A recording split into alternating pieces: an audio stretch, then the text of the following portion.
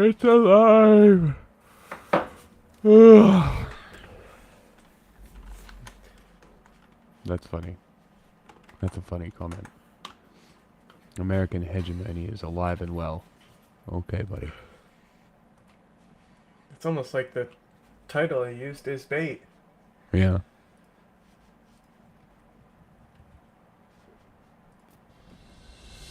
Hello there, welcome to Planet America. I'm John Barron. Hey, I'm Chaz Ejidala. This week, Trump may be talking peace with Russia, but he's going to war with judges and the American Constitution. And he's pulled the plug on the voice of America. But first, This week, President Trump invoked the I'm only putting this on because I'm kind of curious how other countries are covering the news as well. So if you can find any British and European media talking about this as well, that'd be good. I'd like to see how people are talking about this. Alien Enemies Act, an 18th century law giving the president sweeping powers to arrest and deport foreign nationals in times of war. Trump declared members of a Venezuelan gang known as Tren de Aragua, or TDA, are conducting irregular warfare and undertaking hostile actions against the United States. He also claimed that the gang was closely aligned with and indeed has infiltrated Venezuela's government, headed by Nicolas Maduro. A US District Court judge issued an order temporarily blocking the deportations, only to be told that 2 plane loads of Venezuelans were already in the air. The judge ordered them to turn around, but they did not. The White House denied they'd refused to comply with the judge's order, claiming it had no lawful basis. Trump then made a big show out of deporting alleged gang members to El Salvador, posting a cop-style video on his social media site Truth, declaring, "These are the monsters sent into our country by crooked Joe Biden and the radical left Democrats."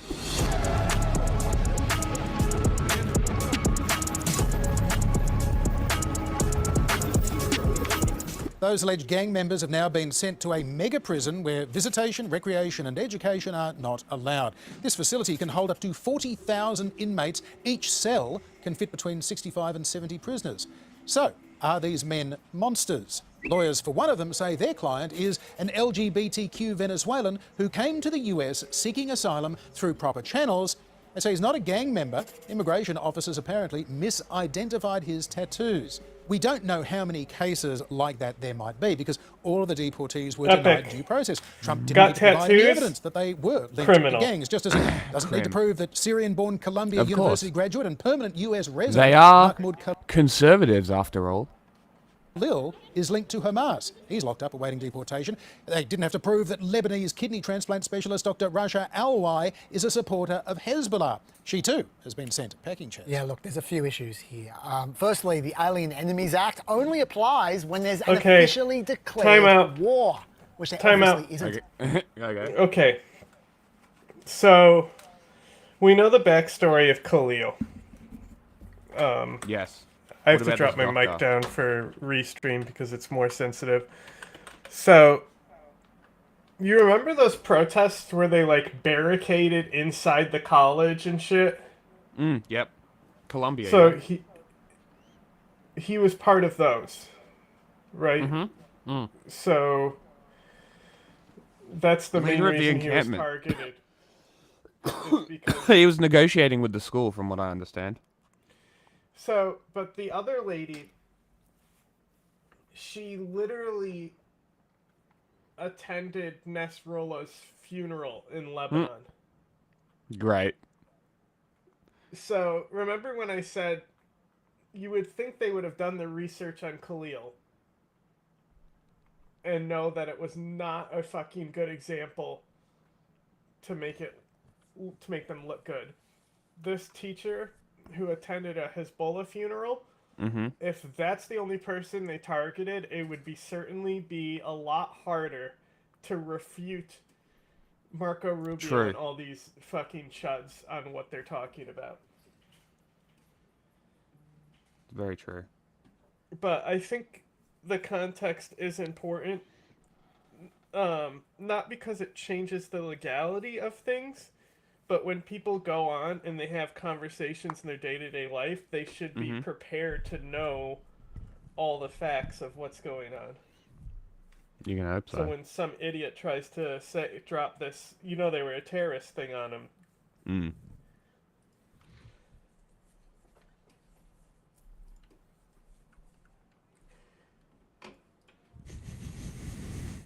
And also, at the she moment. wasn't. And that She was also not technically deported. She was just denied re-entry. Yeah, that's a bit different. But I think the deportation order does come with it. Like, it's still in the process of. Yeah. Okay. Technically, it's both, but that's why Fox News' coverage of this was so slimy. Brown put out a thing saying that because people who are green card holders are being targeted now. You want to know why? Green card holders, free speech. Yeah, you want to know why they're targeting them? Because they're more open. They're not trying to hide. They're going through the process. So, to get those deportation numbers up, they're specifically targeting green card holders.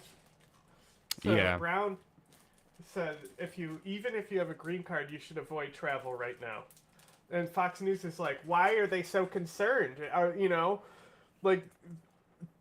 they have that many terrorist sympathizers at Brown? As in, you'll only get stopped if you're a terrorist sympathizer?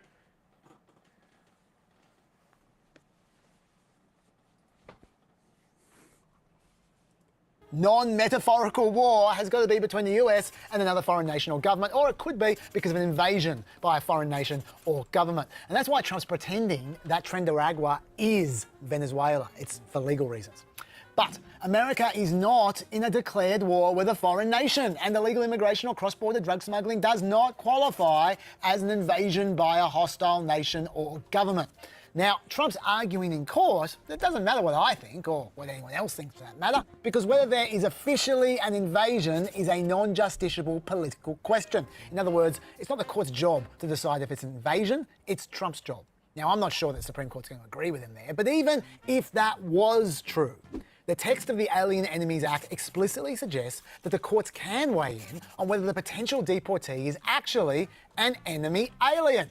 You can't just deport random people without a trial. You have to prove that they're terrorists or invaders or whatever. Secondly, sending the deportees to El Salvador. You know, when El Salvador first offered to take prisoners from America, Trump himself said, if we had the legal right to do it, I would do it in a heartbeat. In other words, even Trump thought it was illegal at first, but he's gone and done it anyway. Interesting. Thirdly, Trump not turning that plane around when the courts asked him to. Now, the administration says it's very important that people realise they are not actively defying court orders, but at the time the court order came, the flights were already over international waters. That's why the ruling didn't apply. I don't know if that's a legit reason, but I do know that doesn't explain how in that other case that John mentioned before, the Lebanese doctor case, she was issued with an H-1B visa before she flew in, yet she was still detained by customs officers and held at the airport for 36 hours. And then, even though her lawyer explicitly noted that she supports Hezbollah, which is different than Khalil, who is like, it's like, no, we support the resistance, Yeah. Notified customs officials. The idea that the president can ban a business from even entering a federal nation's attitude towards the courts. Right. Why the ruling didn't apply. Is the Australian I don't know if that's a legit reason. It's claimed by YouTube, though, isn't it? I don't know about the ABC, honestly. We gotta be more careful, he says.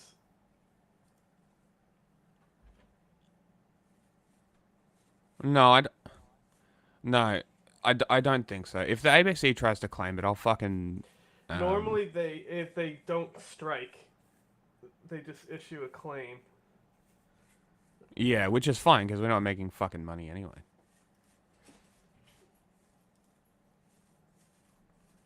I need to take off the rumble for a second. And re-edit. Alrighty. Back in business. But I do know that doesn't explain how in that other case that John mentioned before, the Lebanese doctor case, she was issued with an H-1B visa before she flew in, yet she was still detained by customs officers and held at the airport for 36 hours. And then, even though her lawyer explicitly notified customs officials that she had a valid visa and a court order barring the doctor's deportation, and they told them before her flight, despite that court order, she was still deported. So look, John, maybe this is just a series of unfortunate coincidences, damn. But I'm starting to get a little bit concerned about the administration's attitude towards the courts. Rightly so, because after all of that, Trump then launched an extraordinary attack on the judge who tried to stop the planes and imposed a 2-week pause on future deportations. This is Judge James Boasberg, calling him a radical left lunatic of a judge and crooked. And who? He should be impeached. Well, that earned Trump an unusual rebuke from none other than the Chief Justice of the Supreme Court of the United States, John Roberts, who issued a statement declaring, for more than 2 centuries, it has been established that impeachment is not an appropriate response to disagreement concerning a judicial decision. Roberts added, the normal appellate review process exists for that purpose. Basically, if you don't agree with a judge, you don't sack that judge, you appeal it to another judge. So this was significant pushback from the chief of the judicial branch, which has helped Trump to expand his executive powers thus far and now finds itself having to draw some new lines to try and limit him. Okay, so we've got some legal issues here, John. And we do. Sadly, I've got one more for you. Possibly this is the biggest problem of all. 2 weeks ago, Trump signed an executive order which stripped the security clearances of the lawyers who provided special counsel Jack Smith with pro bono legal representation. The order also cancelled any legal work that their law firm might have obtained from the government. Now, look, that's all pretty childish vengeance from Trump, but it's within his rights to do that kind of thing. As the president, he can do that. Except then, last week, he signed a second executive order, and this one was targeting a second law firm, Perkins Coie. Now, that's the law firm that hired the company that created the Steele dossier. Trump's executive order for them didn't just withdraw their security clearances, but I don't know why I've never done this before, right? Because there's this one person that I have on Twitter that I always sort of argue with, because they're more conservative, sort of whatever. But yeah, they're whatever, and they're like, there's no Nazis, but communists are everywhere. I'm like, they're literally like, you literally sent me a video from Poland about them crying about white identity and the white future of the white race. I'm like, literal fucking Nazis. Like, the 14 words is literally, we must secure the existence of our people and future for white children. This is literal Nazi shit. They're fucking everywhere. And ignoring it is not going to help anything. It just makes them stronger. Like, they're like, how much clearer does it need to be for people that people in Europe talking about white culture are Nazis? If they weren't, they would be talking about the preservation of Polish culture like every other fucking conservative nationalist. But no, they're talking about race specifically. They're Nazis. Required all government contractors who did business with Perkins Coie to have to disclose that to the government. So they're essentially saying, if you do business with Perkins Coie, you're not going to do business with the government. And it went even further, because this order also limits Perkins Coie's lawyers from entering federal buildings, like, say, for instance, courtrooms. And it stopped them having access to any government officials or government work. Complete black bans we're talking here of Perkins Coie, even though the actual people who were involved in the Steele dossier left the firm years ago. So that does seem a tad unfair to the people who are there now. This was immediately challenged in court, of course, and the judge seemed to find it all quite outrageous as well. She said, the idea that the president can ban a business from even entering a federal building sends chills down my spine. So she placed an injunction on that executive order. And how did Trump react to that?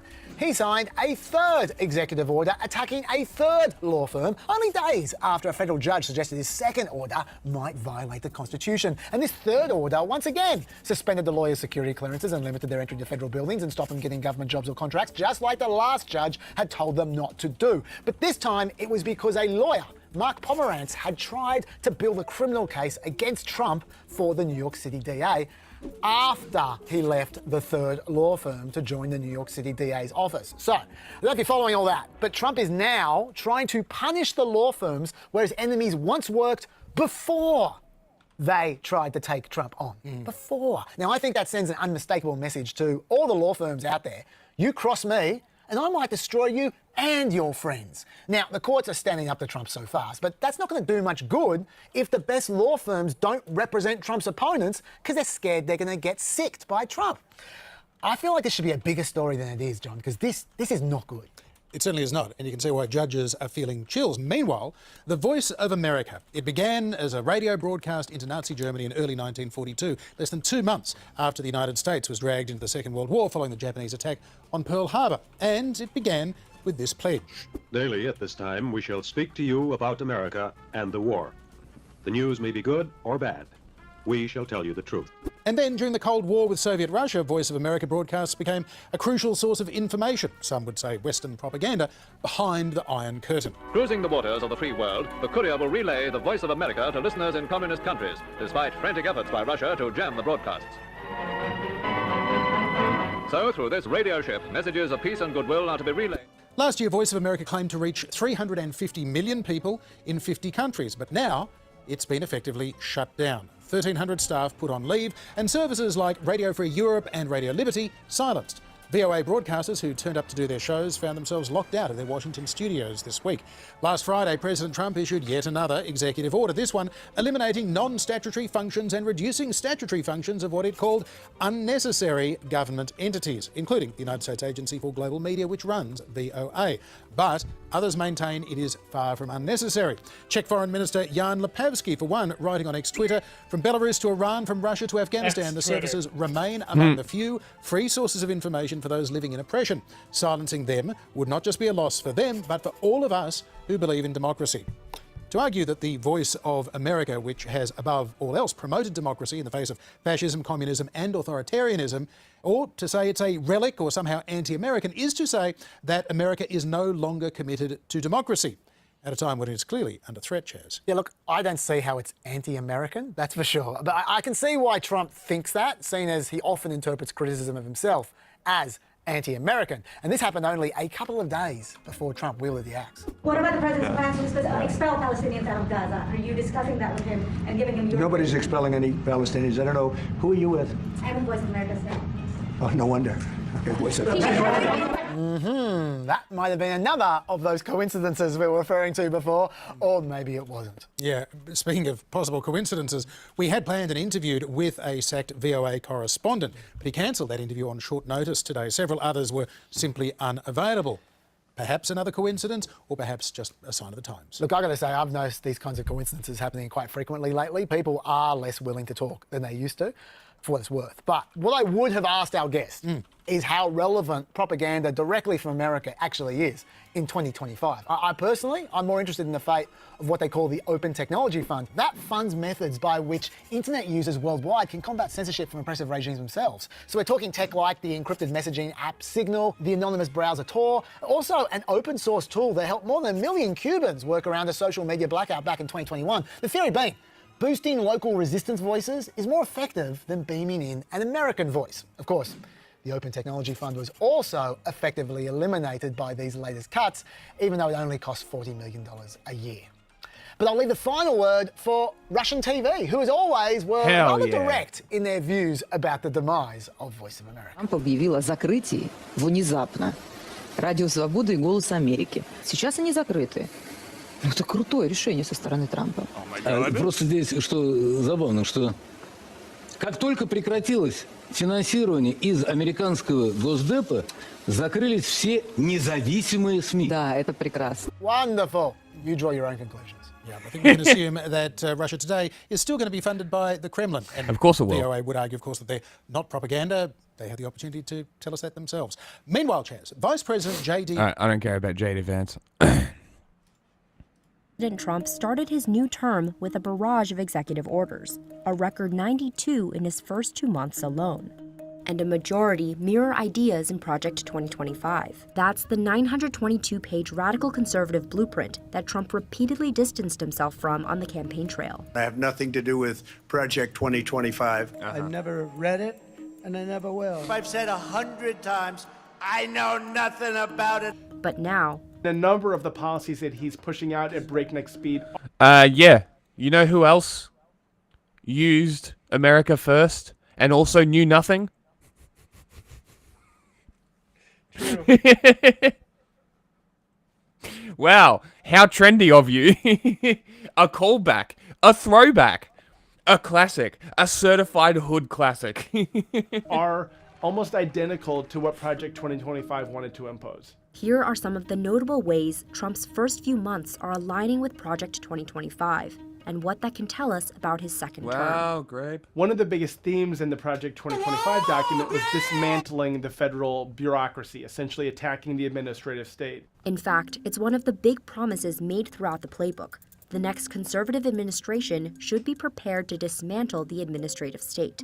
But at the same time, this is something that Republicans for decades have said they wanted to do. They argue the government's too big, too sprawling, involved in too many things, it's wasting too much taxpayer money. Trump has wasted no time reducing... It's genuinely funny that they're going to find out real quick why the American government is that big. Like, it's out of necessity, really. The size of the government and changing how it's... Also, I'm pretty sure the government system that they stole from the Iroquois, by its nature requires a lot of people within it for it to work. Staffed. Of his more than 90 executive orders since taking office, more than a quarter are focused on addressing the power of the federal government and the makeup of its workforce. And most of those have similarities to ideas in Project 2025, which was created by the conservative think tank Heritage Foundation. Even though Trump tried to distance himself from Project 2025 during the campaign, he spent a lot of time talking about the quote-unquote deep state and railing against government bureaucracy. In his Agenda 47, which outlined his campaign platform, Trump promised to stop woke and weaponized government and to dismantle the deep state and reclaim our democracy from Washington corruption once and for all. But Project 2025's roadmap also included specific actions to help the president remake the federal bureaucracy. It recommended reinstating the Schedule F classification, making it easier to fire policy-making employees, which Trump did on his first day back in the Oval Office.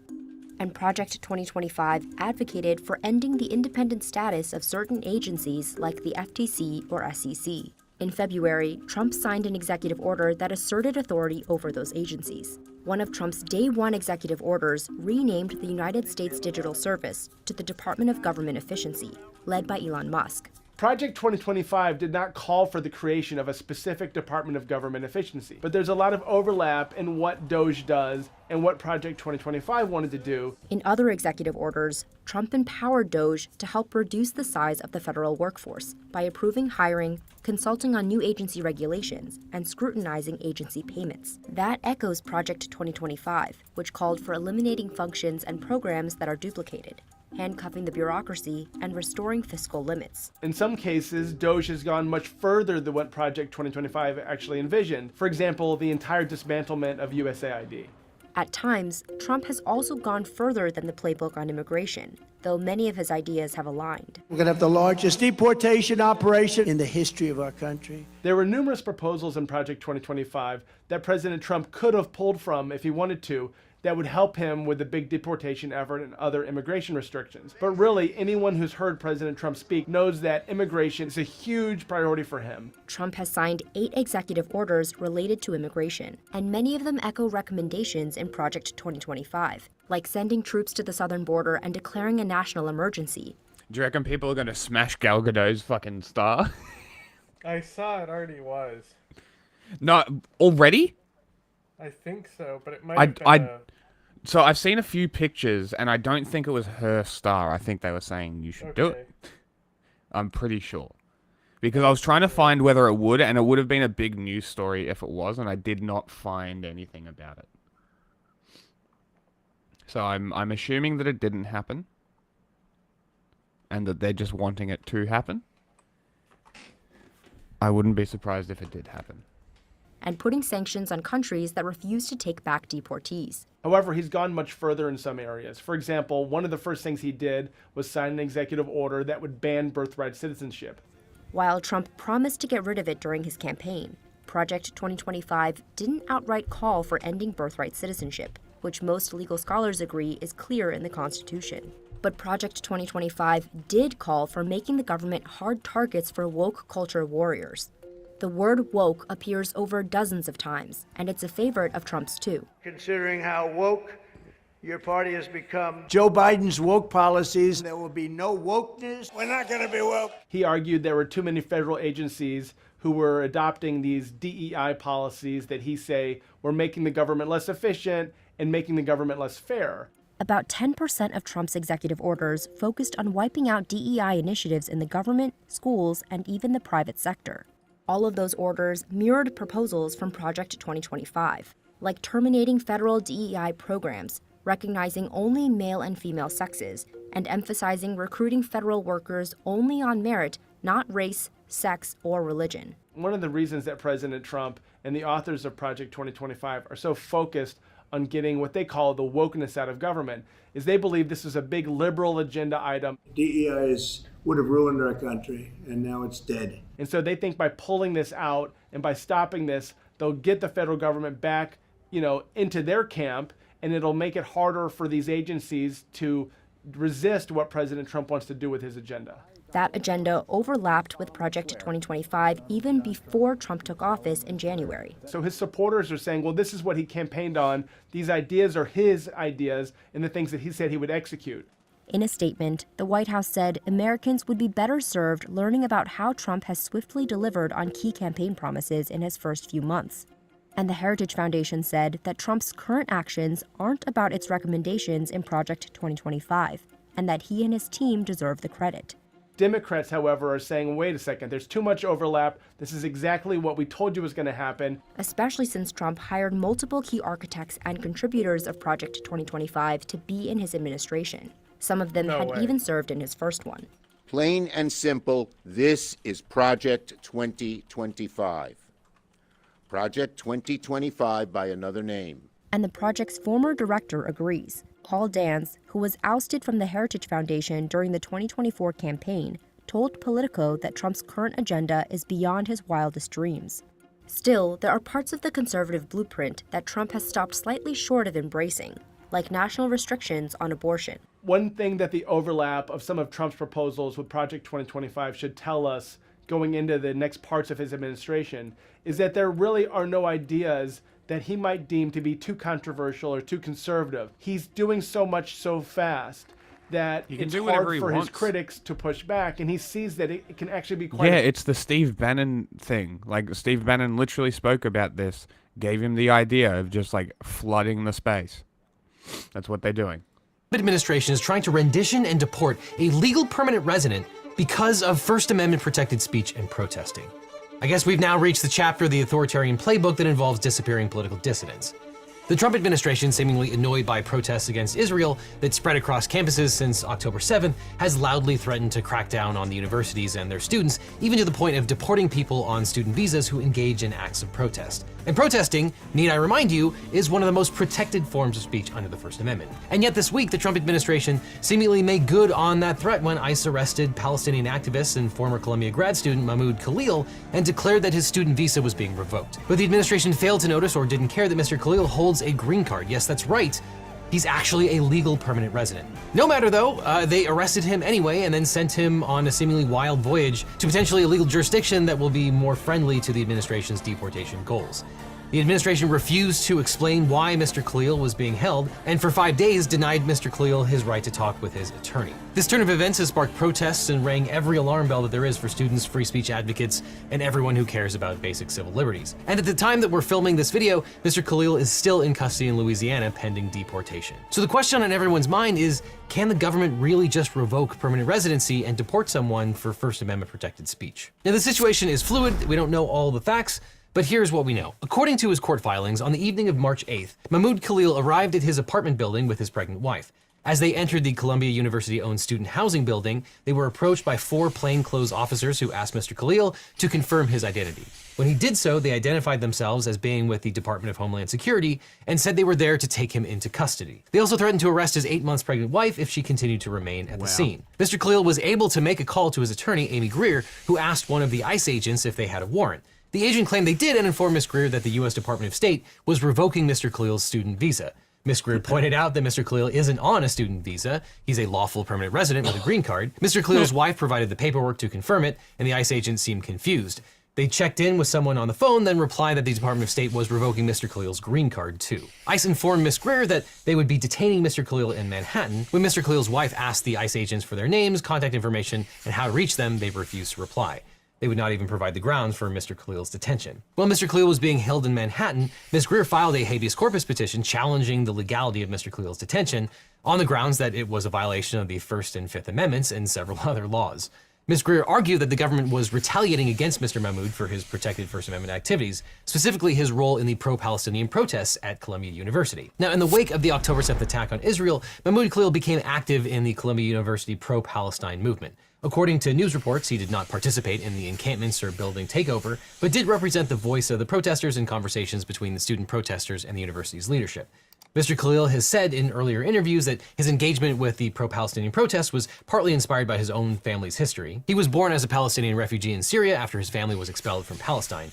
In December of 2022, he arrived in the United States on a student visa to work on a master's degree at Columbia University. Later, he married a U.S. citizen and became a green card holding permanent resident. Now, a legal permanent resident, or LPR, is a foreign national granted permission to live and work in the United States. Generally, LPRs can live and work in America indefinitely as long as they don't commit any deportable offenses. Deportable offenses generally include committing crimes, immigration fraud, or engaging in actions that threaten national security. In recent months, Columbia University, under threats from Congress and the Trump administration, that we'll discuss later, launched an investigation of Mr. Khalil, claiming that he had helped organize an unauthorized protest and had played a substantial role in the circulation of social media posts that were anti-Zionist and discriminatory. There's not that much information about what Mr. Khalil said and did during the Columbia University protest, but he did act as the lead negotiator between the university and student groups who were pressuring the administration to divest from Israel. In an interview with CNN in April of 2024, he called for Columbia to divest from companies who supported Israel, and he participated in a sit-in at Barnard College the week before his arrest. So why this one guy out of tens of thousands of protesters? Well, Mr. Khalil had previously given media interviews about the protests and had been visible without a mask during them. But probably more importantly, in the weeks leading up to his arrest, Mr. Khalil became the target of pro-Israel activists online who accused him of supporting Hamas, encouraging students to join a, quote, pro-terror group on campus and being part of a conspiracy to distribute terrorist propaganda. And then a Twitter user demanded that he be deported and tagged Secretary of State Marco Rubio. Now, it doesn't really matter whether we agree or disagree with anything that Mr. Khalil said or is accused of saying. The First Amendment prohibits the government from censoring speech based on the viewpoint it expresses, and people generally have a right to say whatever they want, including speech that many people would find offensive and abhorrent. Just ask the Westboro Baptist Church. You might remember in 2011, the Supreme Court ruled that the church's protests at military funerals, which included offensive and hateful speech such as God hates gays and thank God for dead soldiers, was still protected speech. The court emphasized that even deeply offensive speech on public issues in public spaces is shielded from government restriction. Now, the Trump administration publicly claimed that Mr. Khalil's arrest is sanctioned by its executive order on additional measures to combat anti-Semitism. In this order, the administration professed that it has, quote, fought and will continue to fight anti-Semitism in the United States and around the world. The White House went on to specifically threaten action against universities, stating that the Secretary of State, Secretary of Education, and Secretary of Homeland Security will make recommendations for, quote, familiarizing institutions of higher education with a list of supposedly illegal anti-Semitic student activities. Universities were then supposed to monitor student activities, report prohibited activities by non-U.S. citizen students, and ensure that those reports led to deportations. In a related fact sheet, the White House proclaimed that it would deport Hamas sympathizers and revoke student visas, threatening to, quote, we will find you and we will deport you. And where Mr. Khalil is concerned, the government has been very clear that it's attacking the content of his speech. The White House posted on Twitter about Mr. Khalil's arrest saying, quote, Shalom Mahmoud. ICE proudly apprehended and detained Mahmoud Khalil, a radical foreign pro-Hamas student on the campus of Columbia University. This is the first arrest of many to come. And DHS spokesperson Tricia McLaughlin wrote that Mr. Khalil was arrested in keeping with the executive order on anti-Semitism because he, quote, led activities aligned to Hamas, which is such a tell in this case. You know that if they had actual evidence apart from just speech, they absolutely would have included it in that press release. But DHS has not provided any information indicating that Khalil provided physical support to the terrorist group. And Secretary of State Rubio posted a story about Mr. Khalil's arrest, proclaiming that the administration would be revoking the visas and green cards of Hamas supporters so they can be deported. Trump himself posted citing his executive order and stating that his administration will apprehend and deport what he calls terrorist sympathizers on campus, and that he expects every one of America's colleges to comply with the administration's stated goal to do this. Trump accused Mr. Khalil and other Columbia students of being, quote, pro-terrorist, anti-Semitic, and anti-American. On March 13th, students, including Mr. Khalil and advocates with the Council on American-Islamic Relations, struck back against Congress's demands and Columbia's complicitness, filing a lawsuit to stop the university from sharing any more student information with Congress. In their lawsuit, the students argued that sharing student information with Congress would be a violation of the First Amendment, student privacy laws, and the university's contractual obligations to its students. The plaintiffs urged the court to issue an injunction against further information sharing, stating, quote, "This nation is seeing a new wave of repression by this Congress and this new administration that pose a great threat to the First Amendment, akin to the threat that McCarthyism and the broad overreach of the role of the House Un-American Activities Committee posed 50 years ago." That threat became even more real when the Trump administration attempted to familiarize Columbia University with its obligations under Trump's executive order on combating anti-Semitism by canceling $400 million in grants to the university, ostensibly because the school had failed to quell anti-Semitism on campus. And then the Trump Department of Education, led by the highly qualified educator Linda McMahon, threatened to lay the smackdown on 60 universities for supposedly anti-Semitism claims. Thank you. So it seems that the Trump administration is penalizing both students and universities for the content of their speech. Now, if the government is punishing you for First Amendment protected speech, you're going to want a great lawyer, and my law firm, the Eagle Team, can help. If you've gotten in a car crash, if you've suffered a data breach, especially if you got a data breach letter saying your information might have been leaked, or are dealing with a workers' comp or social security issue, we can represent you or help find you the right attorney. And by the way, we don't get paid unless you do, so there's nothing up front. So just click on the link in the description or call the phone number on screen for a free consultation with my team. Because you don't just need a legal team, you need the Eagle Team. So you might be wondering at this point if the government can just spirit someone thousands of miles away from their home to revoke their green card. And like many things this administration has gotten up to in its first 2 months, the answer is no, that's probably not legal, but the Trump administration is going to try and do it anyway. Now, there are many different ways to obtain a green card, including winning the visa lottery, having a US citizen parent or close family member sponsor you, or marrying a US citizen.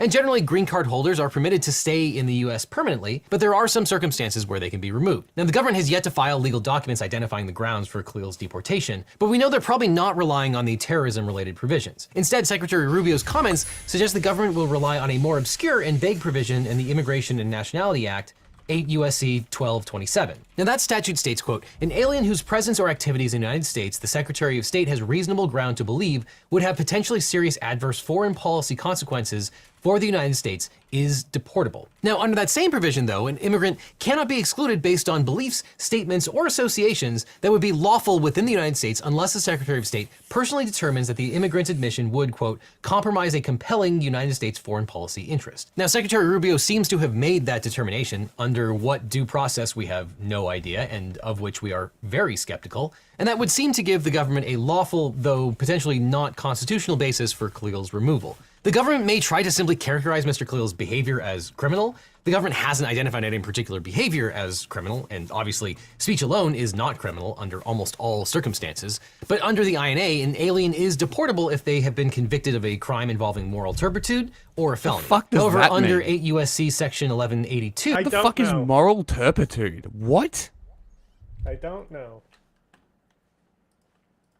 Rubio is required to notify Congress about his determination. We don't know if Rubio has done this yet, and based on his comments, it seems that Rubio might be compiling a list of green card holders to give to Congress. But Khalil is likely to challenge the constitutionality of Section 1227. Others have challenged this provision for being constitutionally overbroad. In one of the few cases dealing with the constitutionality of this provision, a case called Massou versus Reno, the judge, and I kid you not, the judge was Marianne Trump Berry, President Trump's older sister. The judge issued a blistering rebuke of the provision, stating that, quote, "The statute represents a breathtaking departure both from well-established legal precedent, which commands deportation based on adjudications of defined impermissible conduct by the alien in the United States, and from well-established precedent with respect to extradition, which commands extradition based on adjudications of probable cause to believe that the alien has engaged in defined impermissible conduct elsewhere." Massou was a Mexican national who legally resided in the United States, and Mexico sought to extradite him for convoluted reasons that Judge Trump Berry described as truly Kafkaesque. She addressed the central question, which is whether the language of Section 1227 actually contains a recognizable legal standard. Could a green card holder look at the statute and figure out what conduct is deportable? Because all it says is the Secretary of State must conclude that the immigrant's presence would have, quote, "potentially serious adverse foreign policy consequences for the United States." So Trump Judge Barry wrote, quote, "While there may be a common understanding in a definitional sense of what foreign policy is, no one outside the Department of State and perhaps the president ever knows what our nation's frequent covert foreign policy is at any given time. Thus, there is no conceivable way that an alien could know ex ante how to conform his or her activities to the requirements of the law. Of course, it is even less likely that an alien could know that his or her mere presence here would or could cause adverse foreign policy consequences when our foreign policy is unpublished, ever-changing, and often highly confidential." And the judge held that that statute is unconstitutionally vague and that it violated the Fifth Amendment right to due process. And as the judge ruled, all Masu did was criticize the Mexican government, which had no conceivable impact on U.S. foreign policy. However, the government appealed, claiming that the plaintiff had failed to exhaust his administrative remedies. The appeals court agreed, and then in an opinion written by, I kid you not, then Judge Samuel Alito, stated that it would not adjudicate the constitutional merits because Mr. Masu had to first go through the administrative process. And now the constitutionality of this provision has not been considered since. So it's likely that Khalil could challenge the statute on free speech grounds.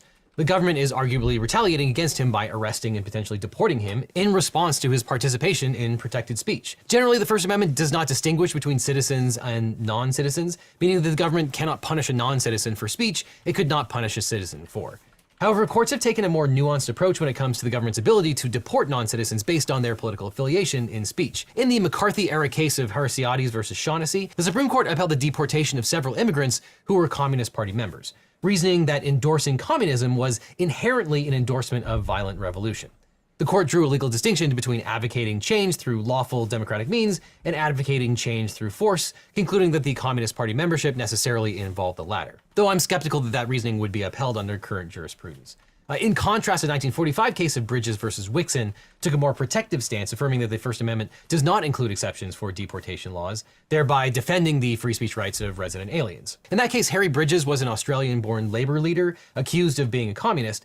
The government argued that his alleged communism ties made him ineligible to remain in the US. The court said that the mere association with a political ideology without evidence of unlawful action was not grounds for removal.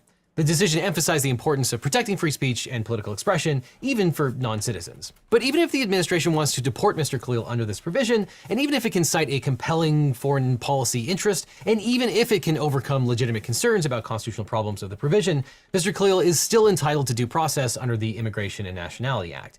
He must receive notice regarding the legal and factual grounds for his removal, and must be given a hearing before an immigration court. In these proceedings, Mr. Khalil will be entitled to an attorney, must be permitted to see and refute the evidence against him, and must be allowed to cross-examine witnesses and make his case. The government will then have to prove by clear and convincing evidence that there are legal grounds to deport him. Though generally it is permissible for the government to detain an immigrant while their removal is pending. Now, Mr. Khalil's attorney, Amy Greer, immediately petitioned for a writ of habeas corpus in the Southern District of New York, where Mr. Khalil was being held. A habeas petition is a procedure under which the federal court can review the legality of a person's incarceration. It means literally you have to produce the body. And it allows a court to order the law enforcement authorities bring the incarcerated person before the court and explain the basis for their detention. This was the framers' main tool to prevent being arrested without any explanation and being held without trial or formal charges being filed.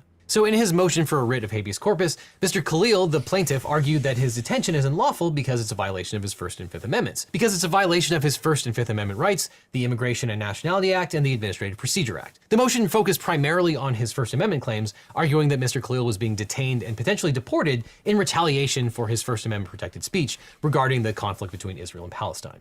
He argued that there is, quote, a substantial causal connection between Mr. Khalil's protected speech and respondents' adverse actions and threats. Plaintiff argued that because of these violations, he's entitled to relief from that court. Specifically, the plaintiff argued that the Southern District of New York should assume jurisdiction over this matter where he resides and apparently where he was when the motion for habeas corpus was filed before he was effectively renditioned to Louisiana. And he argues that the court should declare that the government's actions violated the First Amendment and the Due Process Clause of the Fifth Amendment, order the release of Mr. Khalil under reasonable supervision, and enjoin the government from transferring Mr. Khalil out of the jurisdiction while the proceedings are pending. Seemingly in response to Mr. Khalil's request that the court enjoin the government from transferring him out of the jurisdiction, and miraculously, Mr. Khalil's lawyer filed that motion at about 3 o'clock in the morning the night that he was arrested. Now, in response to Mr. Khalil's request that the court enjoin the government from transferring him out of the jurisdiction, the Trump administration sent Mr. Khalil 1,000 miles away to Louisiana, effectively separating him from his 8 months pregnant wife, his attorney, and the Southern District of New York. Mr. Khalil's attorney said that when she called the Louisiana office to try to arrange a telephonic meeting with her client, the earliest date she was offered was 10 days out. Louisiana also appears to be the government's favorite dumping ground for immigrants going through removal proceedings. In February, the Department of Defense moved migrants waiting for removal from Guantanamo Bay to the same processing facility in Louisiana, which was why Mr. Khalil's attorney promptly filed a motion to compel his return to the Southern District of New York under the All Writs Act. So far, Judge Jesse Furman is allowing the case to move forward. He hasn't yet granted the plaintiff's request that Mr. Khalil be returned to New York, but he did order the government not to deport Mr. Khalil while the case is being considered. In a joint letter filed on March 11th, the parties asked for further briefing on the issue. Unsurprisingly, the government is using Mr. Khalil's detainment in New Jersey and then Louisiana to destroy the Southern District of New York court's ability to hear the case, and asked the court not to rule on returning Mr. Khalil to New York until the court has decided about the jurisdiction and venue questions. The court agreed to allow the government to file its motion to transfer or dismiss for improper venue before the court adjudicates the motion for writ of habeas corpus and the motion to return Mr. Khalil to New York under the All Writs Act. And on March 12th, the government filed this motion to dismiss or to transfer the case, arguing that by the time that Mr. Khalil's attorney filed the habeas motion on his behalf, he was already in New Jersey. So therefore, the Southern District of New York has no jurisdiction over the case because a habeas petitioner has to file the petition in the district in which he is confined. Thus, the government argued that the case ought to be either transferred to the Western District of Louisiana, where rights seem to be a little more discretionary, or dismissed entirely. Though it's worth pointing out that the government doesn't dispute in its filing that Mr. Khalil's attorney had good reason to believe that he was still being held in New York when she filed the petition on his behalf. Indeed, the government concedes that it was ICE's own statements and own tracking website that indicated he was still being held in New York at the time. Meanwhile, Mr. Khalil is still being detained in Louisiana. Mr. Khalil's... Because I had OBS open. Yeah, I thought you were doing something. That's why I didn't mention it. Oh, no. Ah, okay.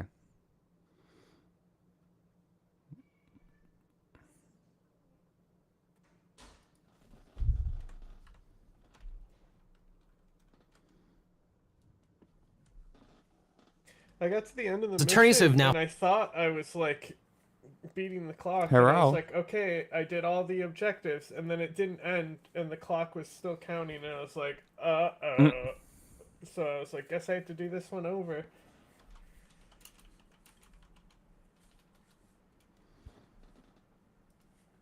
Now filed an amended petition for habeas corpus on his behalf. The Allied campaign. I said it's the second to last mission on the Allied campaign, so they decided to make it like a huge cunting micro mission.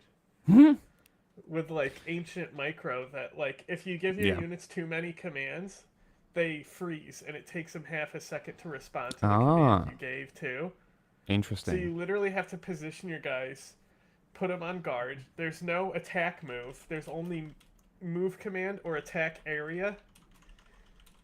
And so, like, you can put a flag on where to attack if you know where the guys are, but if they're in the dark, then you'll just keep running to hit that point, and they won't fire back. So, like, the fact that there's no attack move shits me up the wall. I bet. That would be It annoying. makes sense in, like it wasn't a problem with, like, games where you were knights because you're melee anyway.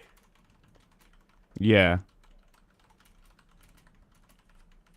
But like, I guess StarCraft really innovated the genre by making it so you'll attack move.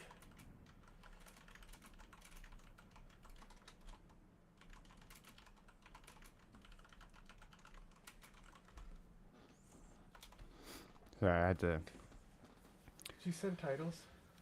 Yeah. This is fucking fucking annoying. So you'll have to resend Resend what? the titles. Oh, I didn't send them. It was just the regular. It was just the regular titles. I just the Rumble one is Trump and GOP used Nazi rhetoric for conservative values. You can use that one if you want. The Twitch one, just Twitch one or just make one up. Doesn't really matter. Boom. That's the one I went with on Twitch.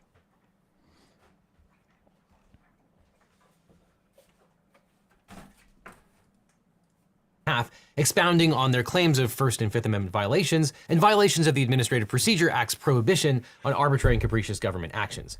Plaintiff's amended petition lays out a comprehensive list of Trump administration statements that illustrate a clear intent to chill legitimate free speech with a policy of deportation under the obscure and vague foreign policy provision of the Immigration and Nationality Act. Likely because of the court's prior order, Mr. Cleel's attorney was finally able to reach him to discuss the deplorable conditions of his detainment, which, as described in plaintiff's filings, include being shackled as he was whisked across jurisdictions, being denied necessary daily doctor-prescribed medication, and being housed in a, quote, bunker without a pillow or blanket. It also appears that Mr. Cleel might have been taken back to New York after he was taken to New Jersey, which would negate a lot of the jurisdiction arguments, but we'll see. But in light of the unlawfulness and harsh conditions of Mr. Cleel's detention, his attorneys have asked for him to be released on bail pending the adjudication of his immigration status. The judge will likely rule on the parties' motions next week. And as his wife has pointed out in her public statements, their first child is due in April, a birth he's likely to miss unless the court decides to intervene on his behalf. And one of the many deeply troubling things about Khalil's story is how much the internet played a role in punishing Khalil's speech. It seems that online vigilantes hunted him until their social media posts caught the attention of Secretary of State Marco Rubio. But it is darkly fascinating to see how the media has covered all of this. When ICE arrested Mr. Khalil, 374 news sources covered it, with 30% of the coverage coming from the left, 45% from the center, and only 25% from the right. And when you examine the headlines, you see some very different framings emerge that shape how readers interpret and understand the events that are unfolding. On the right, the most common theme is to emphasize that Khalil and his protesters are pro-Palestine or even pro-Hamas, as we've seen here. The MAGA movement has been one of the single most dominant ideological factions in the Great Meme Wars, the war of ideas raging in our culture. However, I believe it is now inevitable that the MAGA meme complex is going to collapse. And in the wake of its destruction, a thoroughly transformed political landscape will emerge, with new political coalitions and alternative media being the single most influential force in shaping that new landscape. The reason I believe the MAGA meme complex will collapse is simple. The success of MAGA is dependent upon its opposition towards the so-called deep state. In particular, intelligence agencies and the military-industrial complex, and anything that has any whiff of being This is woke. so I am a 2016. cisgender millennial. The where have you heard him saying deep state? Who? Trump? Yeah. Like, when's the last time you heard that rhetoric? It's been a while. Exactly. This guy's way off. This whole thing about it. Is this video 4 years old? Then he might be spot on. Except it didn't 2 collapse. days. Like, it's not collapsing. Like, it's run and collaborated with by Israel, Iran, Russia, China, and these fucking Heritage Foundation-esque dominionist fucks here. Like, you have literally every information warfare agency involved in the so-called MAGA meme complex.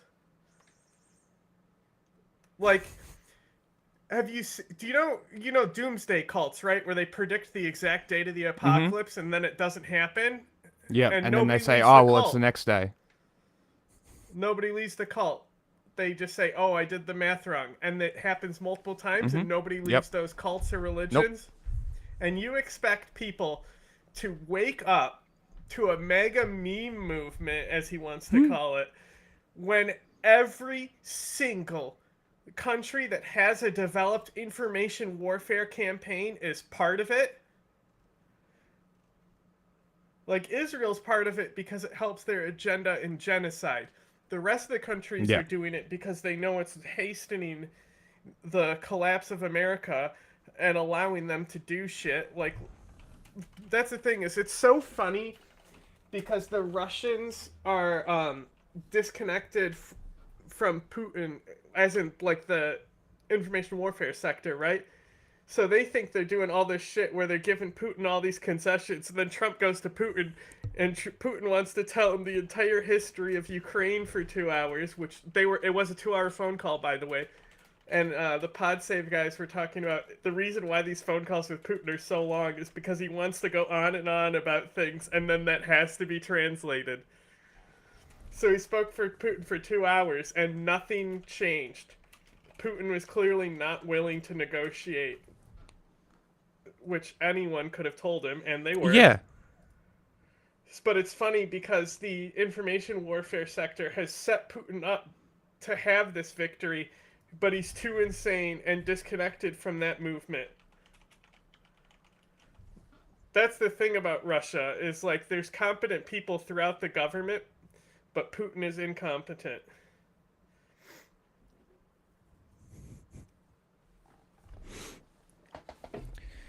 Oh, fucking hell. Putin is incompetent. Like, he's literally got control because of the oligarchs, how much money he has, and because people are scared of him. Well, he'll That's push all it you out is. a window. Even fucking Europe's scared of him. They're still buying his gas. Fuck that gas. Fuck it right off. I don't understand why Germany doesn't just reopen their fucking nuclear power plants. Well, I'm sure that a lot of stuff is moving that direction now. Oh, surely. Like, oh, I'm cold. It's snowing. Germany's cold. Let's buy Russian gas instead of the nuclear power plants you guys have. Smart. Idiots.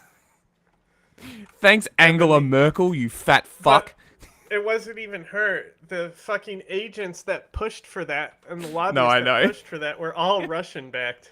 I know. And it's like, overnight, it would solve Germany's power problems, basically, from what I've seen. Which is crazy that they just don't... Oh, we have nuclear power. We should use those. Who's been diagnosed with generalized anxiety disorder. And what's been made clear just recently is that the leaders of the MAGA movement are actively engaging in the same deep state behavior and victim-based identity politics that the MAGA base absolutely detests. This betrayal Emma, is perfectly illustrated by one of the most... Which is the one they focus on. I'm so happy with how those episodes turned out. And the Sharp one is one of our least watched episodes, which is very disappointing.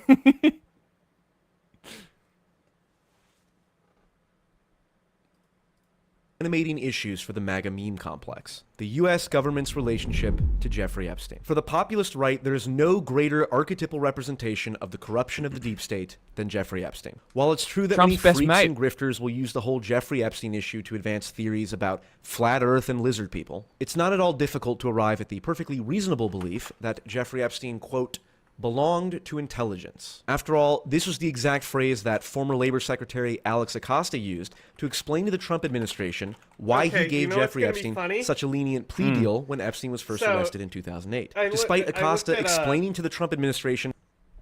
Was it Ken or Keegan Dunlap? Yep. Keegan. That guy. Keegan. Yeah. And he ran the JFK file releases through ChatGPT. I saw that. Yeah. Ask specifically for a summary on only new information. Ah, that's a good idea. And really the only new information that came out was how the mafia was more implicated in anti-Castro movements and trained. Really? With the state. Which isn't really anything that's a surprise. I mean, if you've seen The Irishman on Netflix, which is a very long movie, but if you watch it in like shifts, like it clearly has acts. Like the guy ages through the movie, but it's all about that era of the mafia involvement, and because the mob ran Cuba before the regime took over, right? So that's why they wanted to protect their gambling interests in Havana. So that's why they were so eager to help out with the Bay of Pigs. And that's really all that happened there.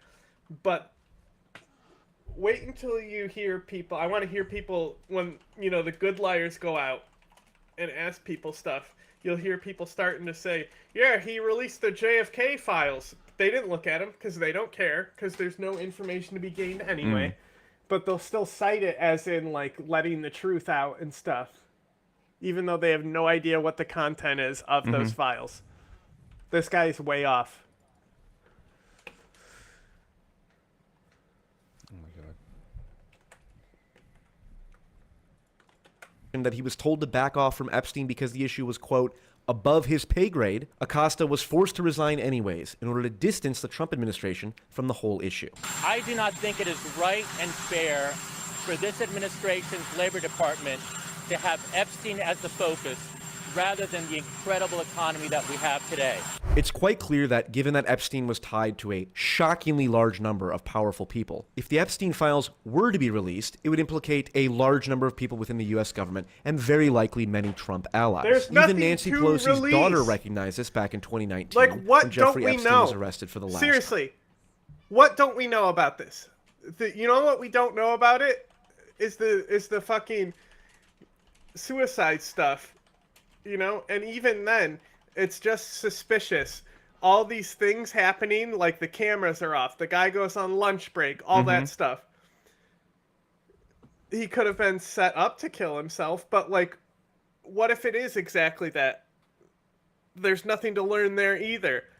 That's the only area where we can potentially learn more. We have the flight logs, and as far as this whole, that's the thing is people want this whole cabal of like child blood drinkers to exist when this was just him and Ghislaine doing the exploitation on the girls. Yes. For the most part, there is no like client book where he was selling underage girls to people because that would be stupid. That's how you get nicked. True. Shut up. And then time. Like, So instead, the flight logs tell us all we need to know about the client list. If that people who went there who may have engaged and knowingly fucked underage girls. And one of those people is Donald Trump. instead of doing the courageous thing and letting people know the truth about how deep the corruption goes, the Trump administration is already preparing people for the possibility that much of the information in the Epstein files will need to be redacted due to national security concerns. One of the things that, and this maybe... Dude, that is fucking awesome. I'm going to send you this picture. Some people don't understand the need to redact. In the case of a victim, that should be pretty obvious to people. What are the other things that maybe you would have to redact? Well, national security? No, of course, national security, some grand jury information, which is always going to be confidential. But we'll see. Let's look through them as fast as we can, get it out to the American people, because the American people have a right to know. Again, it's all very simple. The MAGA meme complex is fundamentally opposed to the deep state. Jeffrey Epstein is the archetypal representation of the deep state, and now the Trump administration is refusing to share the truth about Jeffrey Epstein. While this has and will continue to turn the base against Trump and the leaders of the MAGA movement, there is another self-destructive decision that the leaders of the MAGA movement have made, and that is the embrace of the utterly failed strategy of race-based identity politics. In an almost unbelievable display of incompetence, RFK Jr. made the following post on X from his official Health and Human Services account. Why is the man who is supposedly appointed to remove the toxic chemicals from America's food supply making public statements about how a particular kind of racism is, quote, a deadly plague? This tweet is almost indistinguishable from what Biden's CDC director, Rachel Walensky, said about systemic racism being a, quote, serious public health threat during the last pandemic. Race-based victimhood identity politics is a deeply pathetic and provably failed memetic strategy. And now, this attitude is manifesting in the Trump administration in one of the most deeply disturbing developments I have seen in recent history. And that is the enforcement arm of the permanent state, arresting and threatening to deport Mahmoud Khalil, they don't a care legal about U.S. this either. resident for, this quote, dude is so out of touch of what he's dealing with here. Okay, what will hurt Trump is the economy, stupid.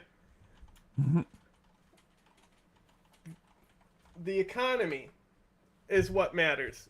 None of this shit matters. This is just to keep people invested in the fucking news cycle. That's the thing about Trump is he, like I said, with these astronauts coming back, and Musk doing all these interviews, hey, if it gets people interested in going to space and shit, whatever, I don't care. Yeah, I'm all for it.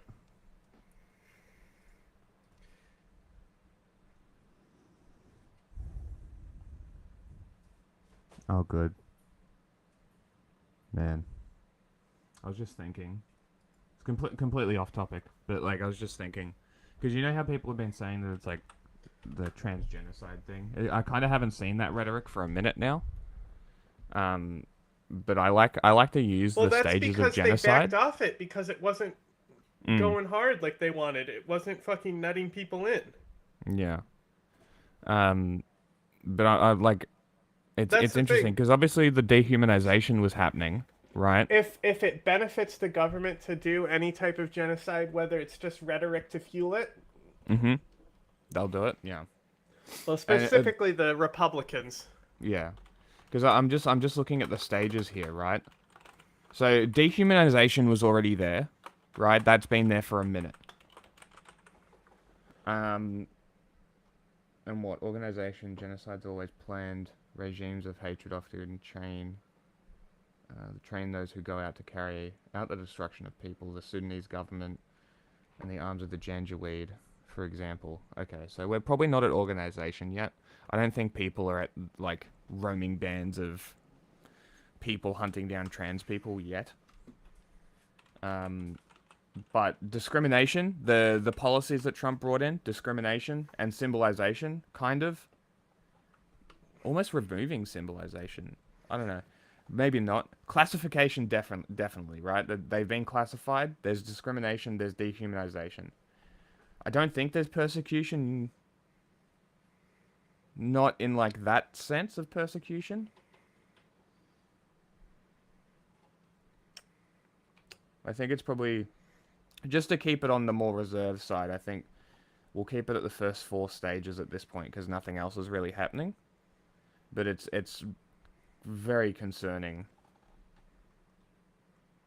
And I just don't understand why the argument of, like, just leave people the fuck alone doesn't work here. It just confuses me. Frustrates me.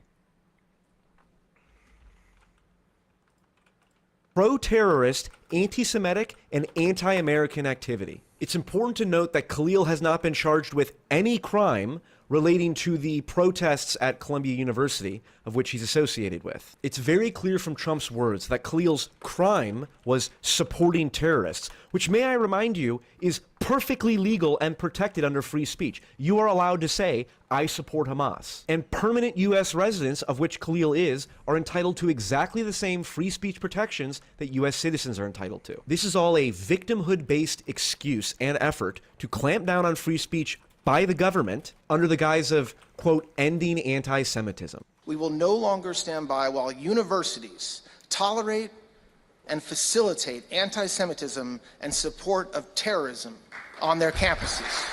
Department's recent actions, which hopefully you've seen at Columbia University in coordination with our law enforcement agency partners, are part of the administration's mission to end anti-Semitism in this country. That investigation is ongoing, and we are also looking at whether Columbia's handling of earlier incidents violated civil rights laws and included terrorism crimes. If this trend continues, then every person who tweeted something remotely in favor of Luigi Mangione could be arrested and convicted for supporting terrorism. And you can be certain that if the MAGA leadership continues to push for this disgusting level of censorship, they are going to collapse. Calling people anti-Semitic for criticizing the Jewish state or for supporting radical Islamic terrorism is probably correct. Radical. But if you're going to prosecute that as a crime, then you can bet that every MAGA person with even a remotely principled commitment to free speech is going to turn on the Trump administration very quickly. The other nail in the coffin for the MAGA meme complex is its ridiculous and unpopular attack on one of the only principled U.S. Republican congressmen left. Dude, did you see this? He attacked Thomas Massie and they fucking lost their minds. Very, very funny. And it's like, they're all libertarians. I'm like, look at you bootlickers. we don't bootlick. We don't like the state. We want small government. And then they do nothing but dick ride Thomas Massie. Thomas Massie. Massie is one of 2 Republican Congress members who voted against the recent Republican budget resolution because it does nothing to address the deficit and the rapidly inflating national debt. And he might be the only Republican who is critical of the military-industrial money isn't real complex, and particularly Israel's influence over U.S. foreign especially policy. the U.S. national debt. That money isn't real. that right. doesn't matter. It's not real. By the way, what's the debt at the moment? Multiple trillions of dollars. That's not real. Yeah, like more money that exists on Earth. Yeah, it's not real. It's literally the amalgamation of all American personal It's a talking debts. point. Yeah, like it's literally not a national debt in the sense of like debt of the government. It's a national debt as like the national debt of all American people put together. And that's a bigger concern because why the fuck are you guys got so much credit going on? Stop it. Buddy, but me has an AIPAC person. What does that mean, an AIPAC person? It's like your babysitter, your AIPAC babysitter, who... yeah, look, talking to Tucker Carlson isn't exactly a good look. Is always talking to you That for that AIPAC. makes me significantly less inclined to believe anything you say. They're probably a constituent in your district, but they are, firmly embedded in AIPAC. And every member has something like this? I don't know how it works on the Democrat. Did you see the AIPAC tracker posted Marjorie Taylor Greene as like a positive thing? She doesn't take any money from AIPAC. Everyone responded like, delete this. But like, why would the Jewish lobby give money to somebody who literally tweets Zionist Nazi shit? Yeah, exactly. Conspiracy theory shit. Mm-hmm. And even then, she's still rabidly pro-Israel as well, which makes no sense. Democrat side. Dominionism. But that's how it works on the Republican the Jews side. killed Jesus. The reaction but to Trump's we need them attack to on take over Thomas Israel Massie to has- usher in the apocalypse. largely been negative. And this demonstrates how Trump's ability to dictate where the MAGA movement is going is rapidly declining. The obvious factor that connects all of these reprehensible and ridiculous actions is the MAGA leadership's axiomatic and unshakable support for Israel. Jeffrey Epstein's ties to Israel are indisputable. The race-based assault on free speech is in direct response to the declining U.S. support for Israel, and you? Trump's attack on Thomas Massie that's the are cat. largely driven by the same reason. It's I put the mic lower so he gets good vocalization into the mic. Keep meowing.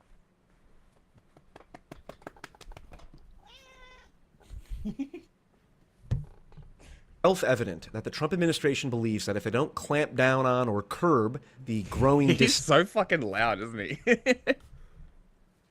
disdain for Israel in the United States, then Israel's security will be put at risk. And one of the top priorities for the MAGA movement, or the MAGA leader... I have been patting the cat. That's why he's meowing.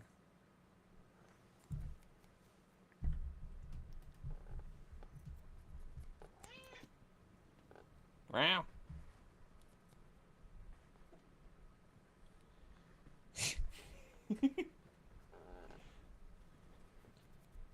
I'm so glad it comes through on the mic.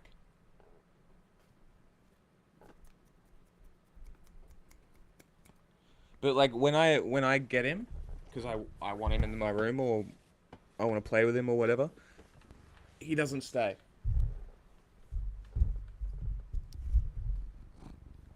Can you hear his motor?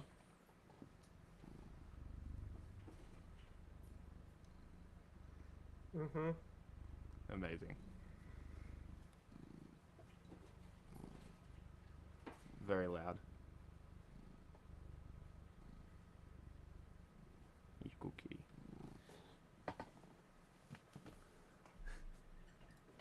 leadership is Israel's security.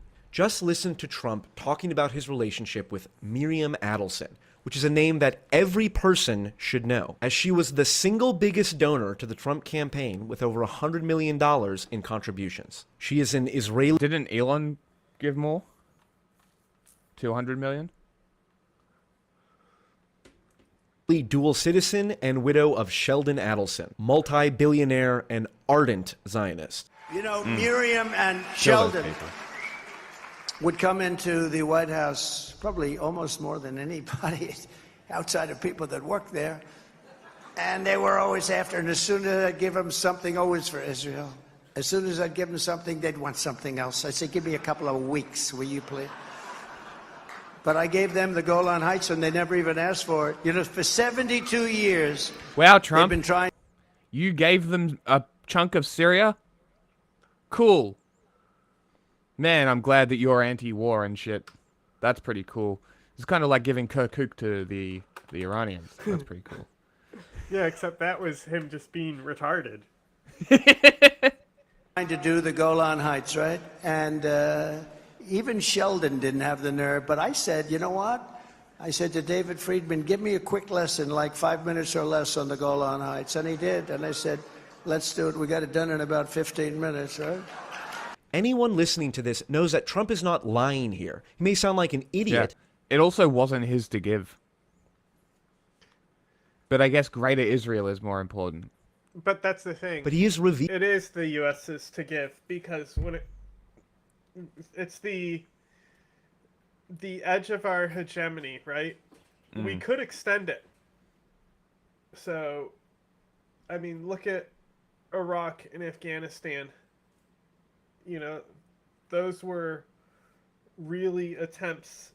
I mean, obviously there's more going on, but it was an attempt to extend hegemony. Our hegemony did extend because of the occupation of Iraq, and it was detrimental. Like, immediately, we have our own people dying.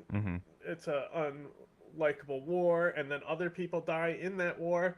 In Afghanistan, I'm talking about Soviet times as well, you know? And that's another thing is that the hegemony in the East as well. Yeah. Like, where is the war that's going on right now in the East? Myanmar. True. That's almost over though, isn't it? It's cooling down, or is it sparked back up? Still, that's the thing is it's like these events. All of the events take place on the borderlands of China, where we can't really. Yeah. Like influence their imperial sphere, pushing into India and Pakistan.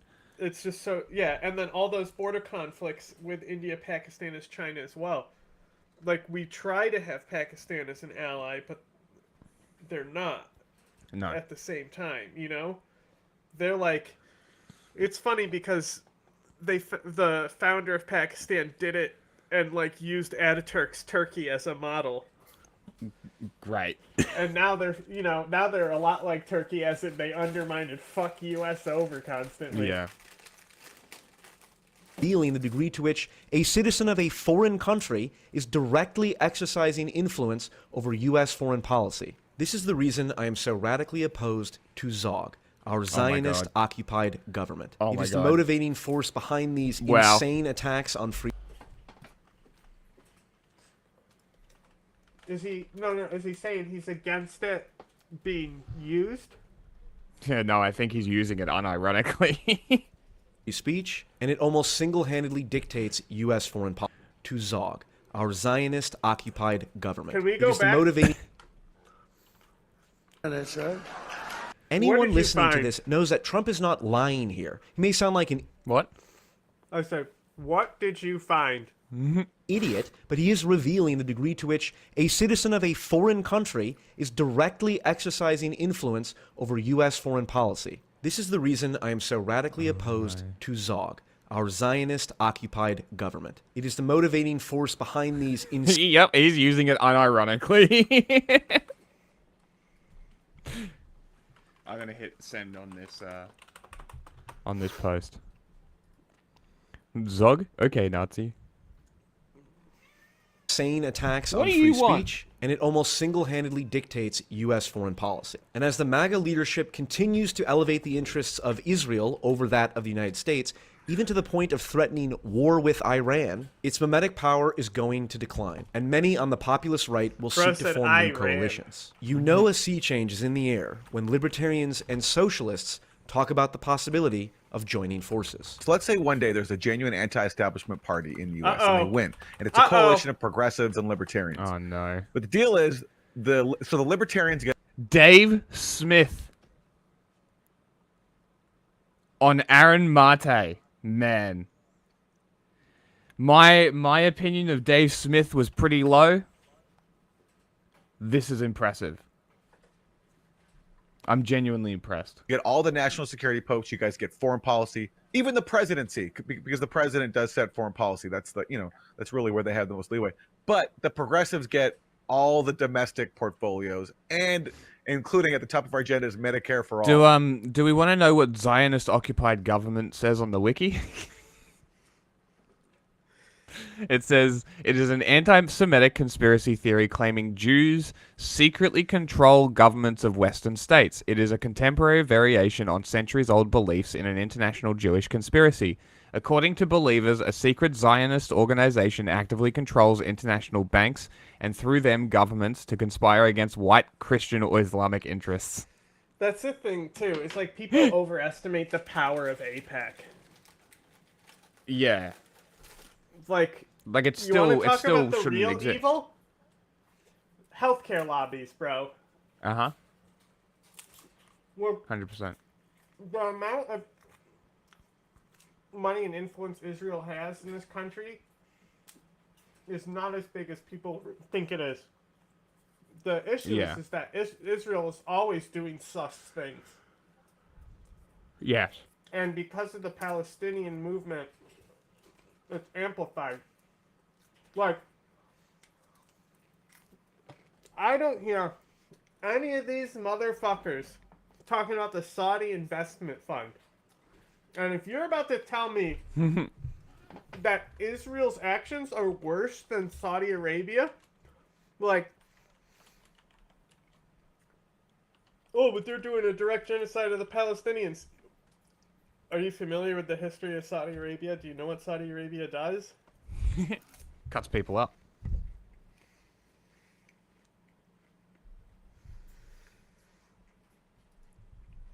Would you take that deal? If you're telling me the trade-off is we have universal health care like a European country now, but we're not the world empire anymore, and we're not fighting wars of choice where millions of people are being slaughtered, yes, in a heartbeat, I would take that deal. So, until then, good luck and Godspeed. He's actually stupid, isn't he? Dave Smith. Like, he's legitimately stupid. Mm-hmm. Oh, this is his page, by the way. Oh, well, make sure to subscribe. We already are. Epic.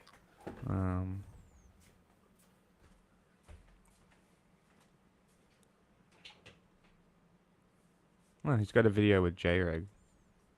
Interesting. I mean, J-Reg or Dreg or Greg Whatever. Fuck off. has a video with Lauren Southern, so... Yeah, but he's also memeing her the whole time. I know. This is... I'm saying that he's somebody who you can't really judge the collabs of.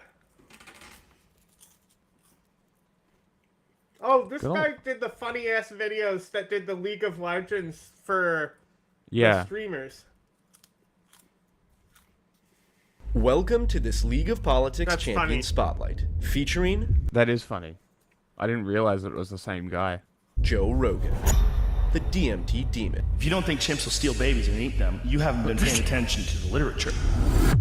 Joe Rogan is one of the most popular champions in the game, with a pick rate that dwarfs that of other champions that many would consider mainstream. In earlier patches, Joe Rogan's kit made heavy use of situational comedy and fear-based abilities to stun and disorient opponents. In the current meta, the DMT Demon is a very tanky jungler, with a number of abilities that allow him to absorb tons of damage and strike from the shadows using a powerful array of bow hunting and mixed martial arts techniques. Let's open our third eye and see what the DMT Demon can do on the Rift. Joe's passive This is Third Eye honestly Open. such a great format for political videos.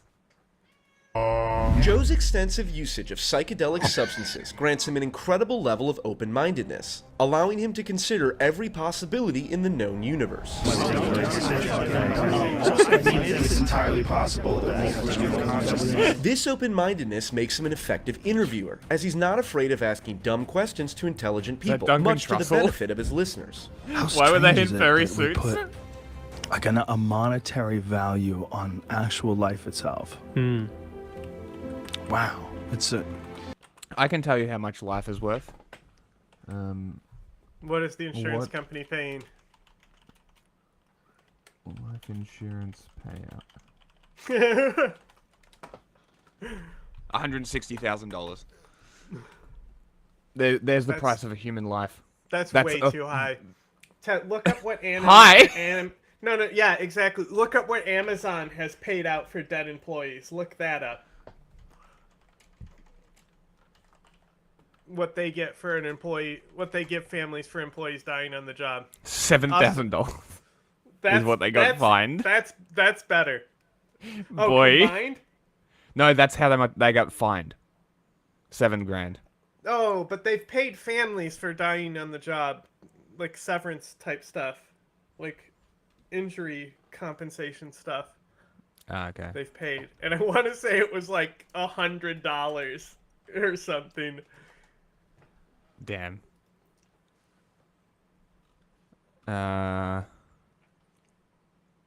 Worker won a $25 million settlement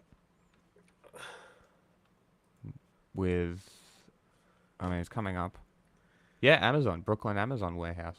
Interesting. Forged safety logs. Damn. Jack. I can't find it. It's not coming up with anything. Can you give me a Fox News alert sting? Because I have a news alert. Sure. Let me find one.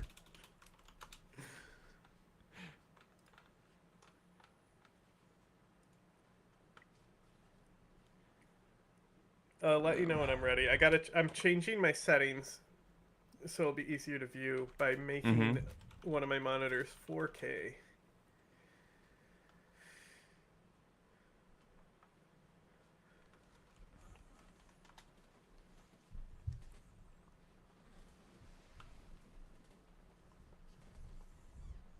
Exit off everything except for the page.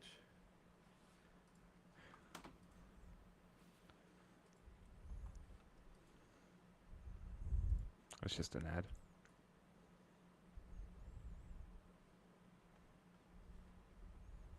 Alright, I got one. Okay.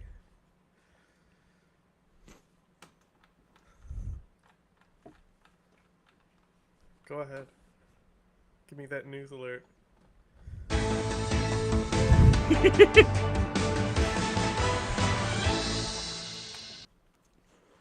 All right. Yeah.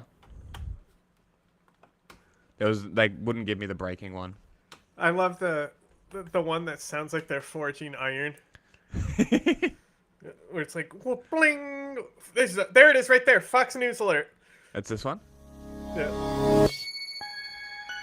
What is this?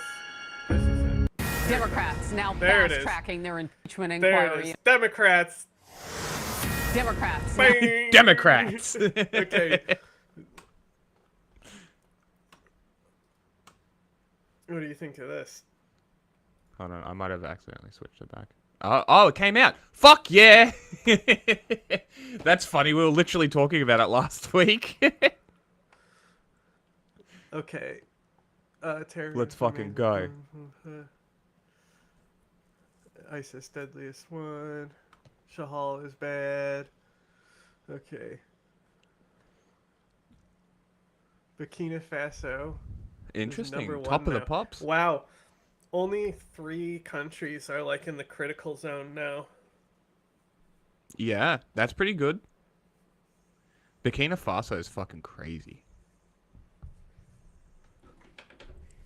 Syria, interesting.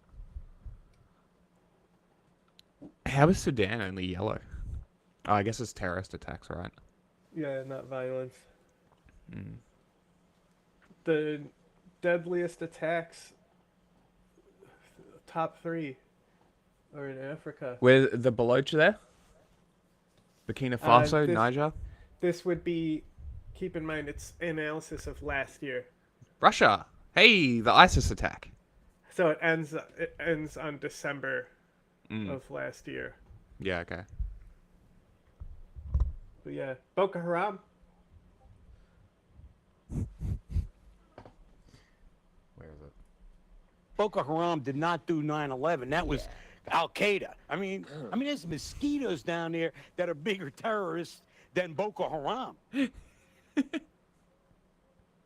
Interesting that there's all these attacks in South America around the Darien region.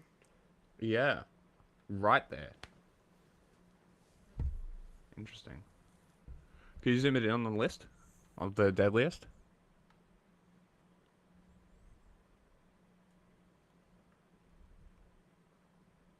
Bit more. More than this? That's 200%. There you go. Undetermined group, damn. Unclaimed. They killed soldiers. Is that really terrorism? That was such a crazy attack. Let's see this one down here also. Yeah, interesting.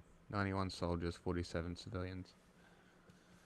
I don't know if the first one should be counted if it's only attacking military.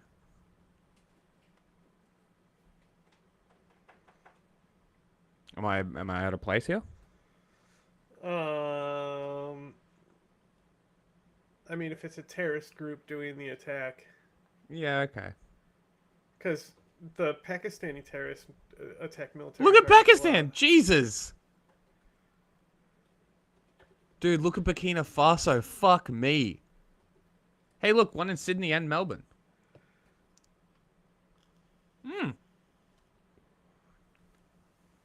Perth, And too. then, like, the circles are the deadliest ones. Yeah. That made the top 20. Mm-hmm. Look at them all around that Confederated States area. Mhm. Crazy.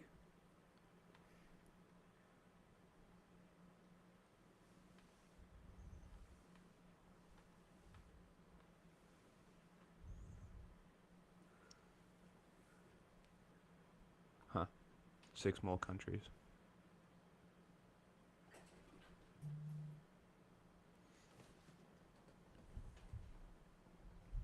Crazy that the Middle East isn't the most affected anymore. It's really only Syria now.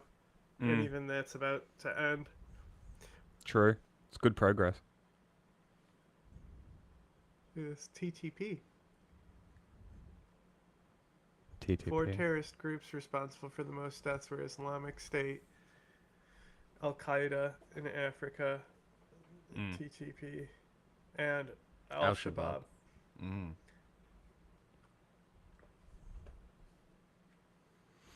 Largest increase of death by the TTP. So TTP did the best this year for their increase.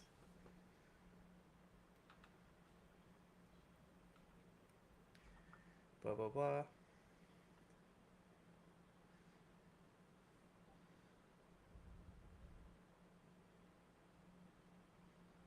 I mean, it's looking pretty good. It's Yeah. majorly down. This is good news, more or less. I reckon Russia might see some more attacks if they are truly moving away from America. And that sort of Russia is the big enemy becomes a common thing. Could grow. Largest, this is so cheating. Look what number 1 is for the largest decrease in deaths. Oh my god. That's funny as fuck. Just because there was October 7th, right? Yeah, that would have been a terrorist attack, yes. Yeah, well, that's what we talked about on the last list. Is because it came in. I mean, that's how long it's been. Is now Yeah. Israel has dropped out of the terrorism index. Which, realistically, they are terrorists. That's They should be on interesting. the list. Burkina Faso is still number 2 for the decrease in deaths. Uh-huh. What did I just do? That's pretty crazy. It's gone. And it's gone. Give me 1 second, because it still should be on my clipboard. I pressed one of my mouse buttons. Yeah, I do that all the time. And it fucked right off. I've set them up for video games, so I don't know what keys they hit. But it skips forward some.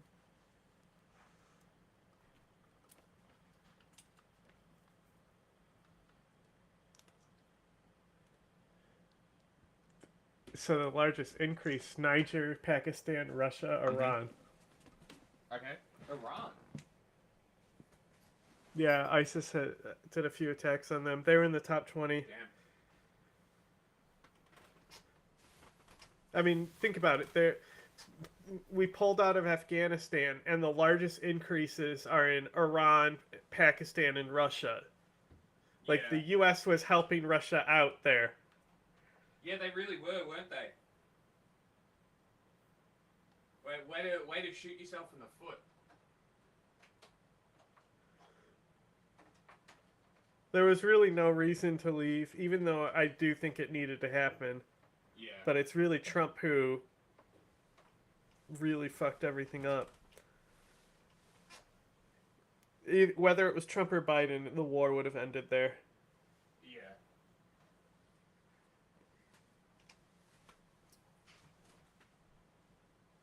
So I'm just doing something quick. I just love Islamic State having this, like, great rise to the top just to fall off so hard. That's what they get for being losers. The only that's the thing. This has got to be TTP, right? Yeah. So the only. Oh no, here's a gain too. JNIM also had an increase.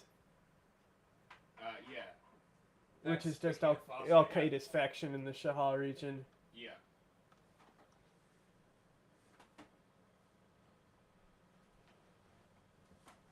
AQI, most of the deaths are estimated. That's funny. They're estimated. Yeah, for Al Qaeda here, because Al Qaeda doesn't claim attacks anymore. Oh, interesting. When they do, it's rare. Why? I don't know. Probably because they're so fractured that they can't take the heat. It would just destroy them. It's just they're not trying to draw attention to themselves, I guess. Yeah.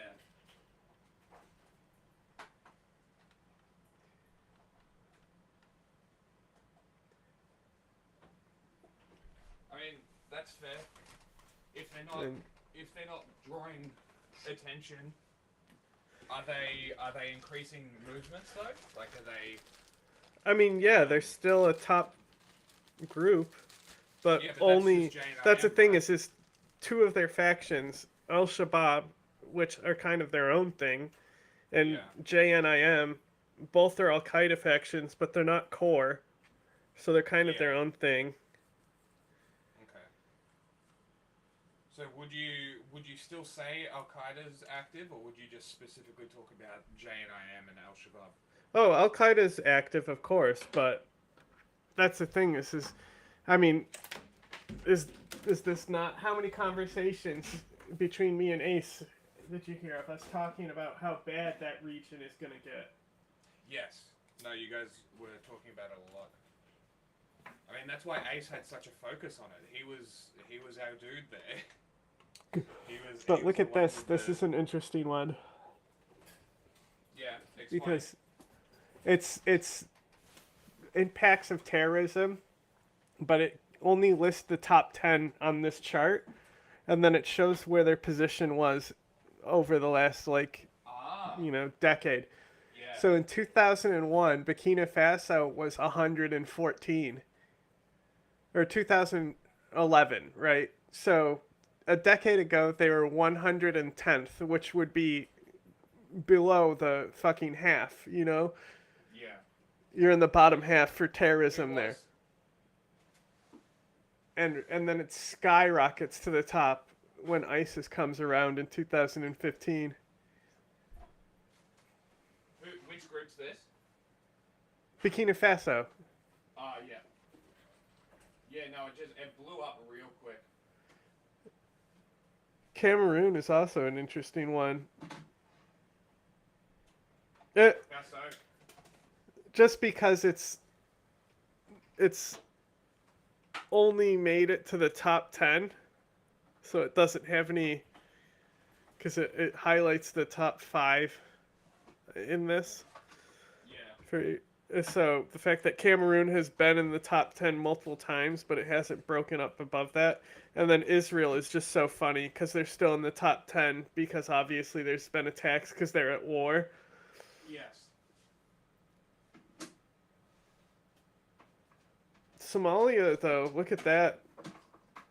They were 3, and now they're at 7. Even though they've had some of the bigger attacks, and Al-Shabaab is one of the more active groups.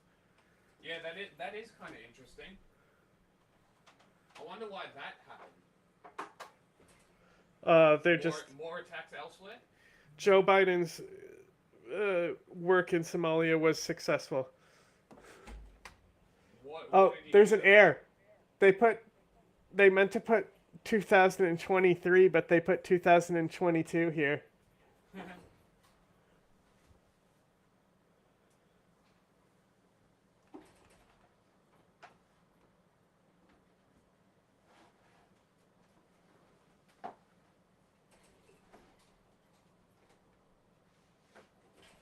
Damn, Pakistan was almost out of it.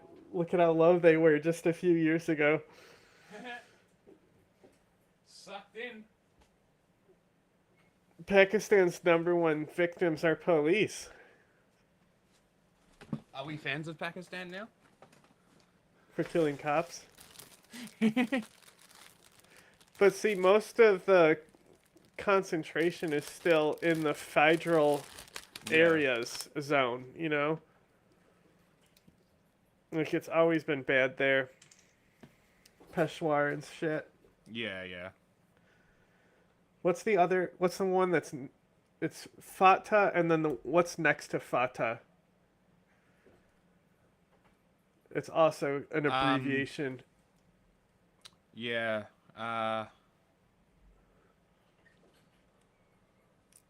Fuck. I'm out. You'll have to Google it.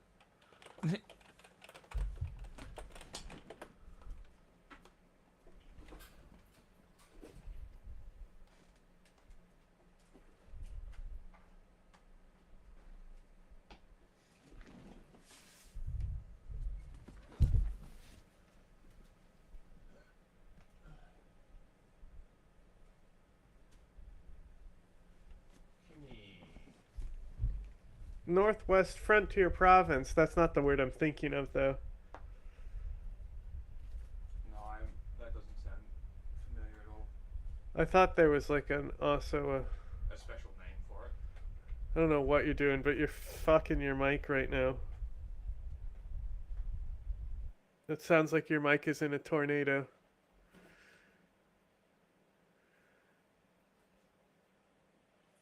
Khyber Pakhtunkhwa. That's another thing I could call it, is Khyber. Though I thought they called the region next to Fatah something, but maybe I'm just crazy.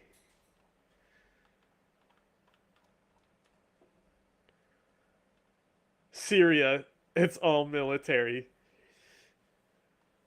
And look, this dark red line on that fucking Iran highway, where the river bisects the state.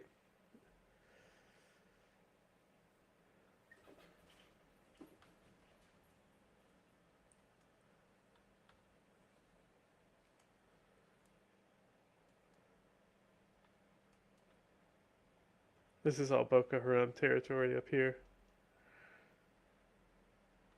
Yeah, look at that. Somalia's doing great. I say as it's in the top 10 it's really countries. Good that Somalia's doing well. Look at this. Sorry, I realized what the graph. mic was. I realized what was happening with the mic, and it's because it was under my fan.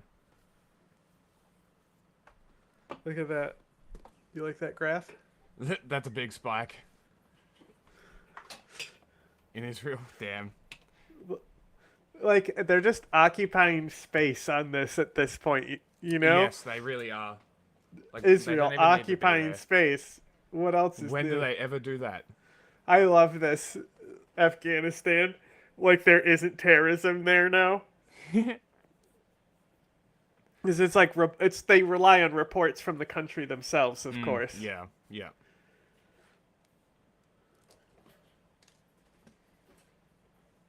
See, Cameroon, look at that pattern. It's almost like a cycle. Maybe an election is happening around these times. I'm sure we could. You know look what I'm into it. saying? I don't think Cameroon has elections. I don't know. And if they are, they're fake elections. Yeah, okay, it's one of those countries. I know it's not considered one of the better free countries in Africa. Yeah. And like even though it's like small and kind of sticks to itself, the dictator there is very notorious. I forgot his name off the top of my head though, but like I know his face. Like if I saw him, I'd be like, "Oh, Yes. that's the dictator of Cameroon." Yeah, okay. I couldn't do that. Yeah, I could do it with maybe the 3 Confederate states, but only because they all kind of wear the beret. And I'm like, oh, the fattest one I think is Burkina Faso. No, I thought the Burkina Faso guy was kind of. Oh no, that one's the skinny one. See, that's the thing. They might as well just be one state at this point to me. Yeah. That was the point, right?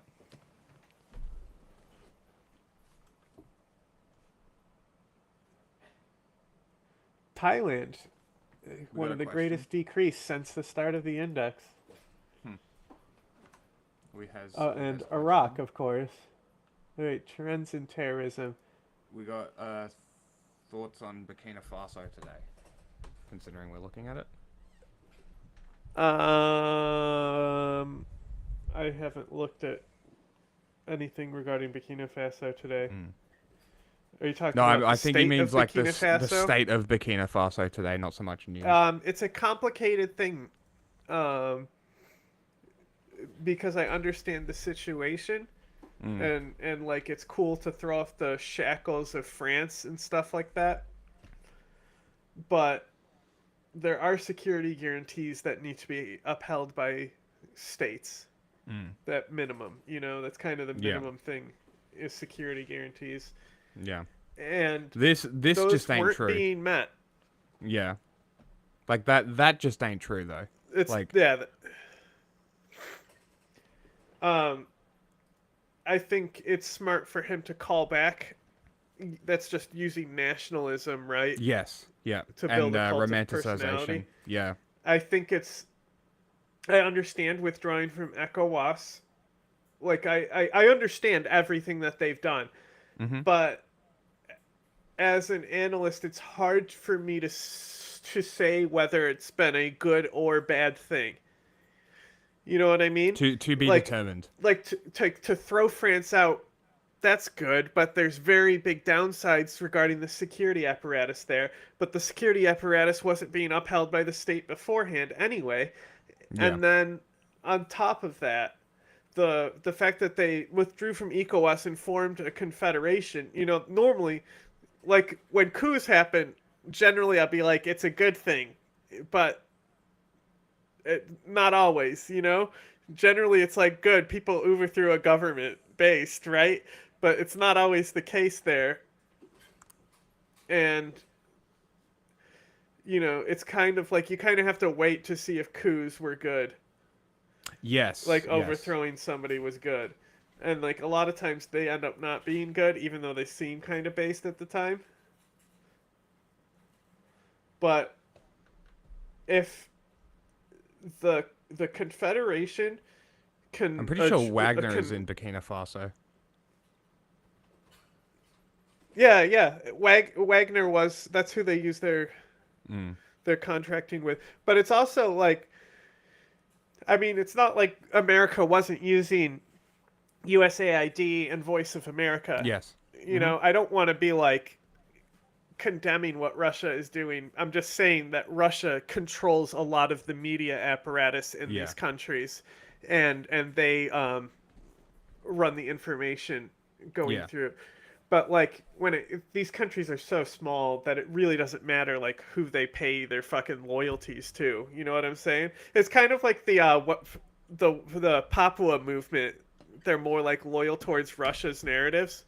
Like I could care less about that aspect of things. Yeah, like if we really think about this area that we're talking about and like who's been there, France, America, the West, no shit they're gonna go to Russia.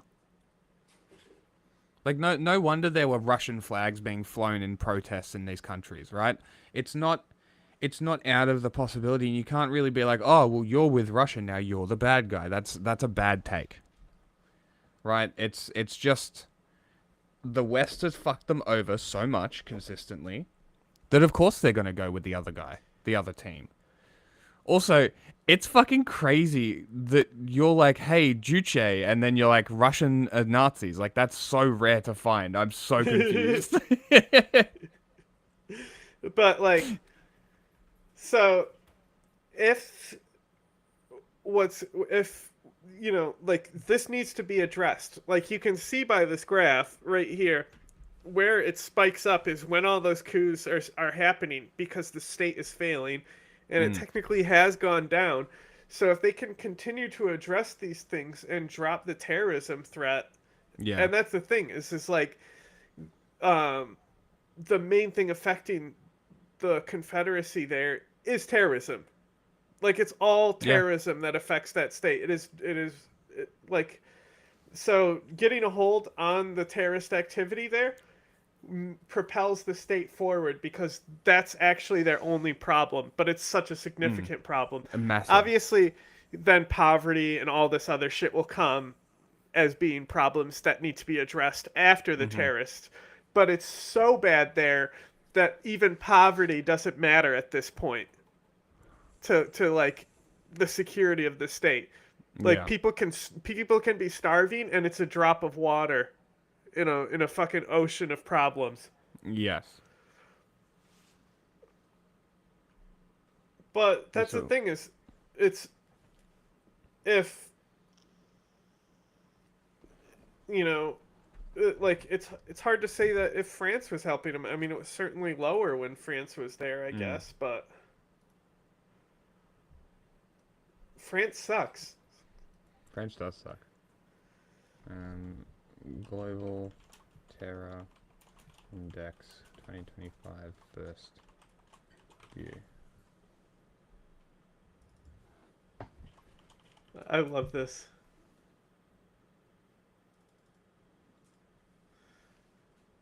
They didn't actually color in Israel here.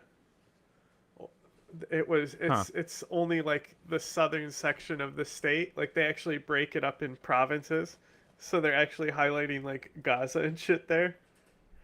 Very interesting. And where it's peaked in Syria is all along that Iranian smuggling route. And like, how long have I been talking about that fucking road and how much bombs fucking drop there? Yep. Literally free bombing zone. I've changed the titles of the YouTube and the Twitch to the Global Terror Index.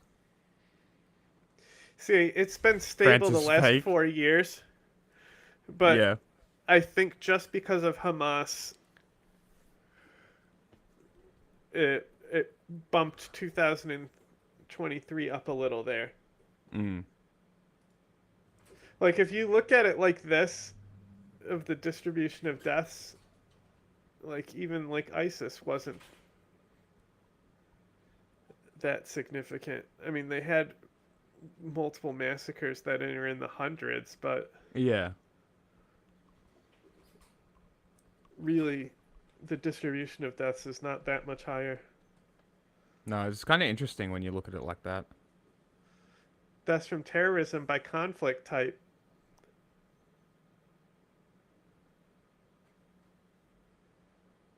That's the thing. It's decreased so much, we almost only need to be looking at the last 4 years.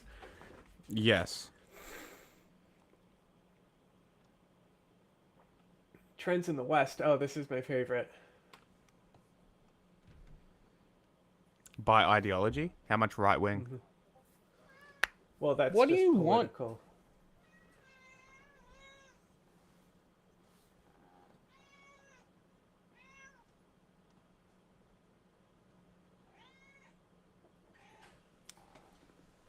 Wow, fat boy.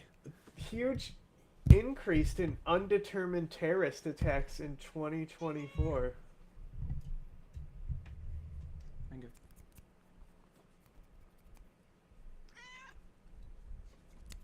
What do you think that's about? Don't know.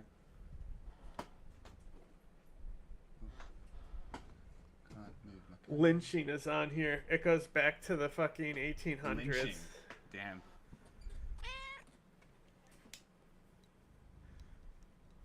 Fatal political violent events. So like in the last 100 years, it's only been terrorism. Wow, right after the war with the Nazis, it sure got low. I can't believe it goes back that far. What the fuck? Yeah, well, this is just fatal political violence in the U.S. by 5-year increments. That's what they'll do different featured things in each index. So, like whoever pays for the study that the, nonprofit does. Yeah. Here you go. Here's far left and far right, which I don't think they had in last year's.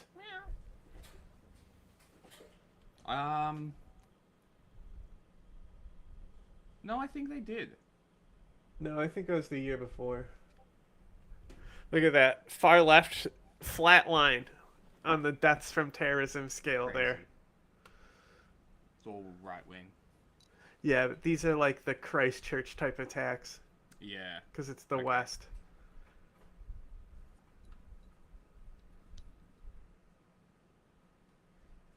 Unknown. Don't know why these attacks happened last year, but a huge spike in unknown, undetermined terrorist attacks. That's pretty interesting.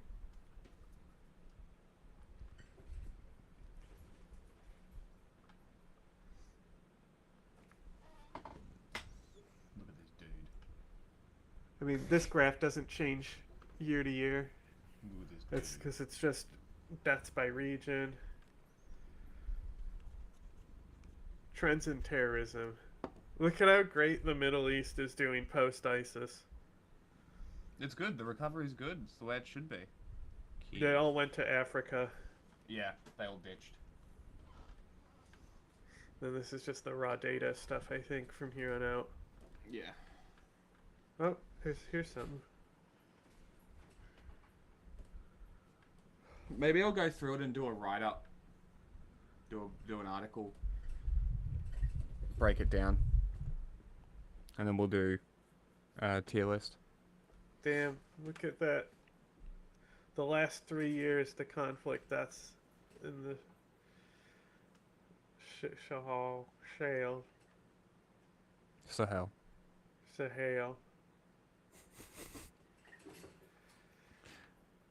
I love that there's one little block where it's been decreasing and where Boko Haram has gotten their asses kicked. In Nigeria? Yeah. I kind of want to try and get that Nigerian dude that I follow on look at this. Instagram.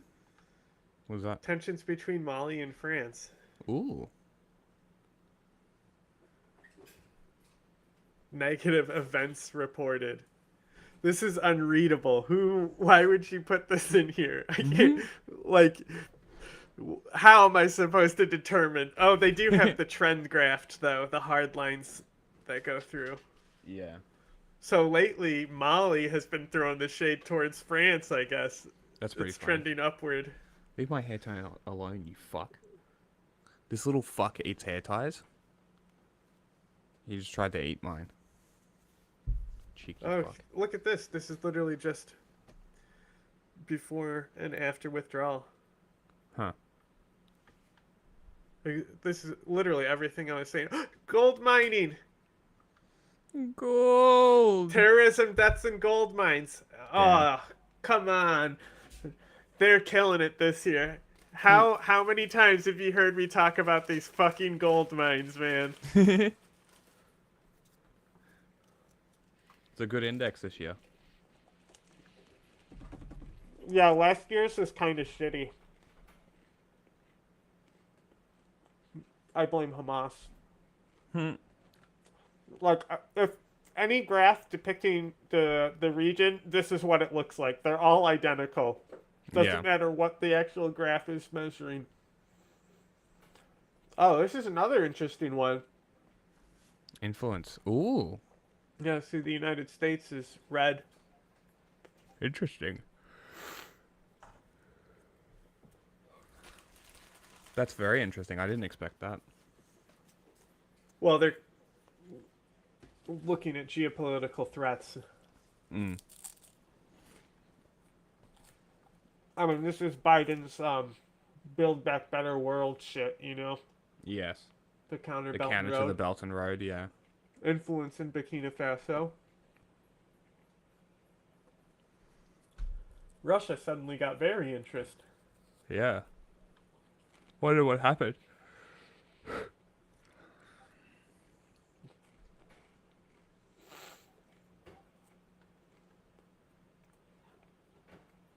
Damn, the United States is way up in Niger. The For fuck? influence, but I think they withdrew because this is only measuring till 2022. Mm. See, they did. Uh, Withdrawal of U.S. yeah. Gambia. Changes in approval of U.S. and Russia in the region. Positive sentiment towards Russia has risen by 33% in Burkina Faso. Hmm. So that's the most significant one.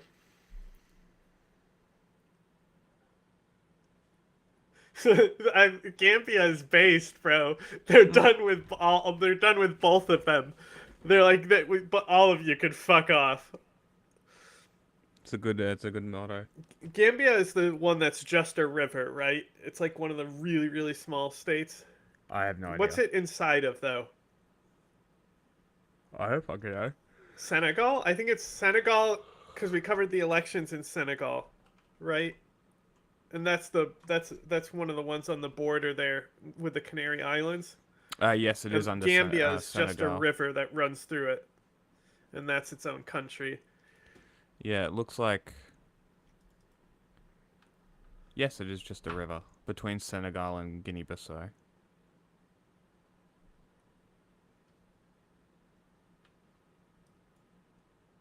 Oh, this is the whole region in France. So, I mean, this is what we already know. Lately, they've hated France.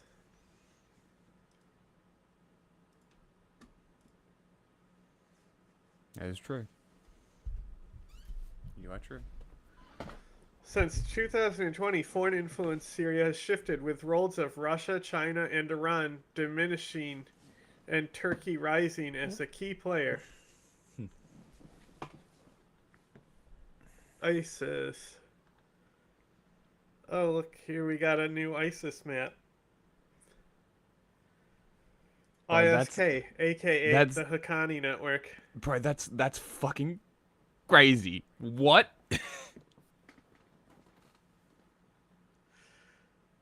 That's fucking wild.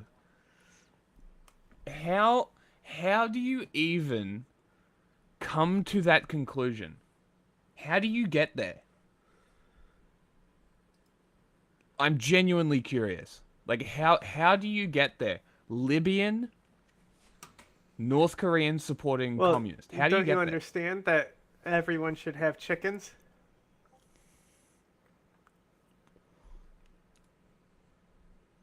That's fair. So why Juche?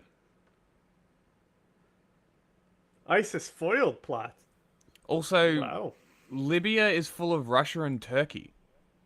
So I understand where the hostility to Russia comes from. Are you pro-Gaddafi? Mm-hmm.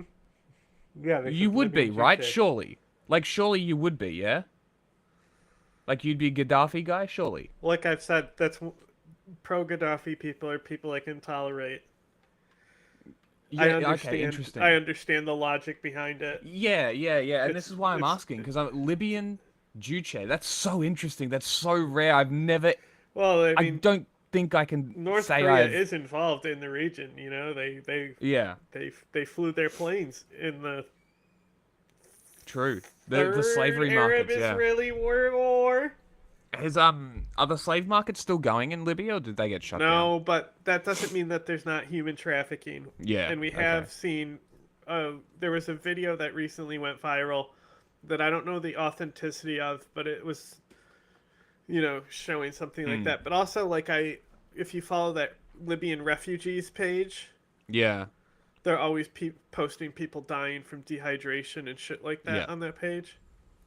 So, but the slave market thing is a very sensitive thing for people who are from Libya. I would not recommend even bringing up that narrative if you talk to somebody from Libya, because Well, it's more that I'm asking out of curiosity. They existed for a brief period of time. Yeah, it was a flash in the pan, yeah. And, like, it's still polluted the reputation of the country. But this is the thing about me, is I don't take country reputations based off things I hear. This is why I ask, like, Libyan guy in the chat, I'm like, I have to ask. I'm like, well, okay, well, like, that is a thing that happened. It's not like, I'm not blaming Libya for it. Like, obviously the country got destabilized in 2011 because of Gaddafi in America. And France. But, like, and France.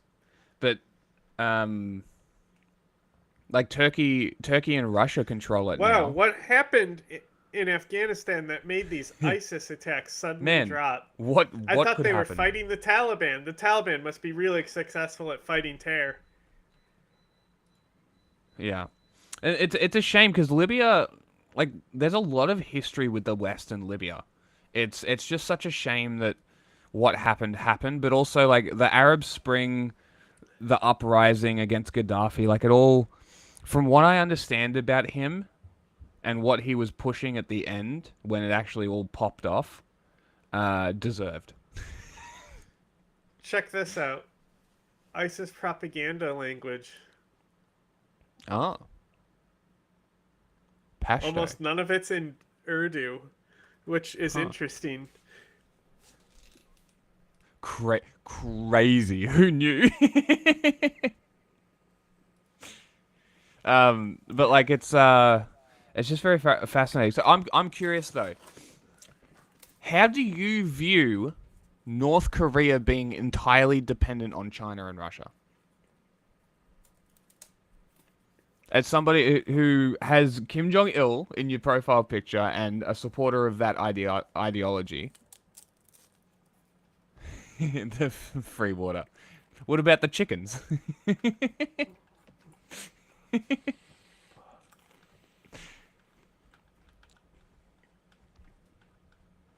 Anything else standing out? This is just write-ups from experts now. Mm-hmm. Hey, Nothing ranks here. and scores. This is just hard data, though. Okay, so you Methodology. don't think that North Korea is dependent on China at the moment? How so? Like, North Korea produces nothing. They have no contact with the outside world. And China is their only lifeline. Did my camera get better? Why does my camera look so smooth? What is happening? Lighting? Maybe it could be the lighting. I did just put an 8K and a high speed. So I put a high speed from the Xbox to the Jigger and the 8K HDMI from the Jigger to my screen. So maybe that's what it is. But I don't think the camera is connected to the little Jigger. I don't know. Maybe it's pulling less bandwidth because it's got better cables. I don't fucking know.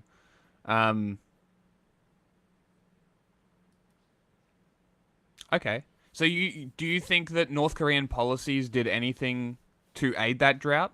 Like, surely I said jigger with a J. Ramped up self-reliance, food sources, mushroom farming. Okay. Look, I am not opposed to see. This is the thing, right? I want North Korea to come into the international community, not necessarily like.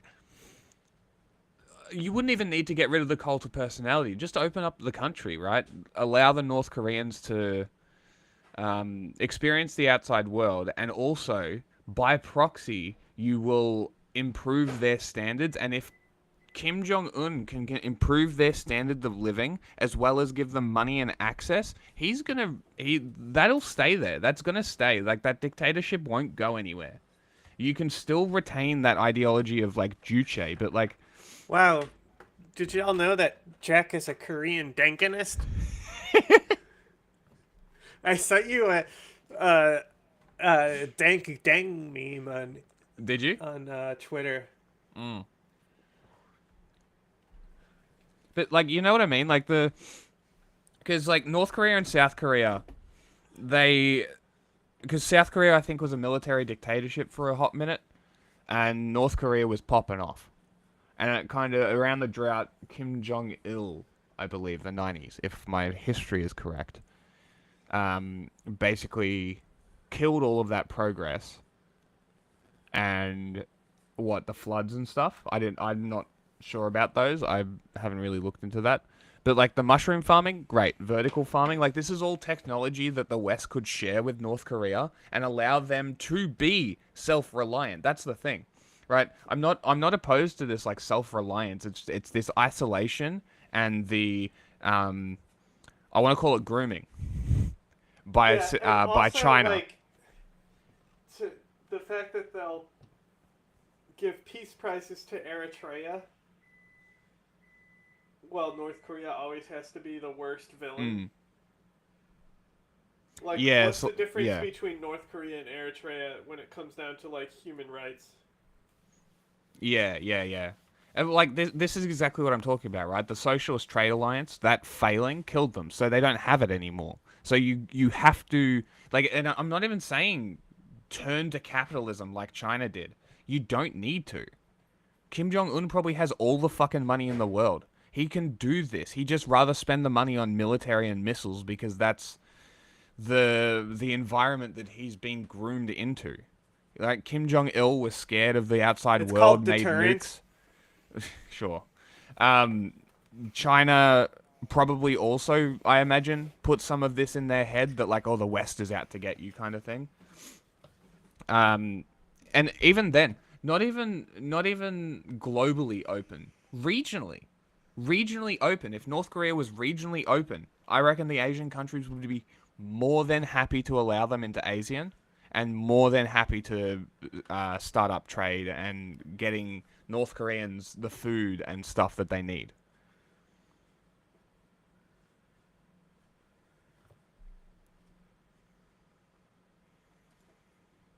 I mean, sure. I can't comment on it. I don't know. I've never met a North Korean in my entire life. Well, I don't know about that. Anytime someone tries to leave, they do get shot at. Well, I tell you what, maybe not, but like, I would like to talk to a North Korean person. The problem is that every time I ask someone about it, it's always okay. If they're living in China, that is a different story because that could also be human trafficking. Yeah, there's a lot of North Koreans in China. Huh? There's a lot of North Koreans in China. So like when you say China, I'm like, a large portion of that could be fleeing, a large portion of that could be slave labor. It could be a whole bunch of anything. And I can't really like comment on it because I'm not really sure. I don't have the knowledge basis around North Korea and China relationships to actually comment on that. But like, I don't know. I just think having North Korea, because think about when they come to the Olympics, right? And they got their cheer squads and shit. Everybody loves it. Everybody fucking loves it because it's like it's so foreign to us seeing these like isolated cults of personality come out. I think North Korean media, if done properly, while we're would be talking about wild China, in the West. we got to talk about the protests in Serbia. I've been trying to get my friend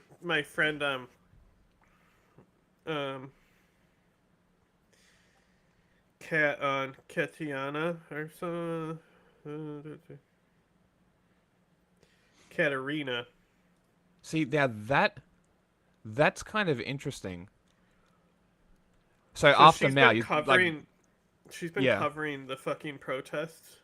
Okay. And I asked her to come on, and she said I have to discuss with my team, and that was a while ago, and she never responded. So I sent her a message again because more shit has kicked up in Serbia, or not Serbia. Serbia, yeah.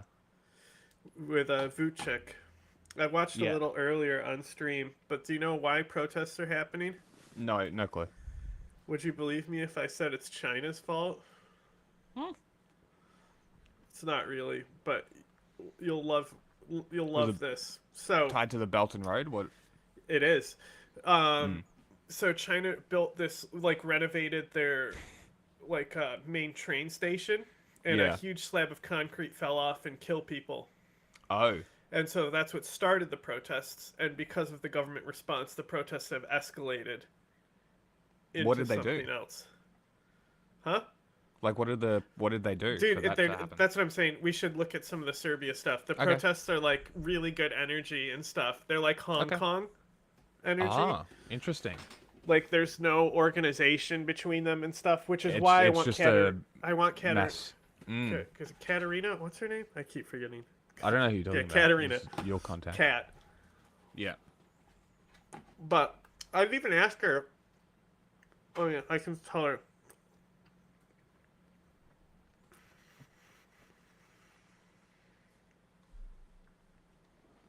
For like just to come on the stream or for LTEC? Like a actual like sit down. Yeah. Okay. Interview. See, after Mao, that it kind of makes sense. Like, it was set up by the Soviet Union. It would make sense that after Mao and Deng Xiaoping coming in, that they would see it as revisionist. It should be seen that way as well, because it's like the party was enriched, the people were not, right? And then Xi Jinping comes in and he says, "Fucking wah wee wah, poverty gone." And now all of a sudden poverty's gone because they manipulate graphs and data to make it look that way. But it's just like party members becoming enriched and amassing all the wealth of the country while the people get fucked, right? Which is why I'm against the CCP, because it's like, and why it's also why I get fucking angry when people conflate the CCP and the Chinese people. It's not the same. Stop that. So it makes sense that they would see it as revisionist, but also it's probably because they went to capitalism, not so much trying to keep the same thing while... You know what I mean? Like, but this is the other thing, is like Maoism is our least, like, we don't care. Maoism, whatever. Go for it. You wanted to have a peasant movement? Fucking go crazy. Go for it. Go nuts. If it wasn't for Stalin, there would be more based communists. Yeah, movements. and the USSR. The only reason and Maoism is based is because they were outside of Russian hegemony. It's the only, apart from Juche, Maoism is the only other successful form of communism. Every other one was fucking stomped on by the Soviet Union. There's also Vietnam and Thailand. True.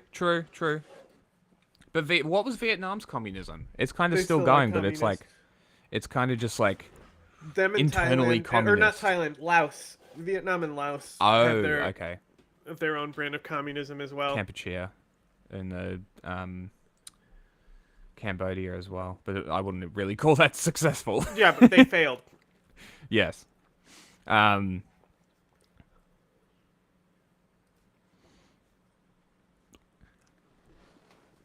That's an interesting statement. That's a really interesting statement. That's fascinating. An argument could be made. I can see the argument for it. I do agree that it is not the case, but I can see the argument for it.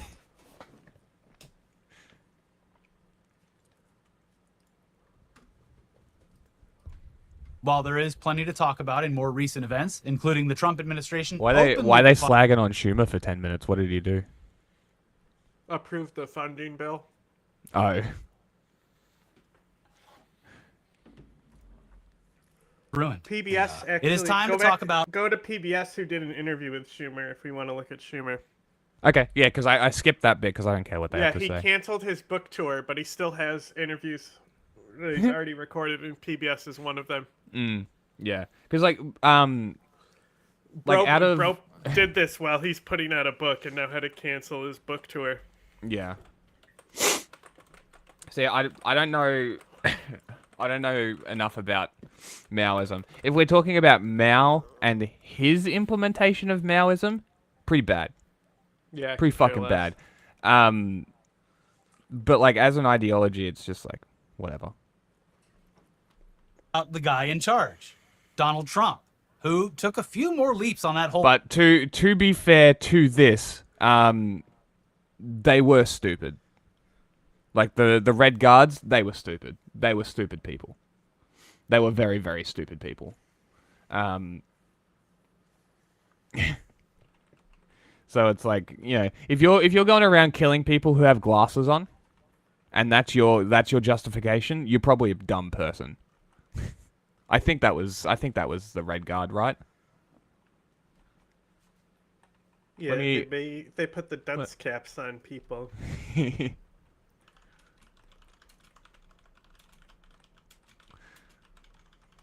dunce cap is the best. Sorry, no, that's my mistake. This is why I have to fucking double check when I say shit like that. That was the Khmer Rouge. That was not the Red Guard. You know, same. They supported them anyway.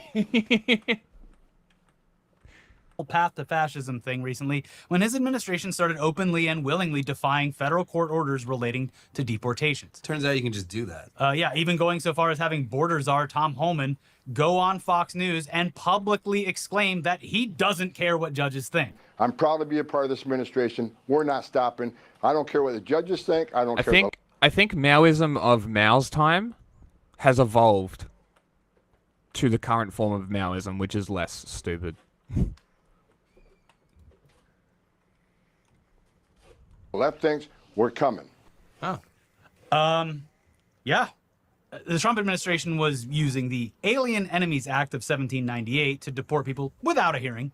And it's an obscure law that hasn't been used since World War II, but it's popped up a bunch recently as justification for deporting people without due process, despite the United States not being at war or under active invasion by countries in question. We're in a war on woke. And a war on Christmas. Right, yeah. The deportations for War on Christmas are going to be... He was both. He was both. Stop fighting. Stop fighting. We've had a good discussion here. He was a Maoist and an ultra-nationalist. He was an ethno-nationalist, to be specific. What is a three-world policy era? I've never heard that before. Like third world? Like for the second third world? Is that what you mean? Like the West, Russia, and the third world? Is that what you're talking about? In control? I don't know. I'm not sure, because at the end of Mao's reign, he was attacking Vietnam in the South China Sea. The second year of their existence, they annexed Tibet and have been occupying it for 60 years. Like, there is criticism of China and Mao, but we're talking about the ideology. I don't think the ideology of Maoism is the same as it was in Mao's time. Just like most ideologies aren't the same as they were, unless you're like a Soviet revisionist that tries to argue alt history. Then your ideology is the exact same. You haven't changed. You haven't evolved at all. Insane. But back to the very real deportations now. On Saturday, U.S. District Judge James Boasberg attempted to temporarily halt deportations to Venezuela. But the planes had already left. And despite the judge's order to turn the planes around and return the detainees, the Trump administration apparently Why ignored... such hate towards Maoism? Worse than Marxist-Leninists? I do not agree. I do not come across Maoists trying to argue alt history of World War II to shield the USSR from their history of Nazi collaboration. Like, Maoists don't do that, from what I'm aware of. Maybe I don't interact with enough of them. The order and went ahead with everything. Then on Monday, he said, yeah, we ignored it, and we're going to keep ignoring those judges. What the fuck are you going to do about it? We should also be very clear here, because this seems to get lost in a lot of the coverage, or just the fact that there is so much news that it becomes hard to focus on the realities of the situation. These are human beings that have been taken and without due process sent to prisons in countries that they are not from, under the unconfirmed pretense that they belong to a violent gang, which might not be true. In a lot of cases, seems to absolutely not be true at all. There are lawyers representing some of these people who are like, they've been misidentified because they I don't know. We have both found that we are able to talk to Maoists and they kind of live in reality. Marxist-Leninists do not live in reality. Every time we try and talk to one or try and interact with one, it just instantly devolves into apologia. At least, like, Maoists actually have active movements around the world. Marxist-Leninists are theory queens. have tattoos. Because they just have tattoos. Yeah, or basically being from a Latin must have been American country lucky. I don't know. and I having just any tattoo. I haven't experienced like truly awful Maoist. Only when they're a Marxist-Leninist Maoist do they become insufferable. Because then they not only do apologia for the Soviet Union, they do apologia for China, and they also do apologia for Xi Jinping, who is one of the worst leaders in the world right now. Where we've adopted the Japanese opinion of tattoos, which means it 100% means you are a member of a violent there was criminal organization. a file images going around of examples, and one of them was like a nautical star, and one was the Michael Jordan logo. One of the guys is a gay tattoo artist who had a pretty solid asylum claim when he came to the U.S.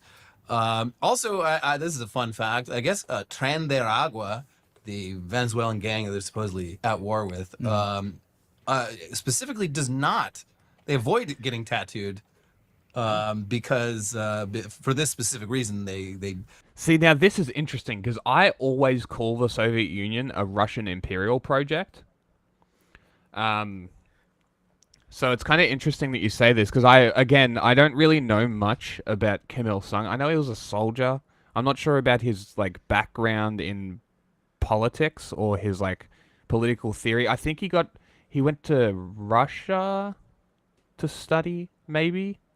There was I don't know, there's something there where he traveled overseas. I could be getting mixed up with China's history because I know no, this is Korea.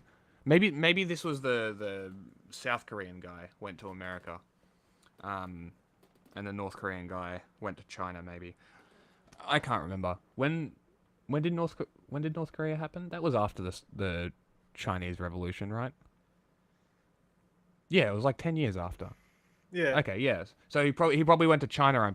So he would have gone to China. Yeah. Okay. So I was on the right history. Okay. He went to China, which I'm assuming is where he got this idea and was like, well, that's a shit ideology. I'm gonna make my own. That's how I'm assuming it happened. But it's interesting. If more if more North Korean supporters criticized other Soviets, like socialist states, for their imperialism, that would be great. Like having people who use hammer and sickle, currently one of the worst imperialist countries around at the moment. That would be great. But I'm not going to hold my breath. I might suffocate. Well, see, my issue with Marxism-Leninism is that Lenin. That's my problem. My problem is Lenin. Lenin ruined everything. His idea of a vanguard party, his idea that the party will decide how the peasants do their things because the peasants aren't educated enough to do it for themselves. Like it's just elitism from the very fucking get-go. Yeah, 100%. This like looking down your nose elitism, literally from the get-go set the path for Stalin to do what Stalin did. So yes, Lenin is one of the major issues with that whole thing. You could also argue that Trotsky not being as involved and being backstabbed and exiled and whatever could have potentially contributed to Lenin taking over and setting it up that way, because I think Trotsky's idea was like permanent revolution kind of thing, that it's never actually a settled thing. I agree, but like I'm pretty sure Trotsky's idea was like a continuing revolution that the state is never settled, where Lenin was like, hey, vanguard party, state, capitalism. Like that from the get-go. And then come Stalin, they start annexing territories in Eastern Europe as a part of a pact with the Nazis that he chose. I found this out recently, as Stalin was also in talks with the Allies and chose to make the pact with the Nazis.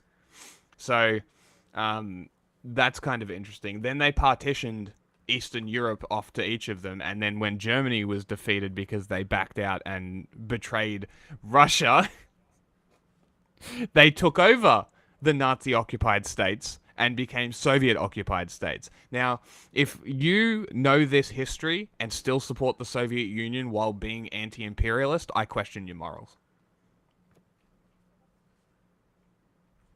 They don't want to be identified. So having a tattoo, any tattoo, is more of a sign that someone is not a member of this gang than would be a member of the gang.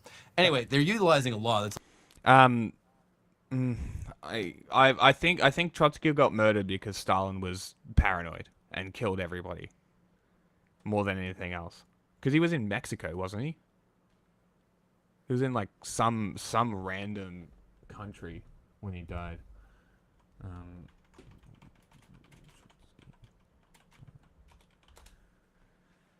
It was Mexico City. There you go.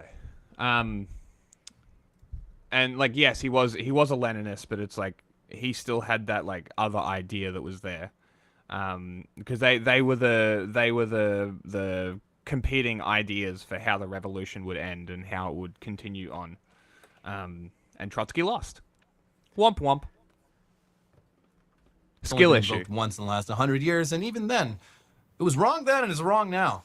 And as an added bonus, they're making dehumanizing propaganda videos, which just glorify everything that they're doing while intentionally terrifying people.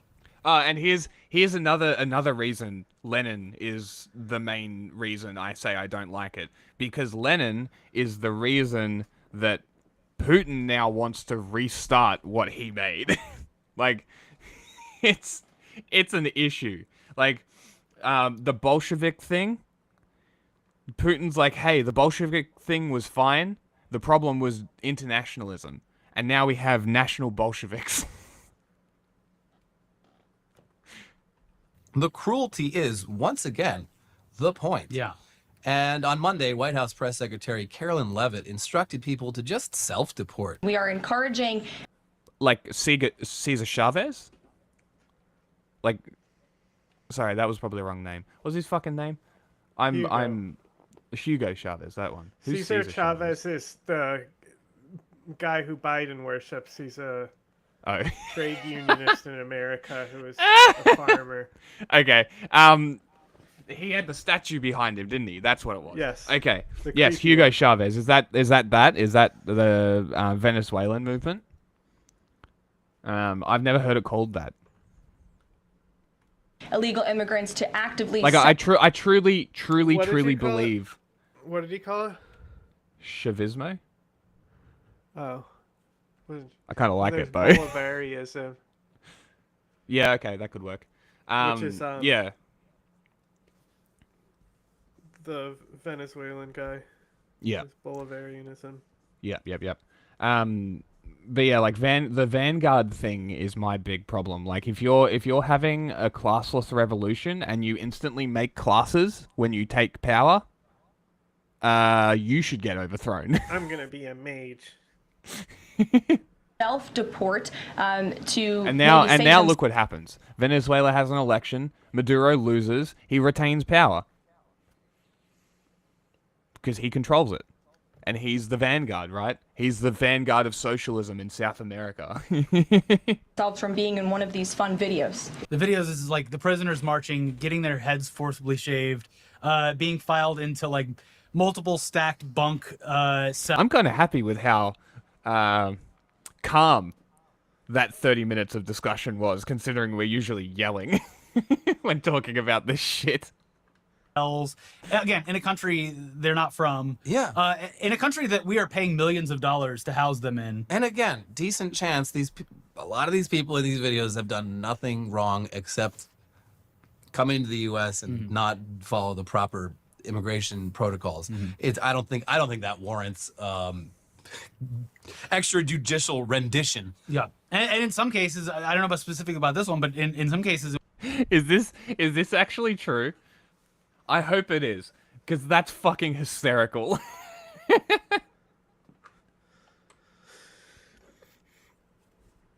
Just in spite of him, becomes a Leninist. Amazing. and we'll get to some of them, legal residents who are just Yeah. being sent back or detained. It's fucking gross. I mean, you can also make the argument that Marxism, and I make this argument all the time, and like, I'm not married to the idea, but I do believe it, that like Marxism was made in a time that is not relevant to today. And there needs to be something thank else. Sure. I also think that we should be looking at practical solutions to the way the world actually is, rather than living in a fantasy world of like, hey, well, this could happen if this, and this happened. Like, that is a more grounded position to take. Like, my pinned tweet is, fascists organized. Did you shut the fuck up? Because my other one was, fascists are organizing. Can you shut the fuck up? Because there's just nothing but, like, unreality arguments about shit that doesn't exist in reality. Getting absolutely nowhere while fascists are organizing and taking everything over. So, I don't know. My ultimate conclusion is, how about we just, like, deal with reality first, and then we can talk about what comes later. But the fact that this all happened in open defiance of the courts is very scary. Yeah.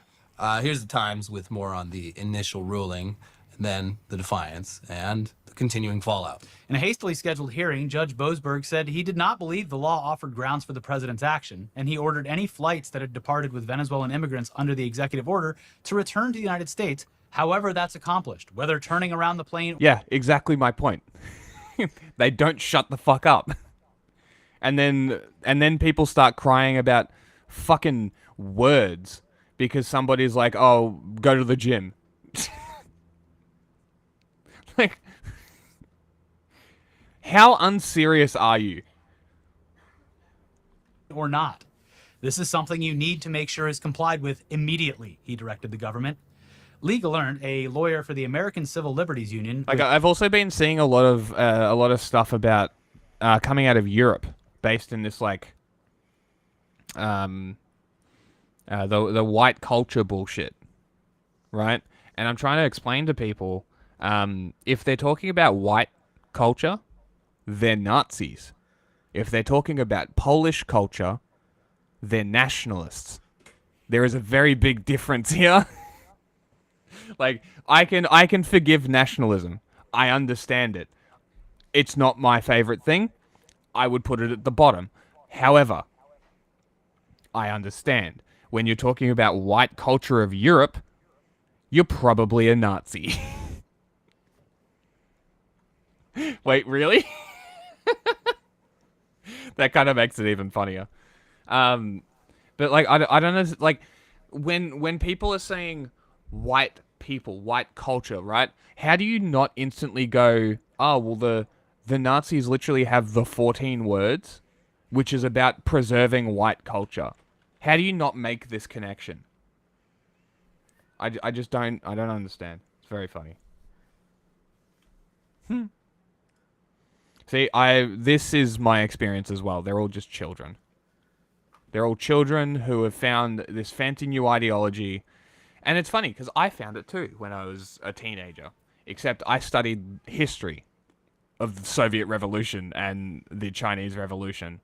But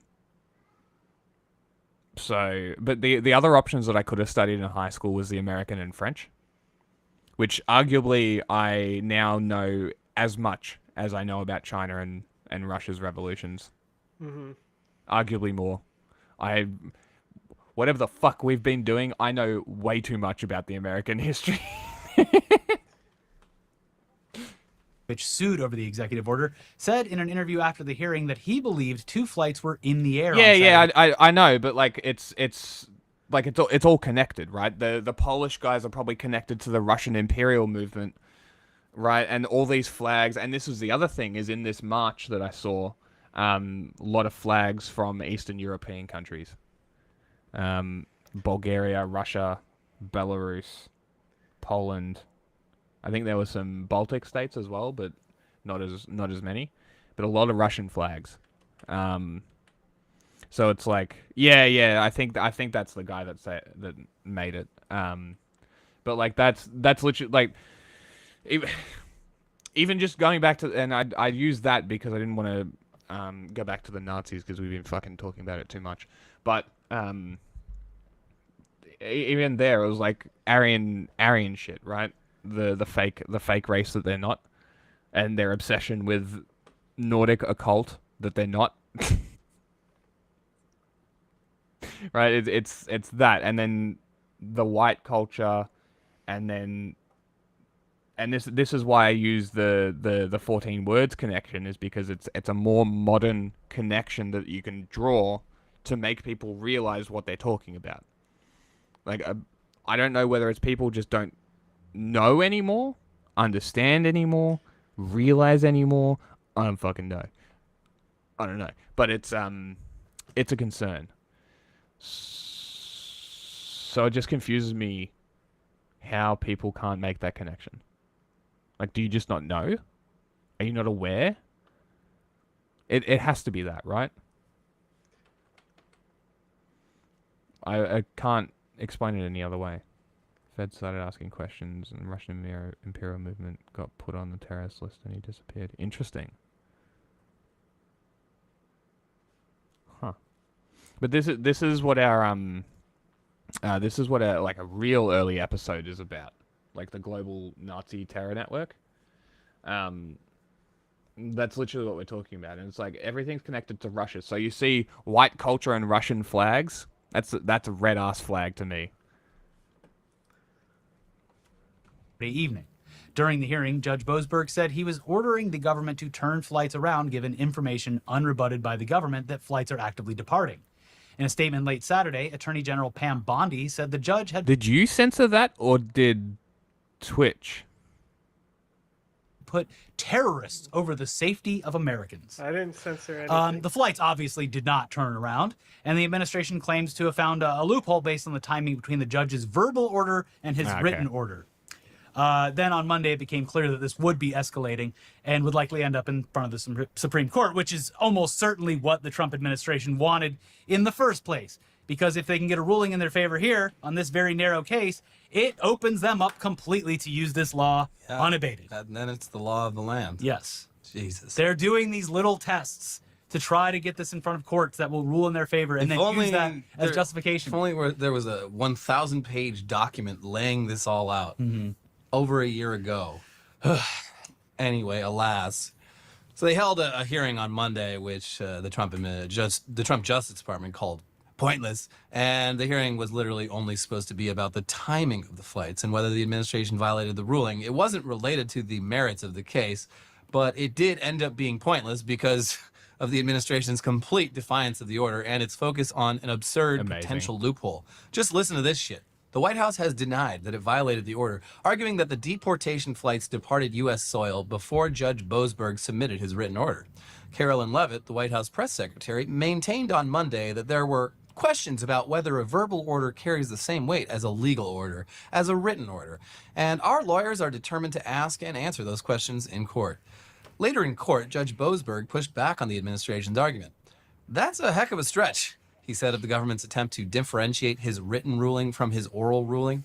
Judge Boasberg directed a Justice Department lawyer to certify in writing by noon on Tuesday whether his order was violated. And we were filming early in the morning on Tuesday, so we haven't found out yet. But I don't think it matters at this point because all of those people are already in El Salvador. Yeah, and not Venezuela, El Salvador. Maybe I missed it, but like once they're in El Salvador, like how does that work from there? Are they ever getting out? Are they just slaves? They are like, on. They have like I guess the deal with the El Salvador prisons is like a 1-year deal, but it has like a soft wall, so they can just keep extending it. I don't trust it. That's so yeah, they're indefinitely. Yeah. With no legal protection at all, because they haven't been fucking convicted of any crime. Yeah. The U.S. is washing our hands of it. El Salvador has nothing to do with anything they're even accused of. They're just happy to get the money from the U.S. government to house them, because they're getting $6 million. Mm-hmm. So, and a bunch of free labor. Those guys. Having young white nationalist leaders focus on that's fucking hilarious. What a loser. And this is the Heimbach guy. I'm not sure who that is. I haven't heard of him. You guys are probably manually mining Bitcoin down there. No. Because he loves his Bitcoin. But yeah, this wasn't even the first deportation that was carried out in defiance of a court order in just the last week, because a medical doctor and professor at Brown University, Rasha Alloway, was denied entry back into the United States after visiting family in Lebanon. And it's because the Trump administration says that she's a terrorist sympathizer. From The Guardian, She said on she was a Friday, U.S. terrorist District Court sympathizer. Judge Leo Sorokin issued an order scheduling a hearing for Alloway on Monday and said that the federal government must give 48 hours notice to the court before her removal from the country. Nonetheless, in clear defiance of Sorokin's order from Friday, U.S. Customs and Border Protection put Alloway on a flight to Paris that presumably was a layover back to Lebanon. On Sunday, Sorokin said in court documents that CBP had received notice of the court order, but nonetheless thereafter willfully disobeyed the order by sending Alloway out of the United States. On Sunday, after Alloway's deportation, Brown University sent an email advising international students and faculty members to avoid international travel due to potential changes in travel restrictions and travel bans. Dr. George Bayless, a Brown medical professor who works with Alloway at the university's Division of Kidney Disease and Hypertension, told the New York Times that the staff are all outraged. None of us know why this happened, he said. Yeah. Apparently she has a very crucial specialty in medicine that not a lot of people... highly sought after. Yeah, pretty kind of a clutch player in a lot of really specific medical cases. So I don't know if you were... if you were waiting on healthcare from this apparently very skilled doctor, it's gonna be a bit longer. Was he constantly doxxed? That's fucking amazing. I hope that is the case. That's funny, folks. Yeah, just clench those kidneys a little bit longer. Yeah. Yeah. Now, in case we aren't sounding enough alarm bells for you, a 37-year-old mother from Milwaukee was recently deported to Laos, a country she has never even visited. What the fuck? With a language she does not speak. No. Here's local outlet the Milwaukee Journal-Sentinel. Ma Yang, 37, a nail technician and mother of 5, who has lived in Wisconsin since she was a baby, was detained at a check-in appointment with U.S. Immigration and Customs Enforcement in mid-February and was flown last week to Laos, she said. She says she is now stranded in a rooming house in the capital of Vientiane, surrounded by military guards with little idea of what to do next. Yang was born in Bangkok, Thailand. the daughter of Hmong refugees after the Vietnam War. She was 8 months old when her family resettled in Milwaukee. She was a legal permanent U.S. resident starting at age 7, but that status was revoked when she pleaded guilty to taking part in a marijuana trafficking operation in 2022. It was alleged Yang helped count and package cash that was mailed to marijuana suppliers in California. Wait, that's it? Holy shit. She took a plea deal and served 2.5 years in prison. She said her attorney incorrectly told her the plea deal would not affect her immigration status. Her green card was revoked. Yang, 37, worked as a nail tech. This woman should be paid multiple millions of dollars for the mistreatment at the U.S. government, at the hands of the U.S. government. That's fucking retarded. Technician and a receptionist at nail salons in the Milwaukee area. Her children range in age from 6 to 22, and she has a 7-month-old granddaughter. She and her longtime partner, Michael Bubb, recently bought a house in South Milwaukee. Yang said she was questioned by military authorities in Laos, then sent to a rooming house in Vientiane, where guards did not allow her to leave or contact anyone for 5 days. A few days ago, she was taken to buy a cell phone and withdraw cash. The military official in charge of her situation then said she could leave if she wanted, but she is scared to venture out. She has no friends or family there, does not speak the Lao language, and the officials took all of her documentation, she said. Awesome. Yang has no insulin for her diabetes Wow. and dwindling supplies of high blood pressure medication, she said. Meanwhile, her partner, Bub, is disabled and struggling to care for their children as a single dad. Jesus Christ.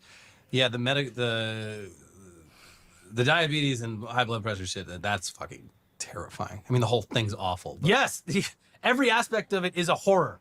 That is like night. So are people arming themselves to make sure this doesn't happen yet?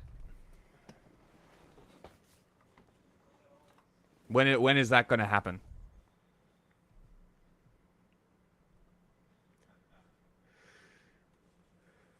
Sometime Like, next week, I this think. This is absolutely unacceptable. Unfucking acceptable.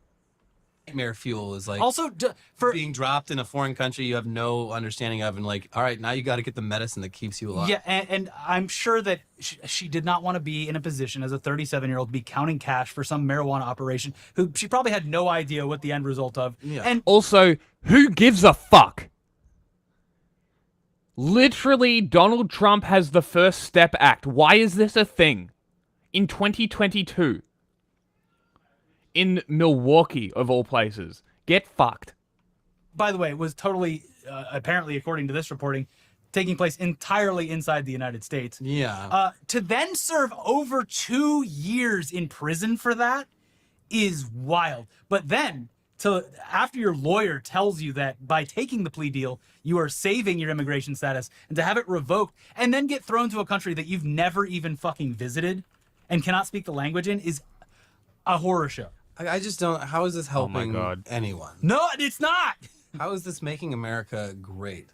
I mean, honestly, This is amazing.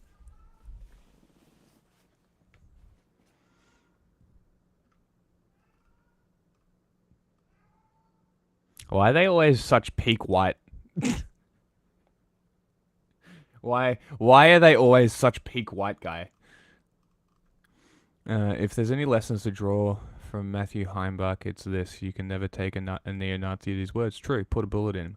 Heimbach, the erstwhile leader of the extremist Traditional Workers' Party, and one of the co-organizers of 2017's Unite the Right, has spent past years trying to convince the public he's renounced his racist ways on the side of the angels, of course. But this week, he again reversed course, giving an interview to Newsy in which he once again embraced anti-Semitic and bigoted sentiments and announced his intention to start his old group up again. Cool. Kill this guy. What a fuckwit. In 2020, he told the Southern Poverty Law Center Hate Watch that he'd renounced his white nationalism. Great. As recently as February, a conversation. So what happened? Why, in 2018, embroiled in domestic violence situation, whose stepdaughter Heimbach had married? Wow. Incest. Damn. Fucking neo-Nazi intergroup incest. Heimbach is married at the time. Parrott caught Heimbach in a tryst with his then wife. Reportedly used Parrott in the ensuing chaos, the interpersonal drama which came to be known as the Night of the Wrong Wives. That's so fucking funny. Caused the group to break apart. That's fucking great. What I missed? This is the American neo-Nazi associated with the guy who made the 14 words. Oh. And this They is got his cucked? group. This is a group imploding because of a love triangle, which is just very funny. Cucking. Yeah. Or maybe it wasn't even a love triangle. It might have been just him and his mate, and him fucking his daughter, his friend's stepdaughter. Sure, that sounds right. Let's go with that. That's great. Genuinely curious. Love to hear it. To hear the rationale behind why this is good for fucking anyone. These are a family. Yeah, that's what I just looked up because you said it before. So I'm like, that's a funny fucking name. Don't forget to vote in the poll that's on the pinned tweet. Their mother. Pinned post. And lots of families losing lots of parents. Lots of parents losing lots of children. Anyway, this is just getting worse and worse. But it's impossible to transition out of that story or any of these stories, really. But I guess let's check in with Doge. Make sure they're still saving everyone a whole bunch of money by... Let's not. Welcome to Marketing Monday. The scenes from around the country are stark. 44 wheels stolen from Teslas in a parking lot in Texas. Superchargers set on fire in Massachusetts. Protesters arrested out front of a Tesla dealership in New York. Mass protests and boycotts in front of a Tesla dealership. See who the cops are defending? It ain't you. Protect and serve who?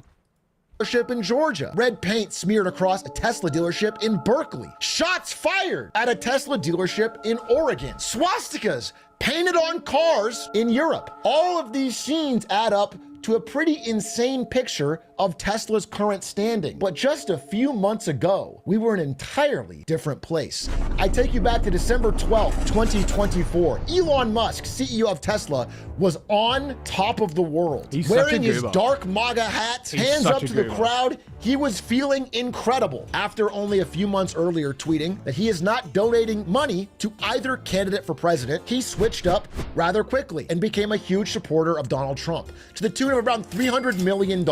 And because of that, he was deeply enmeshed in the administration when Donald Trump won the election, thus making him, in the days after the election, $200 billion richer. By December 12th, about a month Wait, so he was basically given a house and logging equipment, but failed too. Crazy. Guy's a fucking loser. after the election, his net worth topped $400 billion, which, if you don't know, makes him the richest man in human history. I'm not exaggerating. Mansa Musa, who you might...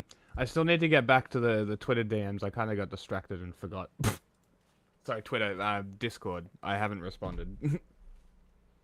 bring up, but even with the best estimation, had 400 billion. John D. Rockefeller, the first billionaire, had at his peak wealth 1.5% of the US GDP. Insanely wealthy. At this day, December 12th, Elon Musk had 1.6.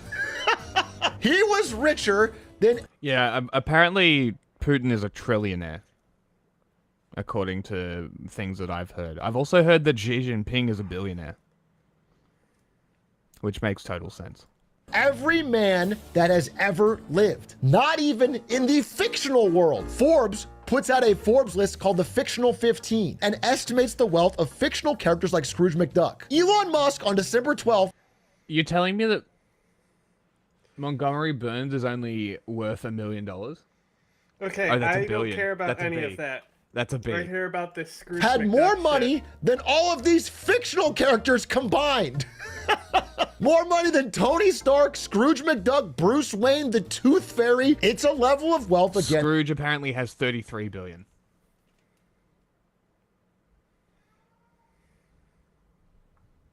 I don't know who Imagine Carlisle Cullen is. the loot drop that would come off taking this guy out. Elon. I mean, what? It'd be a good loot drop.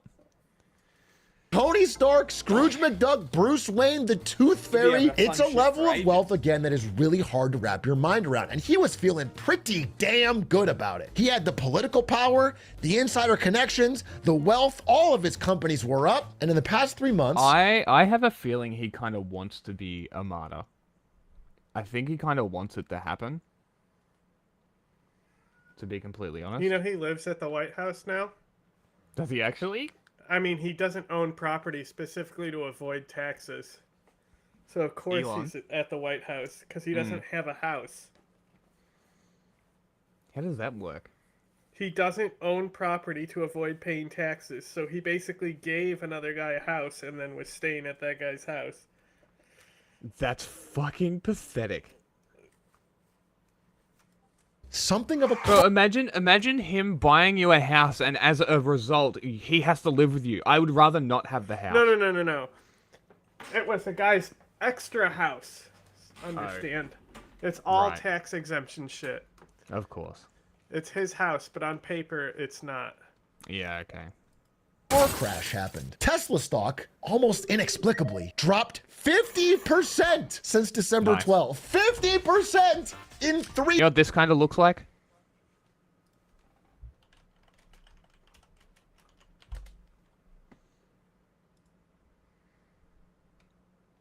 Kind of looks like Elon's build. The little bit, which is very funny. Yeah, skinny, huge, skinny. That fuck. How do you even get a build like that? How? months. Is that the side effect of all the ketamine? Low where it was before the election. Now, this number is hard to wrap your head around, but Tesla's market cap loss, its valuation lost in this short period, is equivalent to $800 billion. And I want you to try and understand the scale of what that loss is. Tesla's losses since December 18th, 2024 are greater than the entire value of Toyota. Well, it's like if Toyota went to zero. Is that crazy? No, because it's way more than that. It's Toyota plus Ferrari plus Mercedes-Benz plus VW combined, all going to zero. Is that... Yeah, but that's because Tesla is one of the most grossly overvalued companies on the planet. that crazy? No, because it's way more than that. Tesla's losses since December 18th are equivalent to Ford, Subaru, Mazda, Toyota, Nissan, Rivian, Honda, Ferrari, Porsche, Mercedes-Benz, Aston Martin, Hyundai, Kia, VW, GM, and BMW combined. Hey, fun fact for you. Volkswagen owns Porsche. That's redundant. I'm pretty sure they might also own Mercedes, but Mercedes might be independent. Ford owns Toyota, I'm pretty sure, and Subaru. Honda just bought Nissan. Nissan? You don't need this. But, like, the car company monopolization is kind of a problem, too. Mercedes-Benz, Aston Martin, Hyundai, Kia, VW, GM, and BMW combined. It's as if every one of these companies went to zero in 3 months. I am not exaggerating. I'm not... But you see, they wouldn't. Because they're not run by Elon Musk. Playing it. This is exactly the amount of market cap lost. And take $10 billion on top of that and light it on fire. I wonder if the evaluation of Ferrari includes the F1. I wonder if like, for companies that participate in Formula One, I wonder if their evaluation impacts that at all. What about Nissan? I'm pretty sure they just got bought out. Nissan sells to Honda. I'm pretty sure it was Honda. Oh, they stepped back from the merger. Okay, that's different. It would have made them the third largest automaker on Earth. But it was cancelled. So no, Honda did not buy Nissan.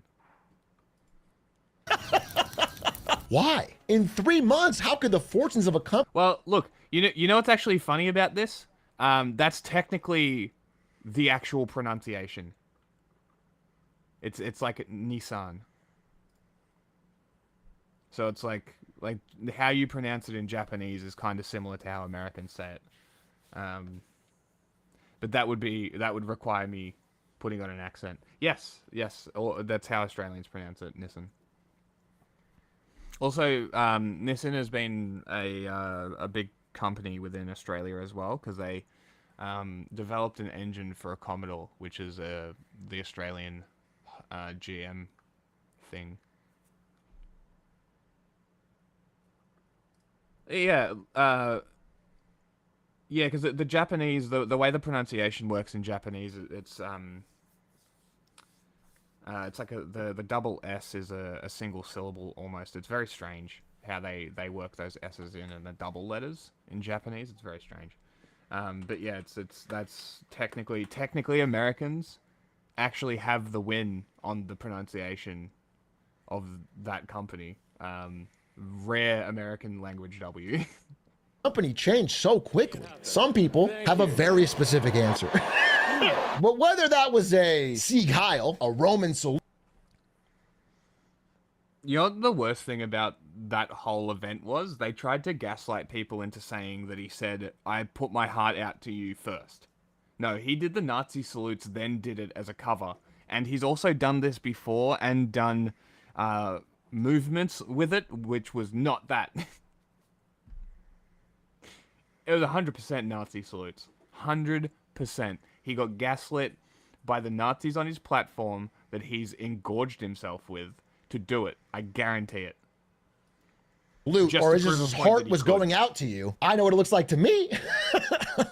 And I do know that the timing is pretty convenient in that the day that happened was basically the beginning of the losses this year. But what this presentation is going to talk about is that there is so much more rotten under the hood of this company. There is so much more worth taking a look at business-wise than just the political machinations of Elon Musk. Now, that being said, his reputation is falling and it is taking Tesla with it. We should start by talking about some of the politics, okay? Because there's no doubt about it. And it's a bit of a stark situation, play on words intended, because 7 years ago, it was widely accepted that Elon Musk was the real-life Iron Man. Have never been this high. It's the highest level since they began coming into a certain time of a particularly dangerous economy. So politics aside, if Tesla was just a car company going into this 2025 year, they'd already be in trouble, because as recession fears grow, late car payments have never been this high. It's the highest level since they began tracking the data. There have never been this many auto borrowers 60 days past due. People are not able to make their car payments as is,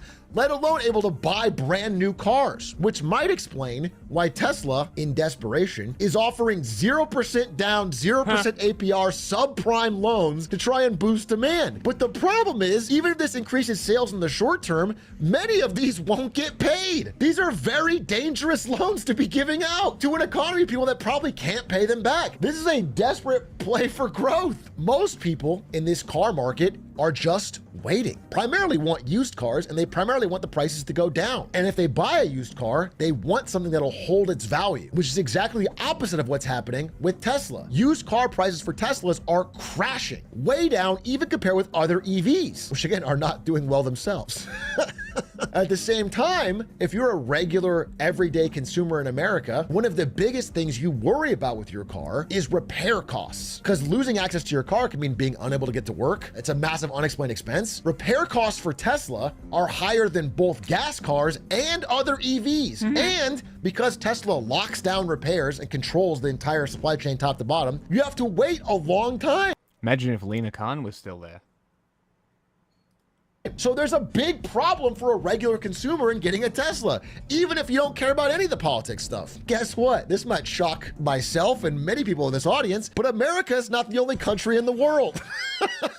Tesla sells most of its cars in these 10 countries. I'm blocking out one because we'll talk about it later. Maybe you can guess what it is. These 10 countries are primarily where Tesla makes its sales. US, Germany, France, Canada, UK, Australia, Norway, Denmark, and Sweden. Let's go through these countries. We've talked about the US already. We know what's happening there. Germany, 76% fall in sales. People are pissed about his meddling in the German elections, promoting the AfD. France, sales plunged 63%. They only had 1,000 new cars in France in January. They underperformed the overall industry and the EV segment. At the same time in France, they really don't fuck around when it comes to rioting. So they're not just having small protests in front of stores, they're lighting them on fire.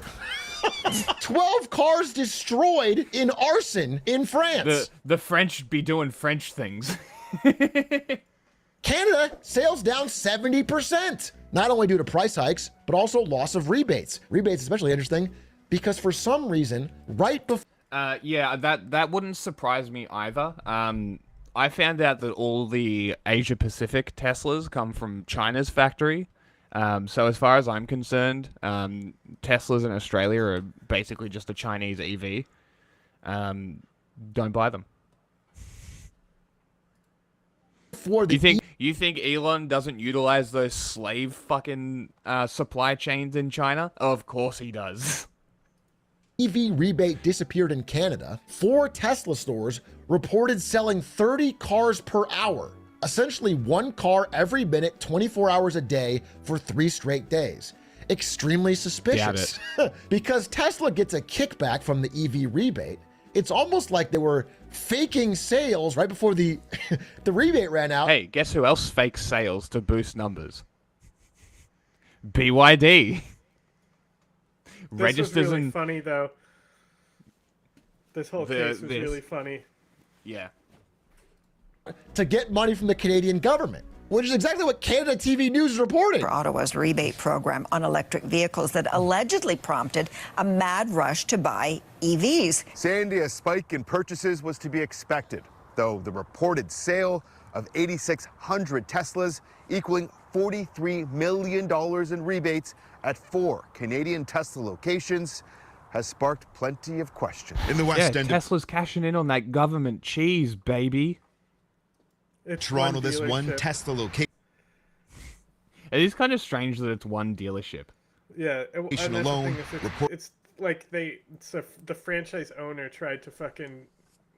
Oh, so it was the actual franchisee.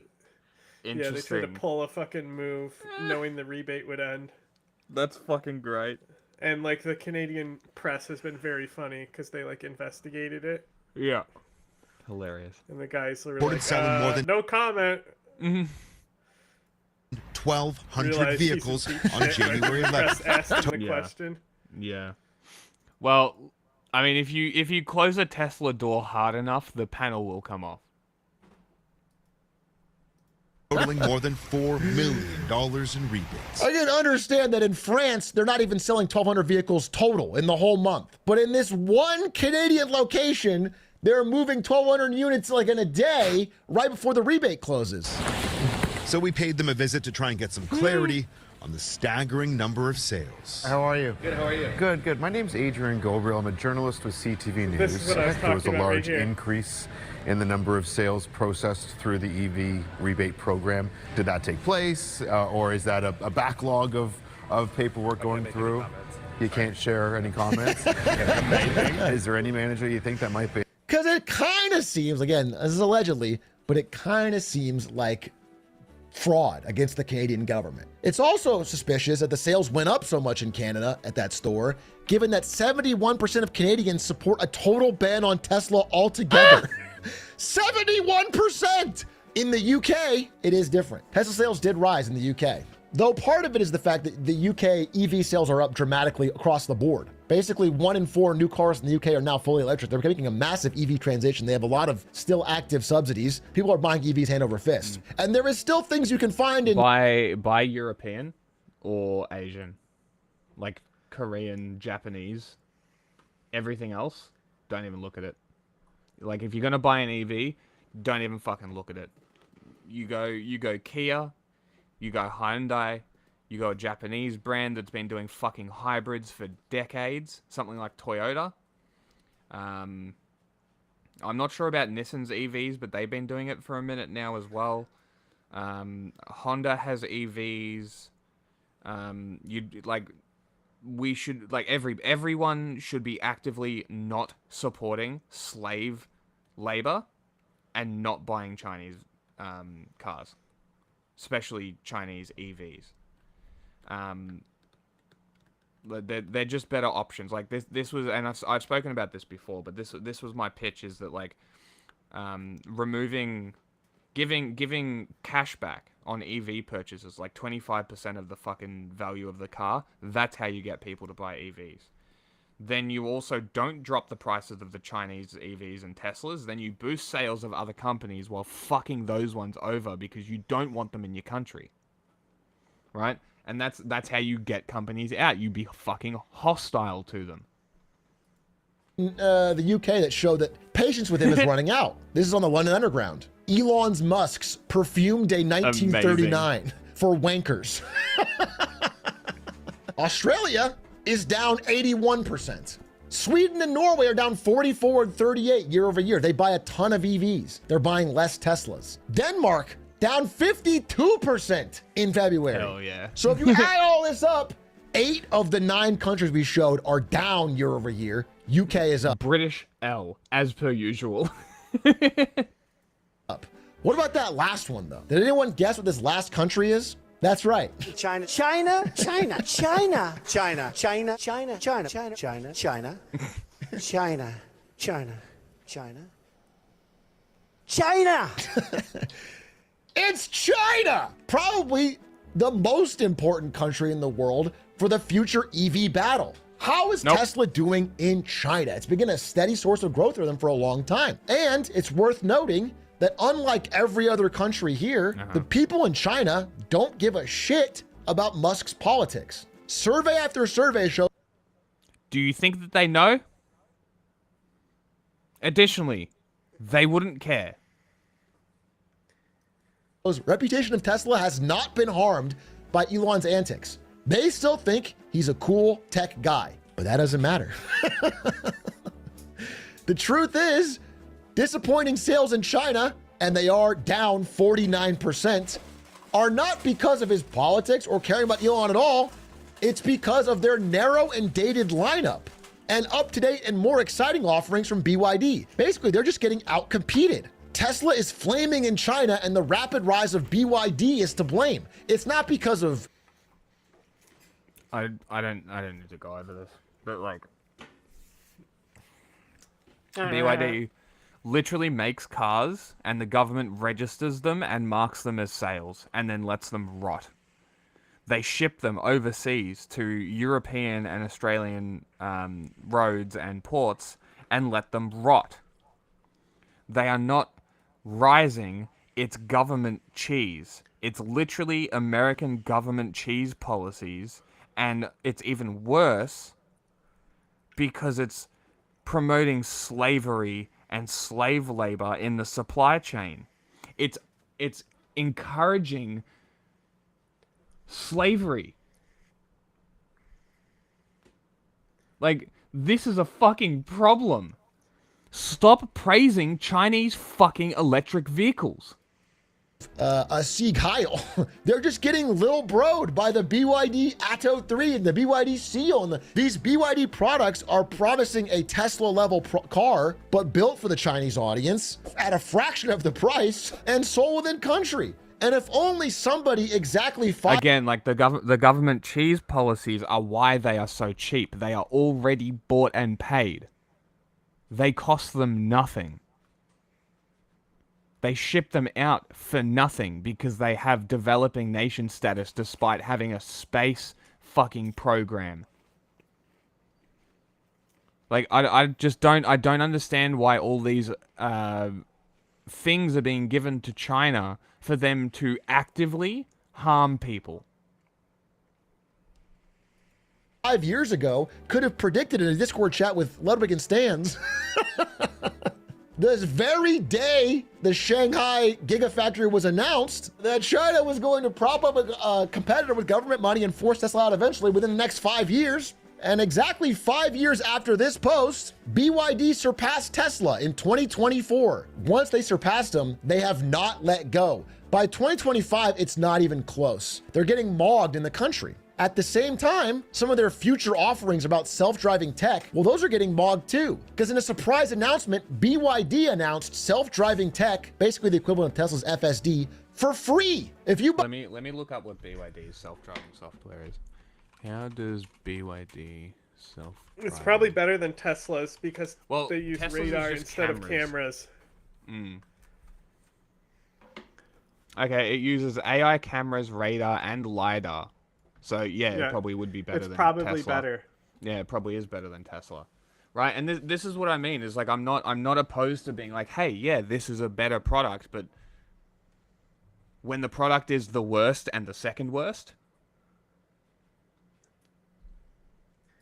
buy a Tesla, you have to pay an extra 8-10 grand to upgrade to self-driving. BYD rolled it out to every make and model for free. Tesla responded by trying to roll theirs out in China, but immediately users that tried it were greeted with tons of tickets.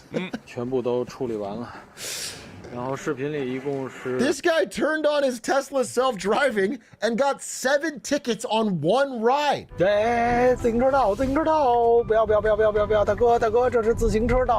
It keeps driving into bike and bus lanes that it's not allowed to, and in China the camera automatically detects it and flags you. So it's like instant punishment. You can't just apply the same FSD software you got from other countries in China. It has unique roads and lanes and signs. BYD has accounted for that in their self-driving because it's built for China. Sales declining in 9 out of 10 countries where it makes basically all of its sales. Politics causing backlash. Competition causing sales problems. But all of these aren't even as big of a problem as this one. I wouldn't even call it competition. Tesla isn't in the market. Like, it's living on brand name alone. Even if none of these were happening, there would still be a problem with math. Now, thankfully, it's not going to be this math, because I'm a business major. It's going to be business major math. Which math, no math. More. There is so much fraud, waste, and abuse. It's everywhere. No agency in the federal government wastes money like the Department of Defense. The DoD has never successfully passed an audit. Come on, never? Never. There we go. The stuff that they lose in the couch cushions is like $20-30 billion a year. They just don't know where it went. It's gone. In my world, if I give you $1 billion and you can't tell me what happened to it, that's waste. How is that waste? President Trump, along with Elon Musk and his team at Doge, have their sights set on reining You should quit your job. in waste at the Pentagon. How is that waste? Quit. Check the military. We're going to find hundreds of billions of dollars of fraud and abuse. But so far, this is what Doge has to show for its efforts. We believe that these initial findings will probably save $80 million in wasteful spending. A grand total of less than 0.01% of the total defense budget. So what exactly is the Pentagon doing with $900 billion? We spoke to people who audited the Defense Department. We have real estate that they can't account for. Real estate. I mean, this is a piece of land. An insider at a major defense contractor. All of my effort is really just flowing taxpayer monies up into these billionaires in charge of the whole thing. And military spending experts. I can reverse that. Here's an idea. Why don't you not do that? Huh? I can reverse that. When yeah, we it get wasn't to a very that good one. Let's, You gonna reverse it? Well, I'll make a clip and then download the clip and then reverse Okay. it in real time. Okay. To find out where the real waste and abuse is in our defense budget. What they reveal is that the biggest source of waste is hiding in plain sight, and it could get even worse. We want the biggest, most badass military on the planet. Well, you can't do that if you want to cut military spending and government spending. You Almost fucking every audit I did was very obviously a wasteful project in one way or another. Paul Kennedy worked as an auditor for the Department of Defense Inspector General's office, an agency tasked with preventing waste, fraud, abuse, and mismanagement. One of the programs he audited was the F-35, the most expensive weapon system in history with a total lifetime cost of over $2 trillion. You know, you know that countries are pulling out of F-35? Yep, I'm costing Because of billions Trump? of dollars. You know where they're going? Gripen. Do you know what they're going to? Gripen. The Gripen. Fucking awesome. And you know, the best that's they the thing can is just and like, saving- remember when I think it wasn't on stream, we mostly were having it like through text, where I was saying like the F-35 might be better than all these European fighters, but if we're talking about a drone control platform and who they're going to be facing, the only person who the F-35 could match is the US. So if you're not fighting America, every Eurofighter is good enough for the operations you're going to do. Yeah. Russia has you not don't need that presented a expensive. way that they can get around this shit. But Like, it's the Russia's fancy fighters nuke plane. couldn't fucking counter Gripens. No, and there's a no drone fucking way. swarm run from the fucking, using that as your platform. Like, the plane's not getting close to the battlefield enough to be detected to launch at. It's using it's being used as a platform to command drones. Like it's And like even air then, carrier shit. Yeah, and even then, the Gripen E, the new variant, the E and the F variants, have been taking out F-15s in war games. And if F-15s are being taken out by the Gripens, that's a pretty fucking good thing. In front of it is going to be multiple drone operated things. Like the F-35 specifically, it can function like short term. The F-35 as a bomber, as a support plane, all that stuff, it like because it has the features that it does, it is better in the current role. But in future roles, the F-35 stealth is going to be insignificant anyway. Yeah. Like, you want your weapons on the outside of the plane, because then they're easier to use. Like, all those modules that they'll be able to mount. Yeah, no true. internal, like, bays and stuff like that. And then, again, the new variant has 2 extra hard points on it as well.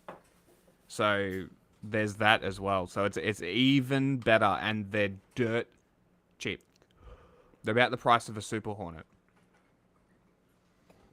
Now I want to play money whenever they can. Ace Combat. Did you play it? I have. It's on the Game Pass. I just haven't played it. We could probably, because it's not a long game. I don't think I've played 7. I've played other ones. I've played other plane games. Oh, I haven't really played it, but like the newest one, the story is fucking great. Like okay. I'll download it. It's kind of cheesy. It's very Japanese, but it's based in Europe, and the world is called Strange Real because it's like based on the real world, but it's like strange because you have Soviet, Russian, and American and Euro planes all being flown together. You know, that is strange. So it's like this game blows. Fuck you! I love this game. This was the first plane game I ever played. Explicitly remember it. Yeah, Ace Combat is not even a flight sim game. Like, you can actually don't even need to turn on flight sim controls where you have to like turn on your side and stuff. Okay. Like, it's so easy to fly, and then I'll turn on the actual simulation controls, and they'll give you missions where you have to like fly through a slot canyon. And I'm like, fuck that. And I turn on the regular controls. Yeah, fair. The arcade controls. I think it was this game that I played.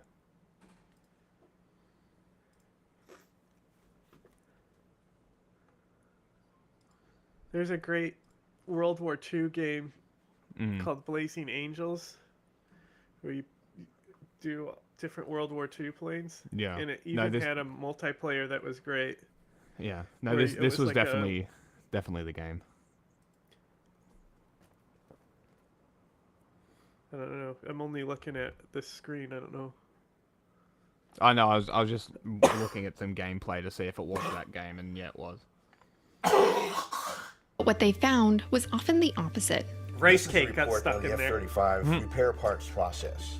Paul's report revealed that $34.5 million worth of spare parts were thrown out without approval. Wow. We didn't watch it get destroyed. We don't know that it was actually destroyed. We don't even know that it was bad. We just simply know that there's a part here that you say was beyond economical repair, and you got rid of it. That would be like borrowing my car and selling the radio out of it because it didn't work anymore. No, you need my permission to do that. Between 2018 and 2023, over 1 million spare parts for the F-35 worth over $85 million were lost, damaged, or destroyed, according to a GAO report. So how exactly does the government get away with so much waste? Well, it's not the government doing it. The F-35 is made by Lockheed Martin, a multi-billion-dollar company and the U.S.'s biggest defense contractor. Going back to the Revolutionary War, essentially, there have always been military contractors. One of the things that happens with defense contracting more than any other contracting with the federal government is something called a cost-type contract.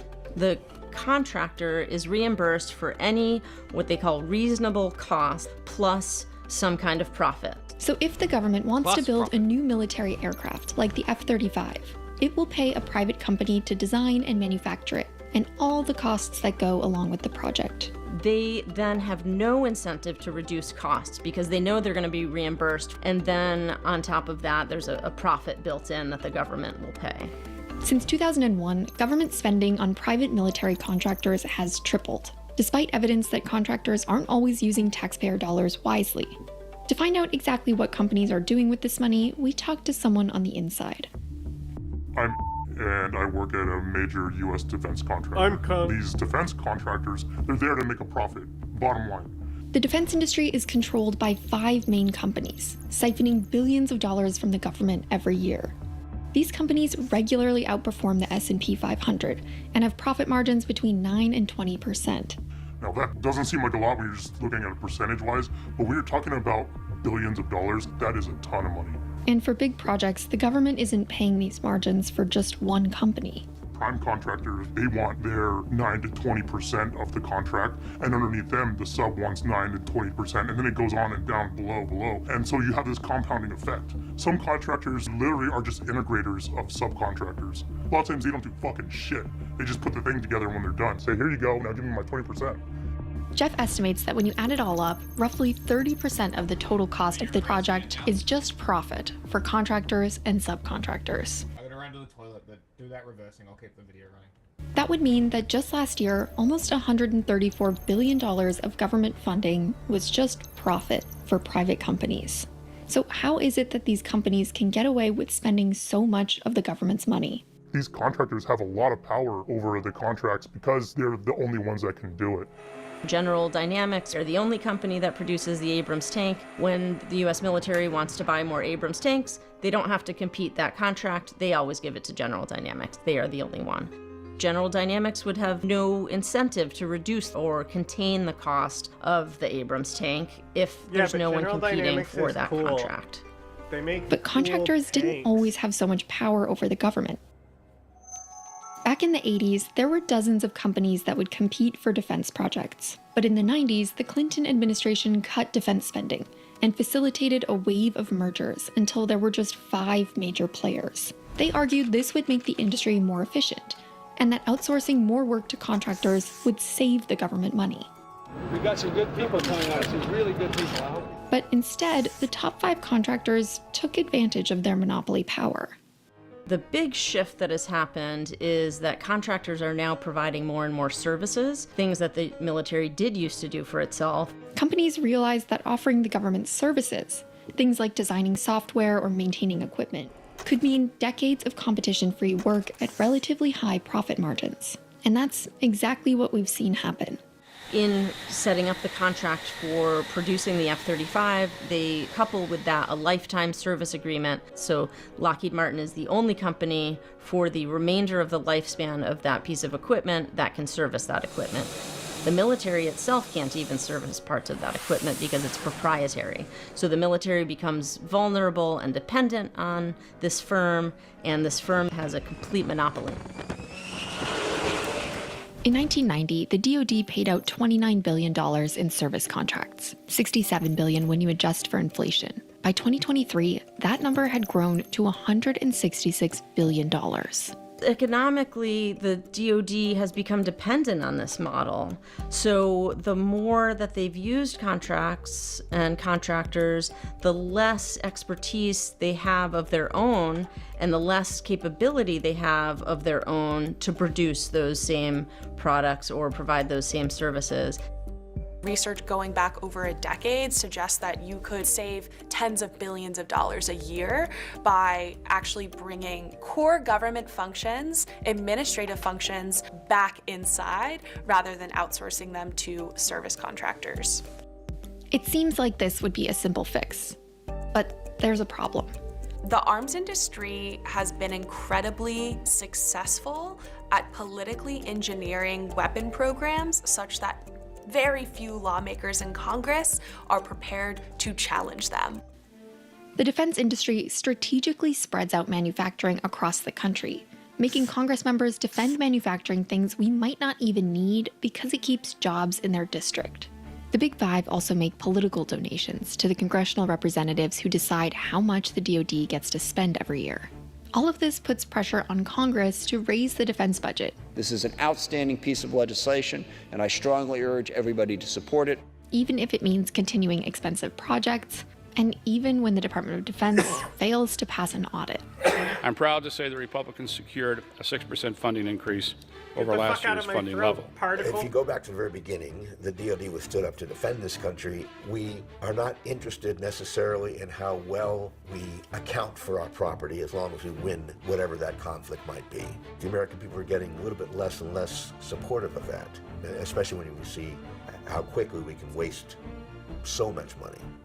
Trump, along with Elon Musk, has made cutting government spending a hallmark of his second presidency. I think he's going to find $1 trillion. Yeah. We welcome Doge at DoD. We will partner with them, and it's long overdue. The Defense Department's got a huge budget, but it needs to be responsible. But so far, Doge has focused on cutting federal employees and DEI programs. Look at some of the initial things that we found in the Air Force. $1.9 million for holistic DEI transformation and training. And they haven't touched anything related to the billions in spending on defense contractors. So when you see Elon Musk or Doge going after the federal workforce, that is a fraction of the federal budget. And in many cases, not all cases, those federal employees carry out services much cheaper than private contractors do. The Pentagon plans to cut up to 70,000 civilian employees. Senator Roger Wicker, the head of the Armed Services Committee, is advocating to reduce regulations on weapons contractors. These rules and regulations and protections are there for a reason. And these government organizations aren't there to try and fuck people. They aren't there to make these rules just because it makes it harder. There's a reason that it's there. The problem with Wicker is that he identifies issues correctly, but he comes to all the wrong conclusions because he has stakes in the game. Wicker notably was the largest recipient of defense industry campaign contributions of any Senate candidate.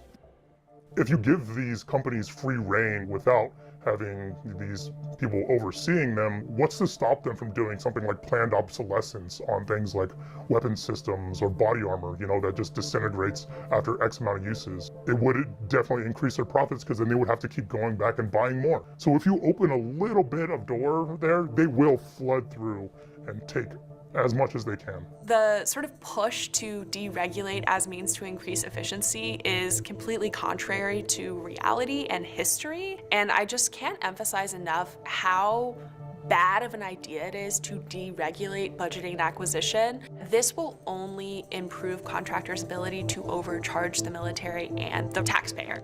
Year after year, what has been found is something in the range of 30 to 40% of contract spending goes to waste, fraud, and abuse. So the first thing would be at least to reduce the services that are being provided by contractors, to have fewer opportunities for contract dollars to get misused because fewer of those dollars will be going to contractors.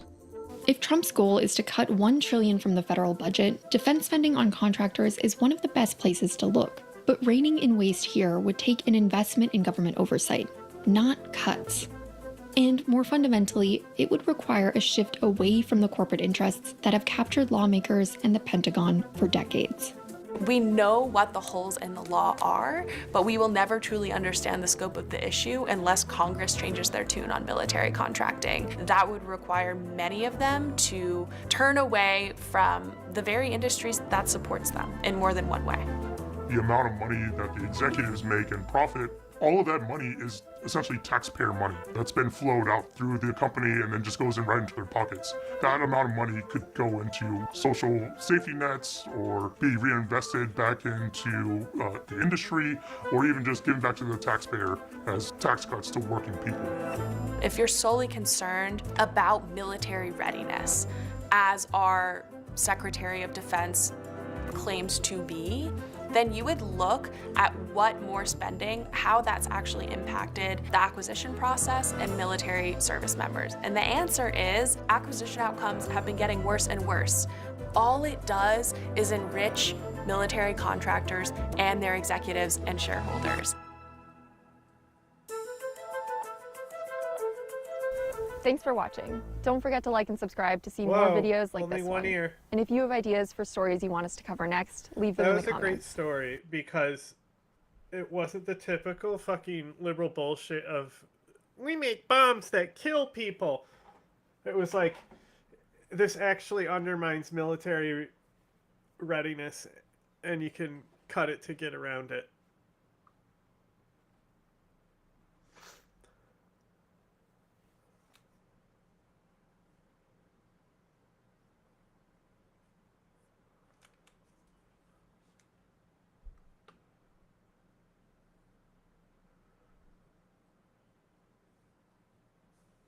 I guess we're just hanging out now.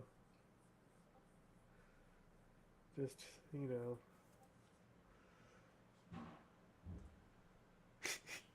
know. Hear him in the background. Oh, fuck. Yeah, I fell gotta suck it back in and run to the computer. I have a feeling that this is a similar thing that's going on with like construction crews and stuff. This wouldn't be a military only problem. This would be a government contractor issue where government contracts go out and there's no oversight for how they spend the money, so they just slack off as much as they fucking can. You know, people in Australia fixing the roads, right? It seems like they're working 2 days a week.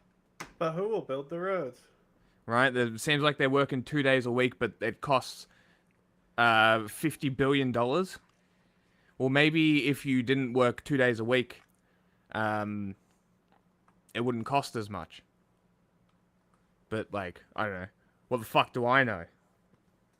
But that's really what it seems like. It just seems like these people are given a blank check and they utilize that blank check.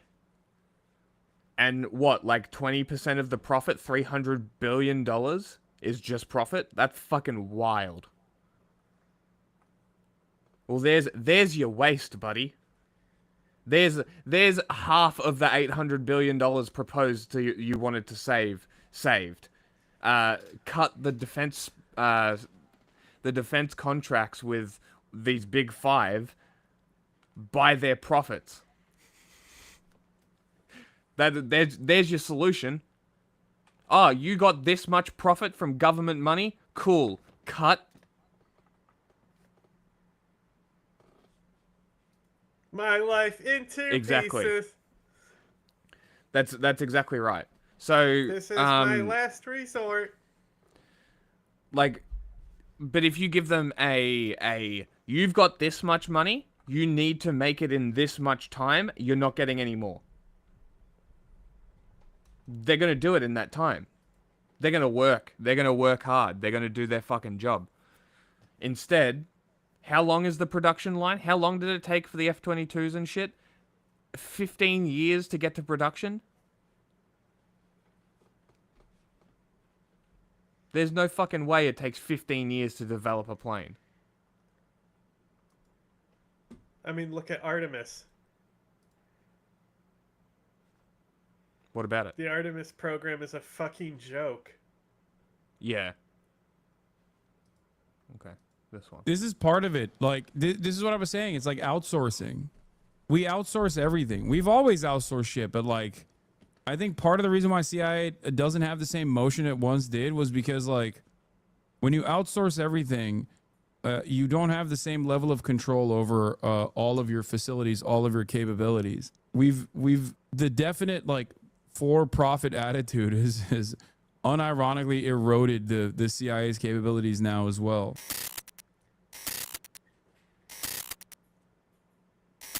Use the information that it has collected, and it has used the information in order to penetrate and to manipulate the institutions of power in whatever country it is operating in order to influence the course of events in those countries. And essentially this boils down to propping up those forces which are considered to be the friendly forces, and in penetrating, dividing, weakening, and ultimately destroying those forces which are considered to be the enemy forces. Since its very inception as the Office of Strategic Services, the clandestine operations group known today as the Central Intelligence Agency has engaged in some of the worst atrocities in modern history. In this episode, we're going to take a brief look at some of the crimes of the CIA, and consider the possibility that maybe the good guys aren't so good after all. Nobody says the CIA. The men is the and good women guys. of the Central Intelligence Agency. Without you, Yeah, I don't think I've seen anybody call the CIA good. our nation. The most praise it's ever gotten, from my recollection, is maybe a necessary evil. Safety would be more vulnerable in our security. Are we placing bets on whether Chile comes up? I mean, it's first 5 it's minutes? guaranteed. It's guaranteed. Oh, when it's gonna come up, that's different. That's actually got odds, because it's like you are guaranteed. It's like the free space on a bingo card. It's about the CIA, and you don't think he's gonna talk about a Chilean coup? Pretty fragile and endangered. I'm with the Nazis. How about The work that? you do each day There you go. is essential to the survival and to the spread of human freedom. You remain the eyes and ears of the free world. You are the tripwire over which the totalitarian rule must stumble in their quest for global domination. What is this, Bill As with Hitler every thing? aspect of American life, Did the I ever functions of the upload that CIA for are you? hailed as a way to protect. Huh? I said, what is this Bill Hitler thing? Did I ever upload that for you? No. Because I I have don't a know what that is. project. I was looking at my latest project, and it says Bill Hitler. So, it's a Bill Maher Hitler thing. Oh my I God. don't remember exactly what it was. Title it Bitler. Well, I'm gonna I'm gonna see if I have the file, because I probably exported it. Yeah, maybe. Protect freedom and democracy. Its agents are applauded as heroes. On the surface, the notion of gathering information to better understand the capabilities of other nations seems harmless enough. But as you probably already know, There's something on the drive that's called justpussy.mov. So it's clearly where I fucked up and didn't make it a soundbite, because it's in the sound folder. Well, it would be the pussy telephone. Oh, that's what it is. Just pussy. Pussy telephone. There's a soundbite in here from February 24th that says, I love Hitler MP3. So, I'm gonna say that's probably the soundbite you asked me to make, and I don't remember exactly what it is. Send me the direct link to it.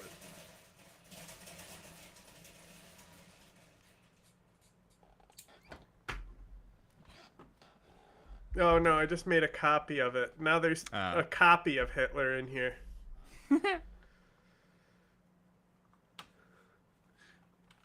The titling is going to get us damaged one day. Just pussy.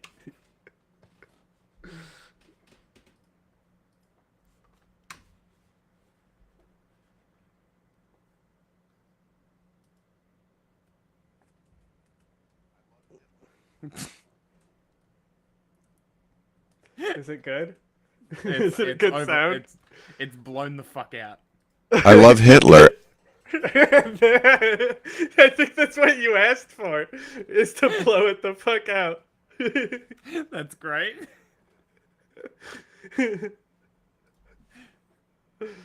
Oh, is this your It's edited only a clip? second long, too. Yeah, it's very short. Download that one.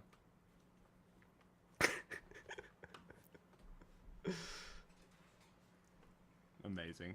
Can I hear it again real quick? I love Hitler.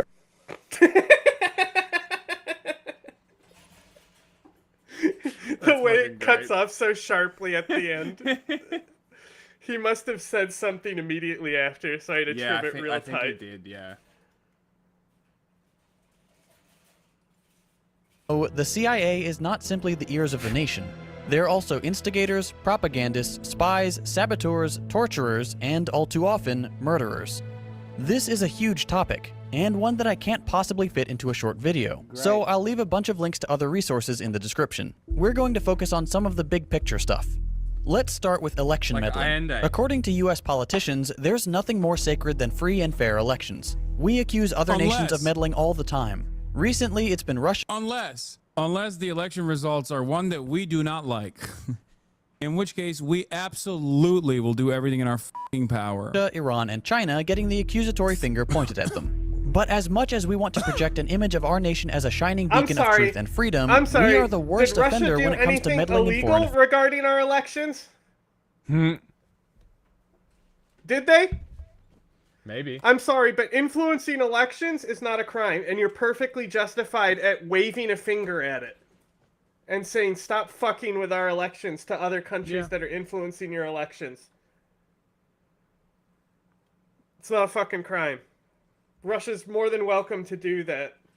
If our country can't fucking counter their fucking information campaigns, it's our fucking country's problem. Just like if you can't fucking counter the CIA, it's your fucking problem. Especially considering the CIA is the most incompetent industry.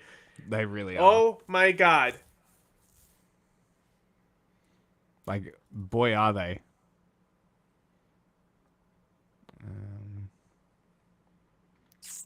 Now I have to remember where I put all the sound bites. 5th gen. Edited. Boom. Found them. Yes, they're absolutely fucking incompetent. It's a trill words have never been spoken. Like, it's like, and this is what I've been saying for a while, right? About the information warfare. America has failed to prepare its people to counter information warfare, and it's paying out dividends for Russia. They have an agent in government. It's fucking crazy. Like, he's literally fucking up decades of allyship. Because they were only focused on 4th generation warfare. Too focused. Too fucking focused. Didn't see it coming. Even though it was You would think they would learn fighting Al-Qaeda. You would think. affairs, and it's not even close.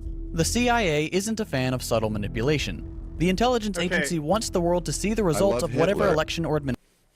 You want to? We have a full Nazi page now. I mean, I really don't know which of these Nazis to support. They're both pretty good options. I'm with the Nazis. How I about love that? Hitler. Hi, everybody. Actual Nazi here. Are you Yeah, ready? so you're actually going to do it Because live? it's gonna echo you because I have to full screen share. Okay, I'll mute. Between 9 and 20%. Now that doesn't seem like a lot. Now that doesn't seem like a lot when you're just looking at it percentage-wise, but when you're talking about billions of dollars, that is a ton of money. And for big projects, the government isn't paying these margins for just one company. Prime contractors, they want their 9 to 20% of the contract, and underneath them, the sub wants 9 to 20%, and then it goes on and down below. And so you have this compounding effect. Some contractors literally are just integrators of subcontractors. A lot of times they don't do fucking shit. They just put the Perfect. Okay.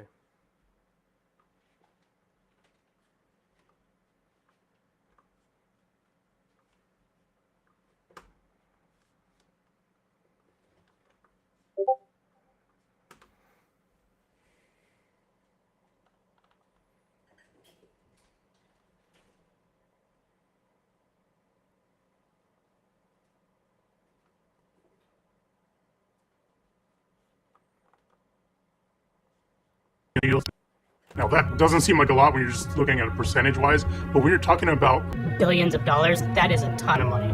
And for big projects, prime contractors, they want their 9 to 20% of the contract, and underneath them, the sub wants 9 to 20%, and then it goes on and down below. And so you have this compounding effect. Some contractors literally are just integrators of subcontractors. A lot of times they don't do fucking shit. They just put the... That was pretty easy.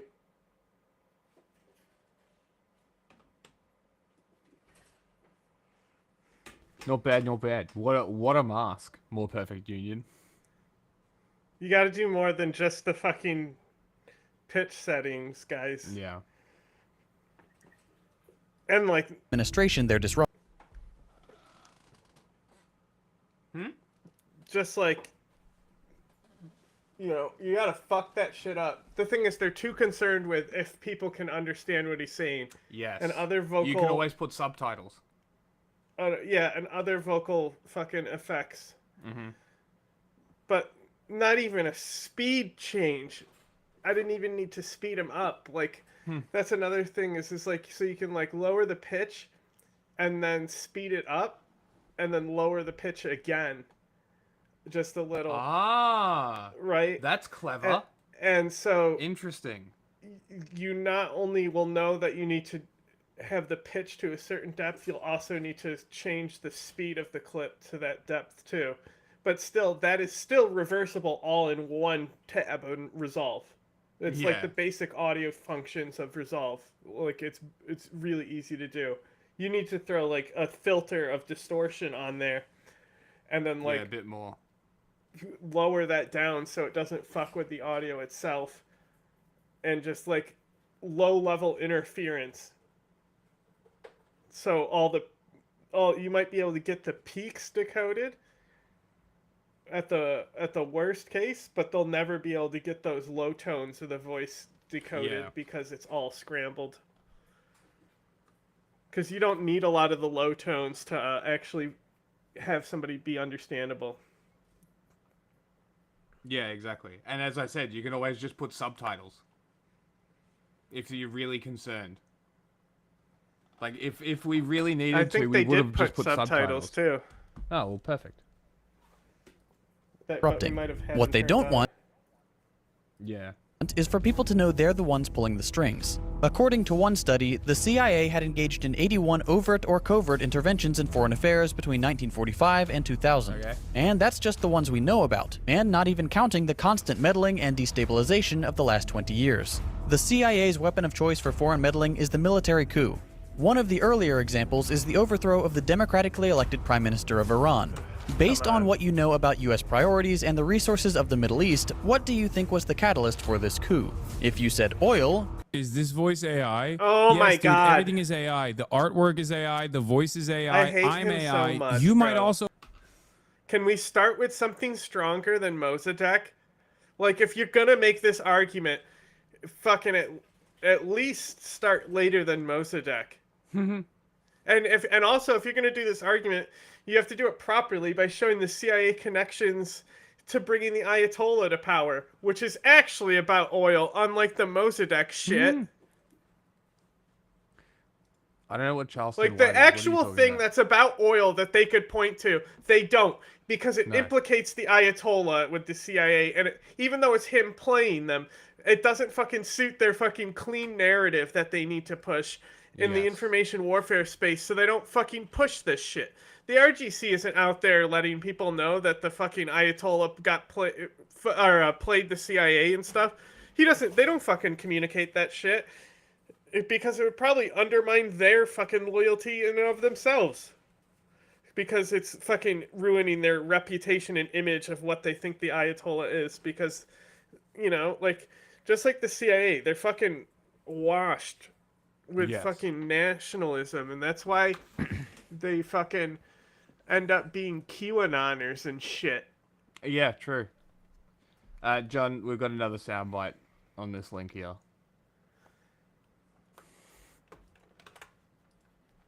Be AI. There's nothing real anymore. Everything is AI. How do I I feel get like this? people, Zoomers' brains are so fucking Go to broken, Twitch. dude. Oh my god. doing Every fucking video that we watch is like, is this AI? Is this AI? It's not! Jesus Christ. Congratulations, you're right. I mean, look, Second Thought is basically an NPC. He might as well be AI. It's You because actually- of how produced it is. Yeah. That people are like, they're not used to seeing actual produced content. The US beating up other countries for their oil isn't just a meme. Masada had nationalized the Iranian oil company, which negatively Masada. affected US and British economic interests. To make matters worse, from a US perspective, Masada, while not a communist himself, had earned the support Because of the this is Iranian Communist age-gated, Party. As you'll come to the see, one YouTube ripping programs won't be able to access it. Really? Yes. Interesting. Do you want me to stream it so you can clip it? I mean, that is another way around it if we want to go that route. You might have to if it's age gated though. I So mean, you just you might opened have it, to- did you not? Yeah, I opened it on the other other browser.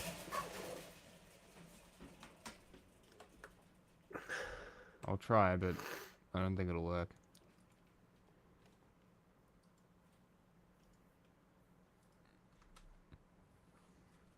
Yeah, no, it didn't work. one whiff of successful non-capitalist economics and the CIA is called in to destroy everything. In this particular instance, Winston Churchill and President Eisenhower decided to overthrow the government of Iran. The CIA paid some of Tehran's most violent mobsters to Okay. stage protests across the You city know what? and orchestrated trucks You and know what? buses full of people to come in and seize the area. This is between 2 and better 300 than like 90% of the Mossadegh shit because he said Winston Churchill. This was way more a British thing than a CIA thing. Okay. So he's more accurate about this. But again, I think we need to understand when coups would have happened anyway. It's like saying, it's like, in the future, are we going to fucking have these same people talking about Euromaidan? The reason why we can look back and say these things about past coups is because there wasn't the ability of mass media and evidence at the time. True. You can't fucking hide shit anymore.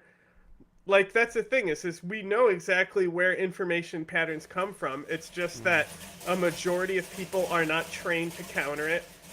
And it's not even in our everyday lexicon. Which is True. just crazy. Yeah. You know, it's like they're so focused on the war on drugs, you know, and identifying all that shit. We could have used a war on drugs style program where it's like, do you know what LOL means? You know what I'm saying? Dare for information warfare. Eyewear. There you go. 100 people were killed in the conflict, which of course the CIA expected would happen. The intelligence agency then propped up a government under the rule of the Shah, who reigned as a monarch heavily dependent on US support to maintain power. Masada was arrested, convicted of treason by the new US-friendly government, served 3 years in prison, and spent the remainder of his life under house arrest, all for the crime of Heavily relied on U.S. support to maintain power. Okay. The Shah? Yeah, he bought U.S. military hardware, and that was part of his force projection. But Yes. internally, his fucking security mafia state wasn't fucking... Like, do you remember the interview I showed you where the CIA came and said that you need to get your agents out of our government and country to the Shah of Iran? And he said, he wasn't okay, very the happy about CIA needs to leave here. And they Yes. just left. Yep. Like, yes, he was reliant on the Western powers to export his force and Mhm. force project. But internally, he had it handled. In fact, that's why we look at Brzezinski giving the order for people to stand down, the secret police to stand down in response to protest as being the point when it broke down. Do you think if an order went out when these Masha Amani protests happened, if an order went out not to stop people, Yeah, it would have taken over not the to government. crack down, do you think there'd do be you think no those more protests? Yeah, there'd like, be no more so- Islamic Republic. We don't look at that as a coup for some reason. That wasn't even orchestrated by the president. That was just one guy named Zignu. Who the fuck names their kid Zignu? That's like naming somebody Abdu. Or What is X. No, the Nixon had a guy, right? That was Oh, Abdu. God. Agnew. Agnew. Spiro Agnew, I think his That's name the was, one, if I yes. remember correctly. Yes. Zygmunt Brzezinski and Agnew, both of those guys were Fucking fucking hell. weirdos. Anyway. Trying to lead his country out from... It's so much more complicated than just being like, CIA did this. Yeah. Because he was communist. Which is like the narrative that all these people repeat and believe. Mm-hmm. These are the Soviet apologists, the alt history people that I was speaking about earlier. That's these people. That's the thing is like when like I had this opinion and then I learned more and stopped having that opinion. Exactly. That's my issue. It's like, why are you not learning more? Yeah, like how are you doing all this research and reading and not learning? It's almost impressive. I don't think I've stopped learning for the 3 years that we've been doing this, 2 officially, but 3. Bro, if you probably talked to me 3 years ago, I would say that I didn't know shit. If I look like that's the thing. 3 years from now, we'll look back on things that I'm saying now, saying I don't know shit. I don't know about that because like when I do open my mouth, I try to be, maybe because I keep track of all my wins. Maybe I'm deleting all the losses from my memory. Yeah, maybe. Like the gold mine thing. Like maybe I said a bunch of other dumb shit. I'm sure. Doesn't matter.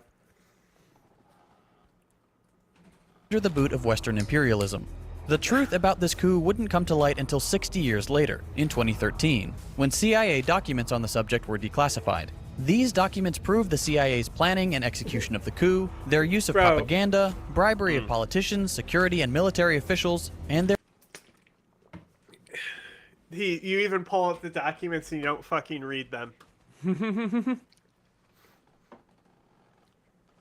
their approval at the highest levels of government. You may be thinking, okay, if they declassified this information, that means they don't do that kind of thing anymore, right? Well, no. Have we ever tried to meddle in other countries' elections? Oh, probably, but it was for the good of the system in order to avoid the communists from taking over. For example, in Europe, in 47, 48, 49, the Greeks and the Italians, we don't do that now, though? We don't mess around in other people's elections, Jim? Only for a very good cause. Can you do that? Do a Vine video on those former CIA director. Only for a very good cause in the interest of... It's funny because... Laura Ingraham clearly gave this guy the chance to lie and say that we don't meddle anymore. Because it helps but downplay that Russia interference in this election. True. Right? It's because they're happy about it. They're happy Trump is in office. But no. I mean, like, all this they're carrying water for Trump's Russia hoax. This is a gray zone specific narrative that's been pushed. Oh, really? Comes specifically by Gray Zone. The Aaron Mate is like held up as like the Russia hoax guy. Yes. Like he's the one who was right about all of it. So because of that, on that entire information sector, he kind of dominates the narrative. Yes. So even if you don't think you're hearing it from him, you are. You are. Yeah. And this is what I've been trying to explain It's just to people. like with Fox News. Like, you may not watch Fox News, but you do watch Fox News. No, and this is remember my mate that I've told you about, the one that went to Israel to volunteer to rebuild the kibbutz and shit. He's the one that I keep having discussions about this with, because he's very interesting, because he's like impartial, pretty impartial, but like obviously because he's Jewish, has ties to Israel, and his family is Israeli, and he has people in Israel and all that sort of shit. I'm trying to explain to him, I'm like, you might not watch the news, you might not watch Fox News, you might not read the Israeli propaganda, you might not be directly consuming it, but you are getting it by proxy because of the people you're around. And it's such a hard concept for people to understand. That people are like so mad about Ethan Klein. What they need to understand is like that's happening there too, and then Yes. you know, and because of how militant they were about it is why he's shut down to anything. No, that's exactly right. But it's such a hard concept for people to grasp, because it's like, it sounds conspiratorial. You know what I mean? Like it's when I start talking about it, I've consciously am aware that it sounds conspiratorial. You got to be careful with how you talk about. Then that's the thing, is that you need to also take certain pathways to de-radicalize people from control narratives. Yeah. No, it's like very you can look at interesting. like how to de-radicalize people from cults. Maybe we should do a segment on like de-radicalization and like how it There's happens. also, you know, the one guy who does the KKK.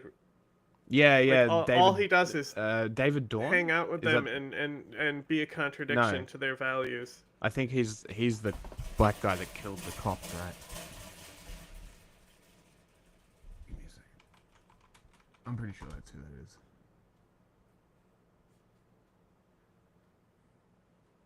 No. He was a cop that died. Why did that name come to mind? Hold on.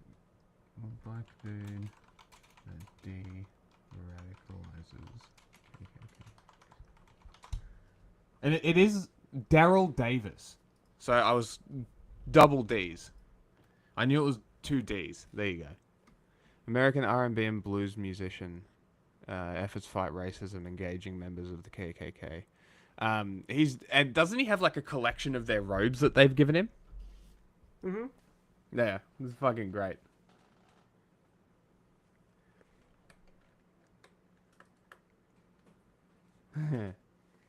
Yeah, no, I'm very aware of how risky it is. It's very difficult talking to people about this stuff, and it's also hard to like produce proof, because it's like, well, you have to sit there for hours being like, well, these guys are connected to these guys who talk to these guys who get the information from these guys, and they feed it down this network. Kind of, I mean, the best description I've seen is probably that meme of people shitting into each other's mouths, and it's the Russian one, the Ministry of Defense to the Russian news to the people to the soldiers and shit. It's that one.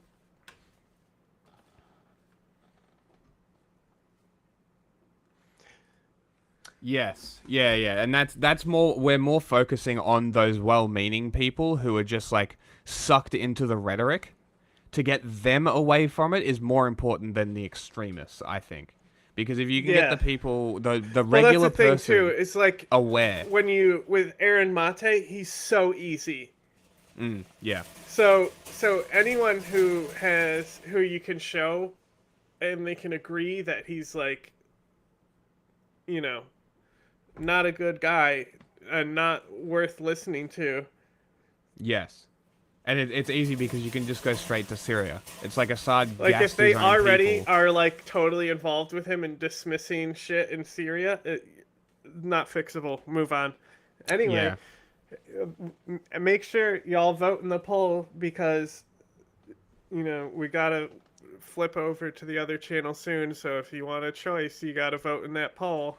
Didn't take it. The CIA director openly bragged about meddling in foreign affairs for, quote, very good reasons. Call me idealistic, but I don't think there's any reason for a country to disrupt the election process of other nations. But here we are. It's out in the open that we do it to this day. Here's another example of a CIA operative bragging about the types of crimes the agency commits. We need to make the Iranians pay a price in Syria. We need to make the Russians pay a price. The other thing I would do... We make them pay the price by Russians and Iranians. Yes, covertly. So you don't tell the world about it, right? You don't stand up at the Pentagon and say we did this, right? But you make sure they know it in Moscow and Tehran. Here's the other thing I want to do. I want to go after those things that Assad sees as his personal power base, right? I want to scare Assad. So I want his presidential guard. I want to bomb his offices in the middle of the night. Well, that happened about 2 years ago. As you remember, when his brother-in-law was... I want to destroy his presidential aircraft on the ground. I want to destroy his presidential helicopters. I want to make him think we're coming after him, right? These people aren't exactly subtle about the sabotage and violence committed by their organization. But let's return to the past for a minute. There are plenty more coups to discuss. Another study found that the U.S. was responsible for no fewer than 61 attempts at regime change during the Cold War alone, all spearheaded by the CIA. Just 1 year after the overthrow of Mosaddegh, the CIA launched another coup to oust Jacobo Arbenz, the democratically elected president of Guatemala. This is the moment the CIA established itself as a weapon to be wielded by Western capital. The agency was approached by the United Fruit Company, a US-based corporation, because they were afraid new anti-exploitation laws in Guatemala would negatively affect their profits. The CIA also suspected Guatemala had ties to the USSR, and these two reasons were sufficient for them to launch a coup, oust the Guatemalan president, and install the first in a long line of right-wing dictators friendly to the US. This coup also set the precedent of the CIA lying to the president regarding casualties. So, by 1954, we had a largely unaccountable secret agency undermining democracy and national sovereignty around the world. This trend would continue throughout the decades. In 1963, the CIA planned a coup that culminated in the president rang them in, you know, and then they didn't get let out again until after 9/11, and they fucked that up so quick that they were like, "Who let these guys out?"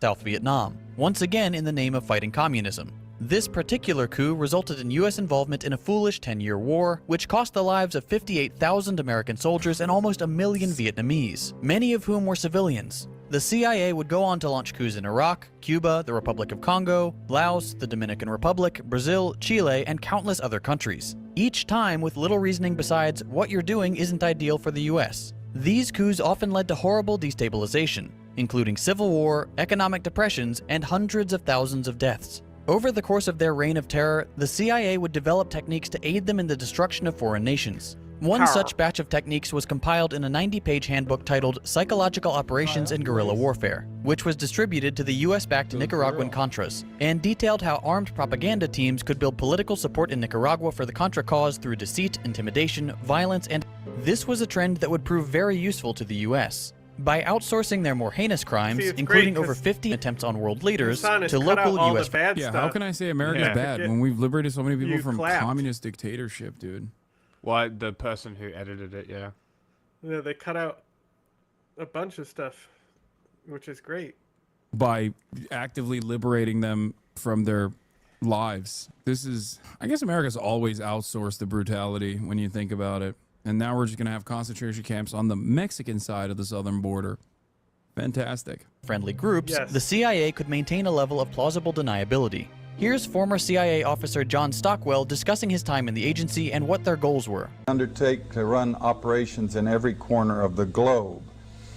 They also undertook the license of operating just totally above and beyond U.S. laws. They had a license, if you will, to kill, but also they took that to a license to smuggle drugs, a license to do all kinds of things to other people in other societies in violation of international law, our law, and every principle of nations working together for a healthier and more peaceful world. We manipulated and organized the overthrow of functioning constitutional democracies in other countries. We organized secret armies and directed them to fight in just about every continent in the world. We encouraged ethnic minorities to rise up and fight. People like the Mosquito Indians in Nicaragua, the Kurds in the Middle East, the Monks in Southeast Asia. We have organized, and we still do, and fund death squads in countries around the world, like the Treasury Police in El Salvador, which are responsible for most of the killing of the 50,000 people. Just John Stock something? Does it matter? Like, how? Here's something. Can we talk about the KPF? What's KPF? Like, it's the Coast Protection Force. Okay? Okay. So, literally, like, WikiLeaks helped implicate all this shit. Okay. You know? And like, the CIA code name was Eagle because they're operating out of Eagle Base. If anything, the fucking bombing that happens on the CIA base and coast happens in part because WikiLeaks was able to expose so much. But we're doing over-the-border attacks into Pakistan. And Pakistan was then saying, yeah, those were our drone strikes. Those were our guys. And the KPF is their, like... And then there's these guys called Zero Squads in Afghanistan. Okay. And basically what they were direct death squads affiliated with the CIA, who were organized by the CIA. Well, that seems a bit more, a bit worse than this. But also, it was like yesterday. The KPF was functioning until the withdrawal. They're fucking, like, notorious. Like, if you talk to anyone who is sympathetic to the Pashtun movement, the Mujahideen in Pashtun, they know what the KPF is. Yeah, they're well aware of what it is. A lot of people know what it is who are sympathetic to jihadists. You know?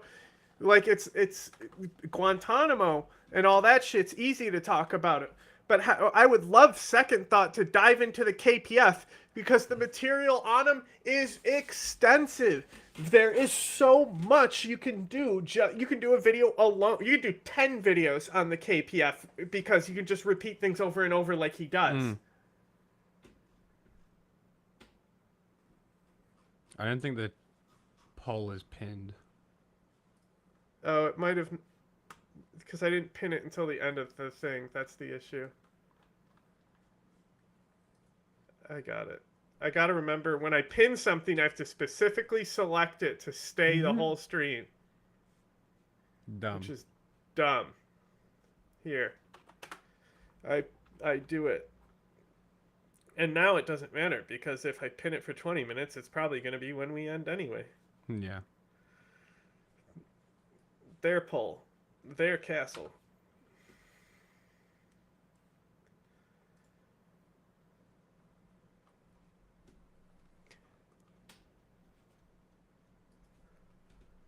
But, like, I gotta talk...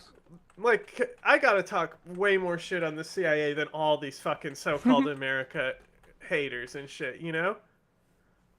Like, I like America more than them, and I still talk shit on America more than them. Just in the 80s, and there was 70,000 before that. And orchestration, CI, secret teams, and propaganda led us directly into the Korean War. We were attacking China from the islands, Quemoy, Matsu, Thailand, Tibet. A lot of drug trafficking involved in this, by the way, until eventually we convinced ourselves to fight the Chinese in Korea, and we had the Korean War, and 1 million people were killed. Same thing for the Vietnam War, and we have extensive documentation of how the CIA was involved at every level, or the national security complex, because it's a very cooperative thing, into manipulating the nation into the Vietnam War. Let me just put it this way, the best heads that I coordinate with studying this thing... the equivalent of those, like, people who, like, fetishize the trad wives and stuff. Mm. Like, brother... Troglodytes? Brother... Vietnam, like, there's almost no one alive who's been in the war at this point, you know? Like, it's... Their time is ticking down. Can we update our rhetoric, please? Like, everyone agrees, Vietnam, bad. America was wrong there. Can we move the fuck on? No, they can't move on because they're communists. We count at least minimum figure 6 million people who've been killed in this long 40-year war that we've waged against the people of the Third World. But funding coups and destabilizing entire regions takes a lot of money. Luckily for the CIA, their scope of work was broad enough to include a particularly lucrative industry, drug smuggling. At least as far back as the Vietnam War, CIA operatives were heavily involved in trafficking drugs into the United States. CIA planes would make routine trips to and from places like Costa Rica and Honduras, working with cartels to secure massive amounts of heroin and cocaine, which they would then shuttle back to the US and sell for a healthy profit. Because of their secretive line of work, these planes could land in places where normal customs regulations don't apply. It's a dream scenario for drug smuggling. The piles of money the CIA makes from this practice have directly funded the undermining of democracy throughout the world, with the added effect of introducing harmful drugs to the American population. I mean, we would never do that now, right? Like, obviously, we would never like invade a foreign nation and seize control over its poppy fields and keep it going. We would never do that. Accelerate opium production that suspiciously never made its way to America. Only the European market, oddly enough. Population. Drug running and coups are bad enough, but what really makes the CIA a terrorist organization? Can you please look into this? Like, they went in and wanted to get rid of the poppy fields. Yeah. Like, and so, like, as much as I hate Ashraf Ghani, who ran with bags of money from the Taliban, like, his whole thing was that Afghanistan needs to legitimize their fucking poppy market. And he literally is talking about how Australia is a huge poppy grower. Like, the narcotics that Australia makes legally are huge. And he's talking about how Afghanistan needs to transition to that type of economy. It would be good for them. And start cultivating it legally. But the thing is that people don't understand how remote Afghanistan is. To think that anyone could control the poppy trade, including the CIA, like, they can have stakes in it, sure. And they did. And they do use drugs to subvert some of their black budget. But to act like Afghanistan's heroin problem was a CIA exclusive thing and then do Taliban apologia like it's not around anymore, even though I can show you videos of, like, I can have somebody be like, yeah, you got any new videos of poppy being processed? And he'll be able to send them to me. That's great. Like, they're constantly posting that drug factories are still operational. Oh, but the Taliban banned the drugs. Yeah, and they got rid of ISIS. But they banned your drugs. They can't be making drugs when they ban the drugs. Organization is their fondness for bizarre, questionable, and Yeah, because it's not reported on. sometimes downright evil experiments. Like, it's very easy to not have a problem when you just don't acknowledge it. Since the end of World War II, the intelligence agency has experimented with everything from chemical weapons to biological. Yes, I'm talking about Afghanistan, but Afghan poppy never made its way. What the fuck is happening? This dog is panting like crazy. You okay? You got a big walk in, huh? Biological weapons to mind control and death rays. The CIA is on a never-ending quest to find new ways to secretly kill or otherwise control their targets. You may have seen the movie The Manchurian. Only 95% of European heroin comes from Afghanistan. Shit, my bad. I'm sorry. I apologize. My mistake. Candidate. The film was based on the CIA's experimental mind control program, where a subject would be hypnotized and programmed with an activation word or phrase, something that, when heard, would trigger their CIA training and turn them into a sort of deadly automaton. The CIA wanted to create these sleeper agents and plant them in target countries around the world. It sounds absurd, but the Cold War was a scary time, and the CIA... Yeah, you're right. Heroin in America has been China white for years, brown shit from Mexico, but all the Afghan shit gets pushed elsewhere. Yeah. CIA was a scary place. The secretive agency may have left the notion of mind control behind, but what they haven't given up is torture. Torture is something that no human being should be capable of doing to another. But it's part of the standard CIA toolkit, and it has been for years. This really only came to the attention of the American people during the Iraq War, when the horrific images from secret prisons and black sites like Abu Ghraib found their way onto U.S. television screens.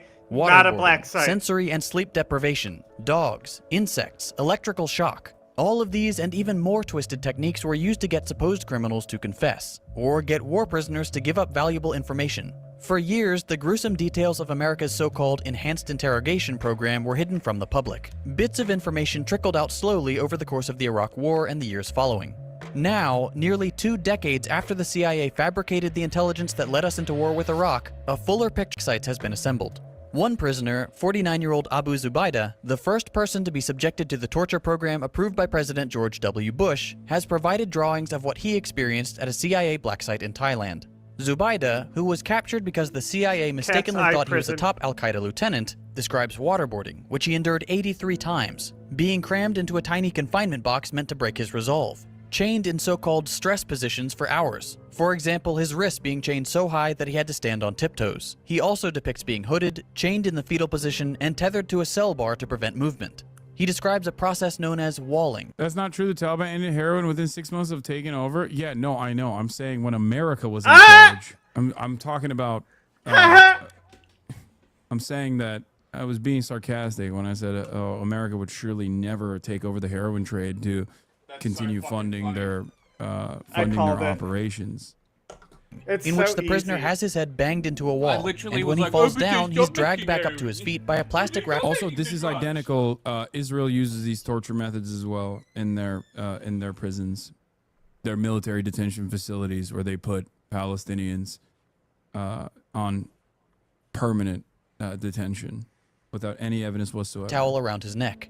Another drawing shows a larger confinement box, pitch black, with the prisoner chained in a seated position over a bucket which was meant to serve as a toilet. Zubaydah also describes being deprived of sleep for 2 to 3 weeks at a time, kept awake by having water thrown on him and being chained in painful positions.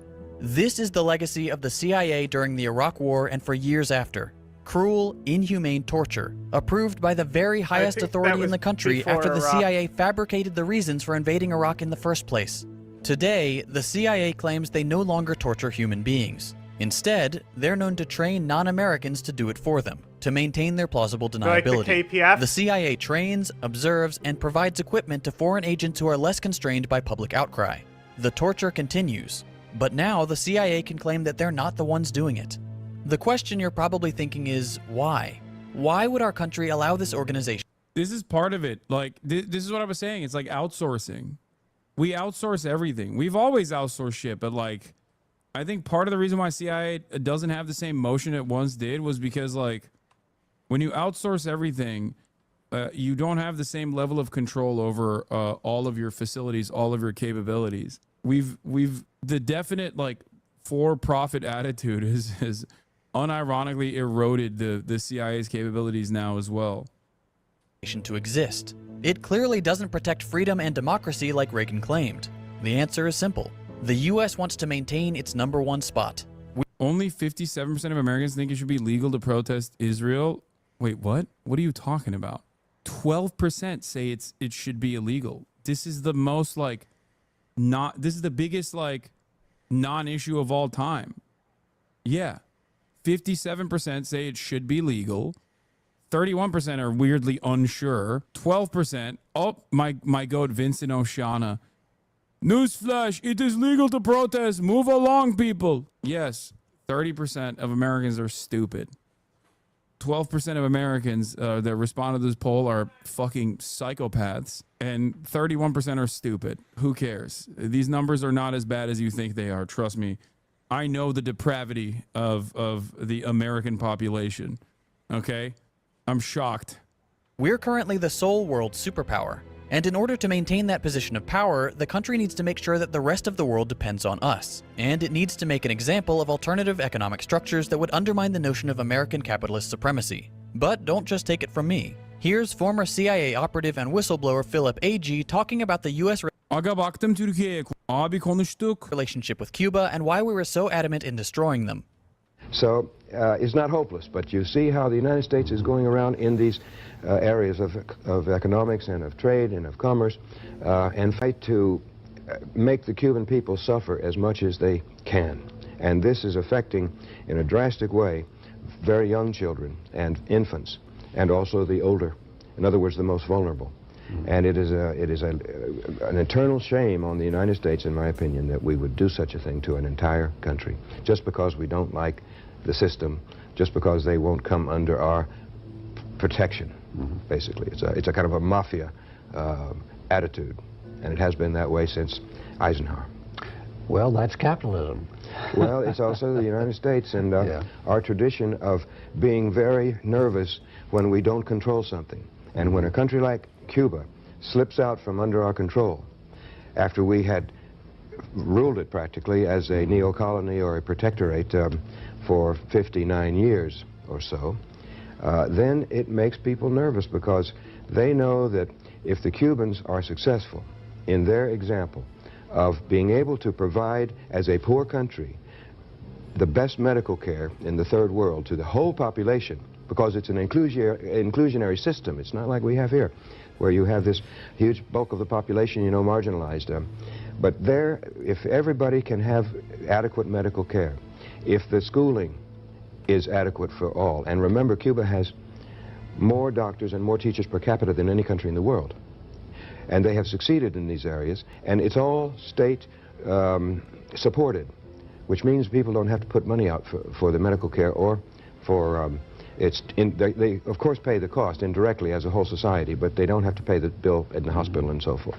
And so that cannot be allowed to stand. It's a very bad example for the United States. So there is a very large mass of people out there who can look at Cuba and say, well, if they can do it, and on a per capita income of $2,000, $2,500 a year, where ours is $22,500 a year, what's wrong with our system? I mean, maybe we ought to consider an alternative. That's why Nicaragua, Sandinista Nicaragua, had to be destroyed. Exactly. They were a bad example, and that's why Grenada had to be destroyed, because any movement that comes to power with the idea of providing for all the people and of escaping the control of the United States and its economy, let's say the corporations and so boring, then that is bad news here in the United States in the upper even Hassan isn't paying attention at this point. So there you go. It really is that simple. The U.S. wants to maintain its global supremacy, and that requires destroying any competing economic system to prevent people from questioning capitalism. And I can't think of a current nation that at least bills itself as a transitional socialist state that the American government is actively looking to. The earliest time period I will go back to in I'll criticize settle colonialism stuff, but when I specifically focus on a time frame on when America was doing fucked up shit, how early do I actually go? Probably within this lifetime. Yeah. Post Bosnia, because I'll praise Bosnia and shit. 9/11 maybe. Yeah. 9/11's probably where it really starts.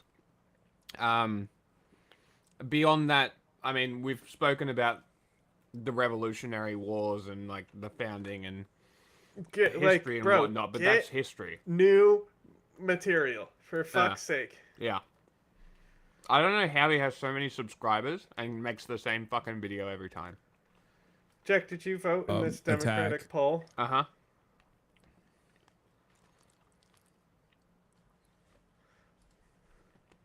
Relentlessly, and is positioned as as the #1 foreign adversary.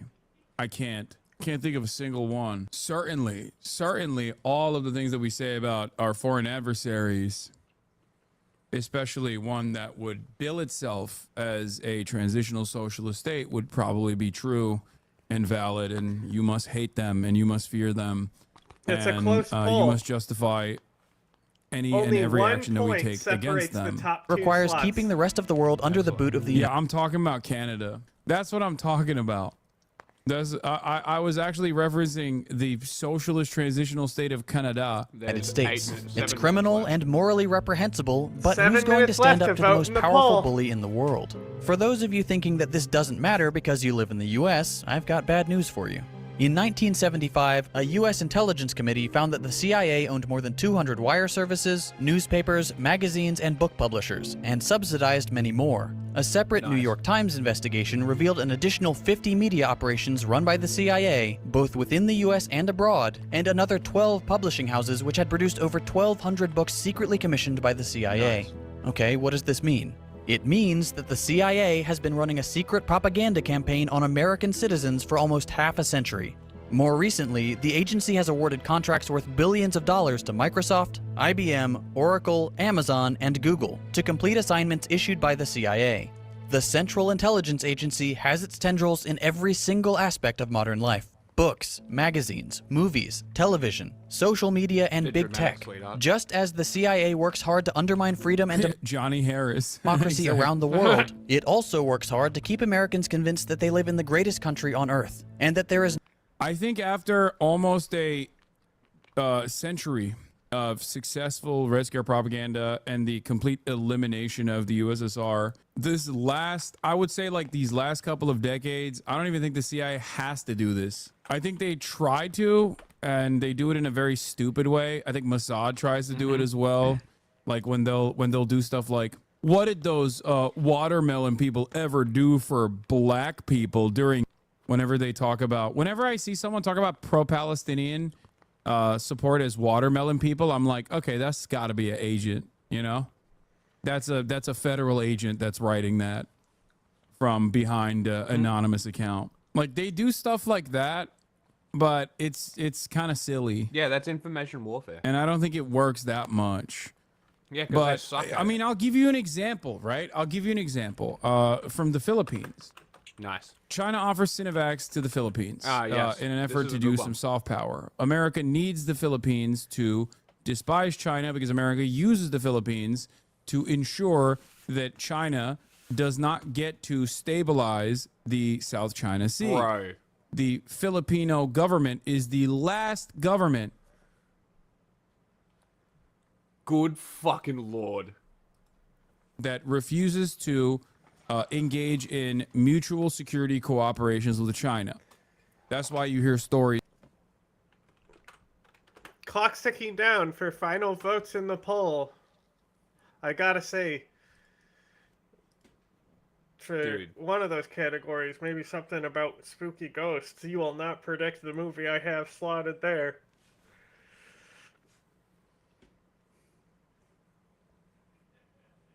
Do you... Okay. Give me 1 second. What?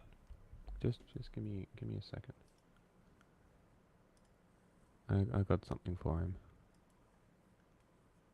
It's not that one.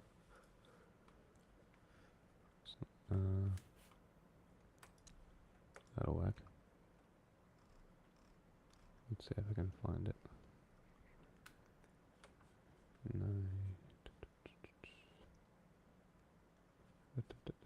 That one. There it is. Okay.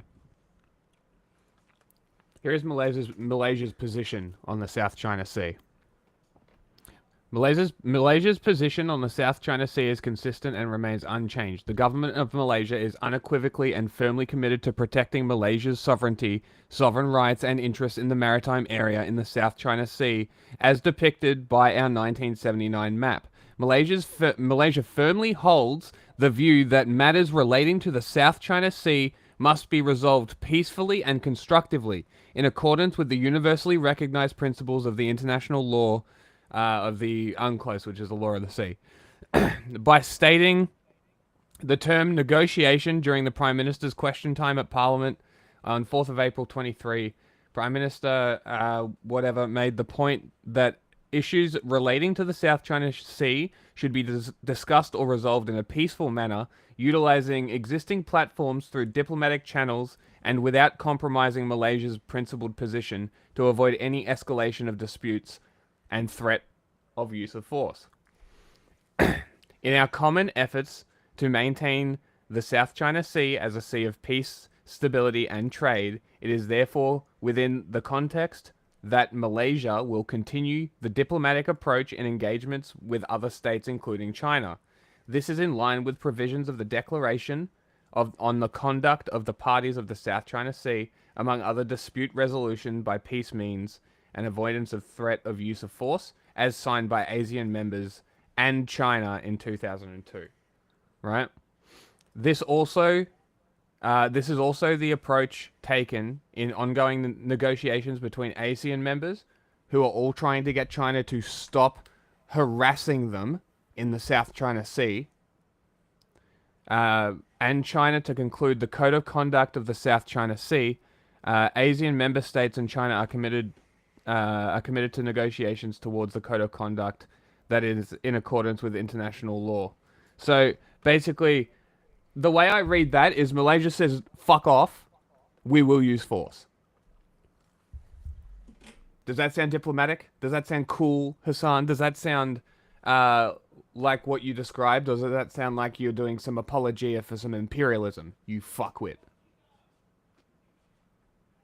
Should I bring up all the ramming incidents of the Chinese Coast Guard, which they use to assert their imperialism in the South China Sea? Do you want to do that? What about the fact that in 1974, they literally killed Vietnamese soldiers and sunk a few ships to occupy and militarize the Paracel Islands? How about that, Hassan? Does that sound peaceful and cool? Does that sound like the Chinese government is doing it for fun? Or does it sound like some good old imperialism? I don't know. Fucking Jesus Christ. This might be up there with some of his other apologia. Jesus Christ. He's about like Filipino boats getting hit with water cannons from like the Chinese Coast Guard, right? That is happening while China is trying.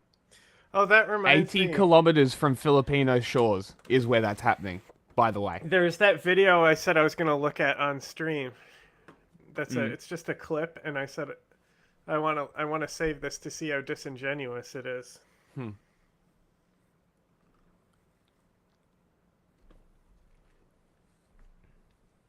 I don't got anywhere to be, so go for it. Oh, it'll take me a minute to find it again. Trying to create a security cooperation agreement that it's successfully implemented or successfully got on board with every other country in the South China Sea, with the exception of the Philippines. So China, in an effort to do soft power initiatives and show goodwill, offers Sinovacs to the Philippines. What does the American government do? They engage in a covert bot attack, basically, on Filipino social media to try and create. You know, you don't have to frame this like a bootlicking statist, right? You know you don't have to. You can openly admit that this is imperialism by China and that America also did a fucking psyop against the Chinese vaccine, which honestly, probably a good thing. Create fear amongst the population against Chinese vaccines. They run an anti-vax campaign. This was all revealed in a Reuters article that we've shown on numerous occasions. Okay, so they created vaccine hesitancy. They created vaccine hesitancy in the Philippines in an effort to stop them from using and mistrusting the Chinese vaccine that was sent. Instead of sending, Western vaccines to the Philippines, that's what they chose to do. And this was fairly consequential. So it's not that the American government doesn't engage in initiatives like this, right? Okay. They still do. They still engage in initiatives like this one. Here it is. This is the framing sounded so dishonest. I was like, I gotta save this to see what they say here. I was streaming So it says disingenuous. This loner box weirdo thinks streamers should be banned for not forcing their audience to hate Chinese people. Okay. So let's see what this out of context clip is. I think maybe the argument you could make, also, if we're talking about Hassan, fucking hell, the last time I was on Hassan's stream, I was streaming while I was watching Hassan's. He was watching the UN. He was watching the UN condemnation of Russia's invasion of Ukraine. And the Chinese person was speaking, and Hassan's chat went fucking ballistic. Like, China simping. Like, tanky fucking, like, no genocide, ooh-woo fucking, like, simping for the CCP and shit. And he doesn't do anything about that. Clearly he doesn't, because I know he doesn't. I know Hassan doesn't believe in that stuff himself. I think. Are you if sure Twitch about was that? really concerned about like bad community policing or bad management or like carelessness and all that, like, yeah, Hassan would have been gone way before Destiny. I think maybe the argument you could make also, if we're talking about Hassan, fucking hell. Okay. Last time I was on Hassan's. Nothing crazy about that. Hassan does support all the commies and shit. Yeah. What, like, that's kind of a milquetoast hit you're doing on Loner Box. I mean, I think there's better things you could grab from. Yeah, it's a bit weak. Article: Pentagon ran a secret anti-vax campaign to undermine China during the pandemic. If you want to learn more about it, I've read this article multiple times at this point, so I'm not going to do it Why again. would you And read yet an you article still multiple times? Maybe instead of reading one article multiple times, you should do some more reading and figure out the actual positions of the South China Sea instead of listening to Chinese state media, I guess, is the only real way you could find that fucking opinion. Because I've been digging for fucking Chinese opinions, and holy fuck, it's hard to find.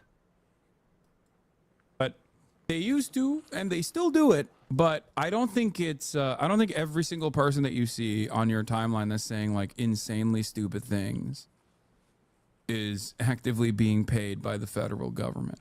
I think that there are a lot of people that simply want to sound smart, and they are carrying the tradition of wrecker behavior all on their own, without any sort of federal government subsidy, without any sort of paycheck or pay stub from the FBI. And you simp for the CCP and you don't even get your 50 cents. So, yeah, sucks to suck, I guess. Specifically 50 cents. Or the CIA. They're just doing it on their own because they're fucking stupid. Part of it, part of the reason why they're doing it on their own is they're fucking stupid, is because American education is completely collapsed. There's no critical thinking skills, and social conditioning is There's so also no firmly critical set thinking and skills so taught in firmly Chinese schools anti-communist, either. anti-socialist in this country that they don't even need to do it. Unless Like, you they think can just that, like, get it for free. No alternative to American supremacy. The CIA is a terrorist organization, the biggest one in the world, and it needs to be abolished and its records made public. The United States has no right to impose its will on the rest of the has no right to do it in secret. Every single country has an intelligence agency. Every single country operates inside every single country, if they wanted to. Like, what the fuck are you talking about? Well, Shut actually, the fuck up. China is pretty tight-lipped because they be killing them people. That's true. That is very true. But Iran does the same thing, but they're fucking like a sieve.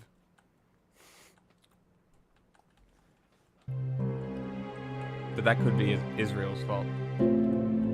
Anyway, I tell people that Americans have been lobotomized. Yeah. Every American at birth, myself included, gets... Yeah, like this is literally what I'm saying. Like you can not simp for an authoritarian imperialist state trying to impose its will over an entire like coastal sea while also criticizing America for doing something shady and fucked up like that. Like, you don't have to take a position where you basically just spew Chinese state TV talking points. What the fuck are you doing? How do you spend 8 hours a day on stream and not learn how fucked up the CCP is? I don't understand.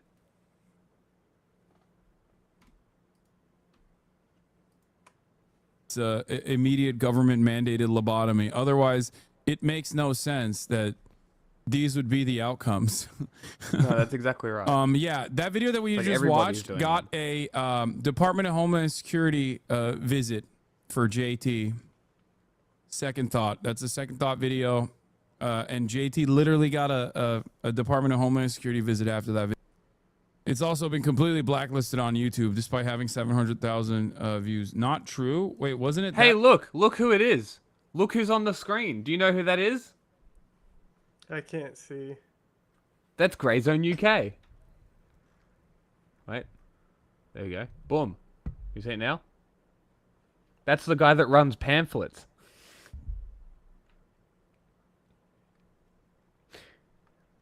I did some digging and I found simultaneous posts, identical simultaneous posts on both of that account and his account. I'm like, there's only one way that that can happen. Like, cut and dry. So every time I see a pamphlets post, I just be like, shut the fuck up, Kit. That video that got him the visit? Dog shit. Was it another video? I'm pretty sure it was a different video. I thought it was that one. Which one was it? I do not care. Do it more. Harass him, actually. To find the tweet. Go find the tweet and then make send him run to Argentina with his pedo buddy. To me. CIA fell off as a self-perpetuating machine now. I think there's some truth to the American psychosis being self-perpetuating, but these ideas aren't just occurring spontaneously. They absolutely still have an insane amount of influence in the rhetoric and propaganda that floats around, even in a lot of progressive spaces. I think So you're saying this because you are on the other Wait until team. you learn who else has influence in those spaces. Yeah, exactly. That's the difference. Yeah, they they don't do have care an- about Mhm. Iran, Chinese, or Russian influence. Only American influence, which is Yeah, just and so that's the problem. stupid. It's so short-sighted. influence, but it's like the same principle behind manufacturing consent. Yeah, it is. I was cringe. right. It's the CIA video, no? Yeah. This is going to be an important thread. This thread was prompted by YouTube shadow ban in my new video. Yesterday morning I released, the video titled CIA is a terrorist organization. Unsurprisingly, it was instantly demonetized. Fine. I don't care. I really don't. I wish all your videos fucking demonetized. You're a piece of shit. You literally are an NPC. You're a Soviet bot made in the 80s before it collapsed. Repeating dumb fuck talking points. Exactly. That just get Like annihilated. Shit from the 80s. It's fucking ridiculous. Like, I don't care. Oh, I visited the police because of our video. Meh, shut up. I don't care. I I'm used to genuinely that. do not After give a the video fuck. went live, I got the usual comments. Clicked as soon as I saw the notification. Views were slightly disappointing, but par for the course for a demonetized video. The video no longer appeared in the subscription feed. Wait, what? This was an obvious lie. And an insulting one at that. Remember that video was only age-gated. Why wouldn't my video on the CIA, which did not show any explicit violence, receive a harsher treatment? YouTube is notorious. The fact that the video went live received notifications. No, the CIA It's funny they're complaining about this because YouTube has a tendency of pushing Chinese media and like pro-Chinese talking points and like pro-Russian and all of this shit. Like, I don't care. It does this. Wow, YouTube censoring you. Shocker. The CIA is a terrorist organization. Am I wrong? Look at the tweet right above. That video earned me a visit from the DHS who asked me about anti-American sentiment in my videos. A few months ago, I uploaded... Oh, you're right. Okay, my bad. My bad. You're right. I uploaded a video on police brutality that showed explicit acts of violence by the police, and it was understandably age-gated. The video was appropriate only for older audiences, but did not break any of YouTube's terms and conditions. That video earned me a visit from the Department of Homeland Security, who asked me about anti-American sentiment in my videos. That was the first time I realized, wow, I guess people really are monitoring what we say and are willing Oh to... my god, shut the fuck up. Proof. Yeah. Provide evidence. You would have been served a warrant. You'd have the paperwork. Oh no, they'll show up and ask you questions. They're allowed to do that. I Especially imagine you're also DHS. allowed to shut the door on them. Like if you make threats against the president and stuff, they'll show up. I know about that. Like that I guess makes some kind of sense. But like, I imagine if somebody knocks on your door, they're like, "Oh, we're from Department of Homeland Security. We're to hear you about anti-American sentiments." I'd be like, "Cool." Shut the door. And you're Fuck like, off. "Yeah, I hate America." Yeah. What of it? Get What fucked. did you tell them? And you told them, "Yes, I do hate America." Yeah, I bet he just fucking melted and became a big pussy. Big bootlicker, like defaulted to his bootlicker status. Just went full fucking compliance mode, I bet. Try and intimidate us. Great. Alright. Moving over. Poll? It's done. Time's cut. Let's see what the final results are. Okay. I have it ready to go if you want to switch it over and such.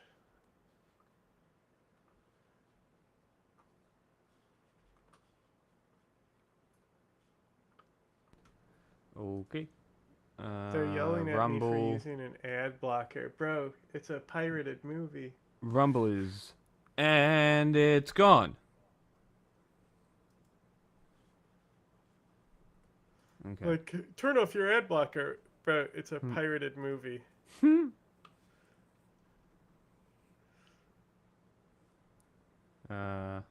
You'll have to change the title. The stream on the other one has started. Post bong slut link in the chat. I'm just getting through these ads. Mm-hmm.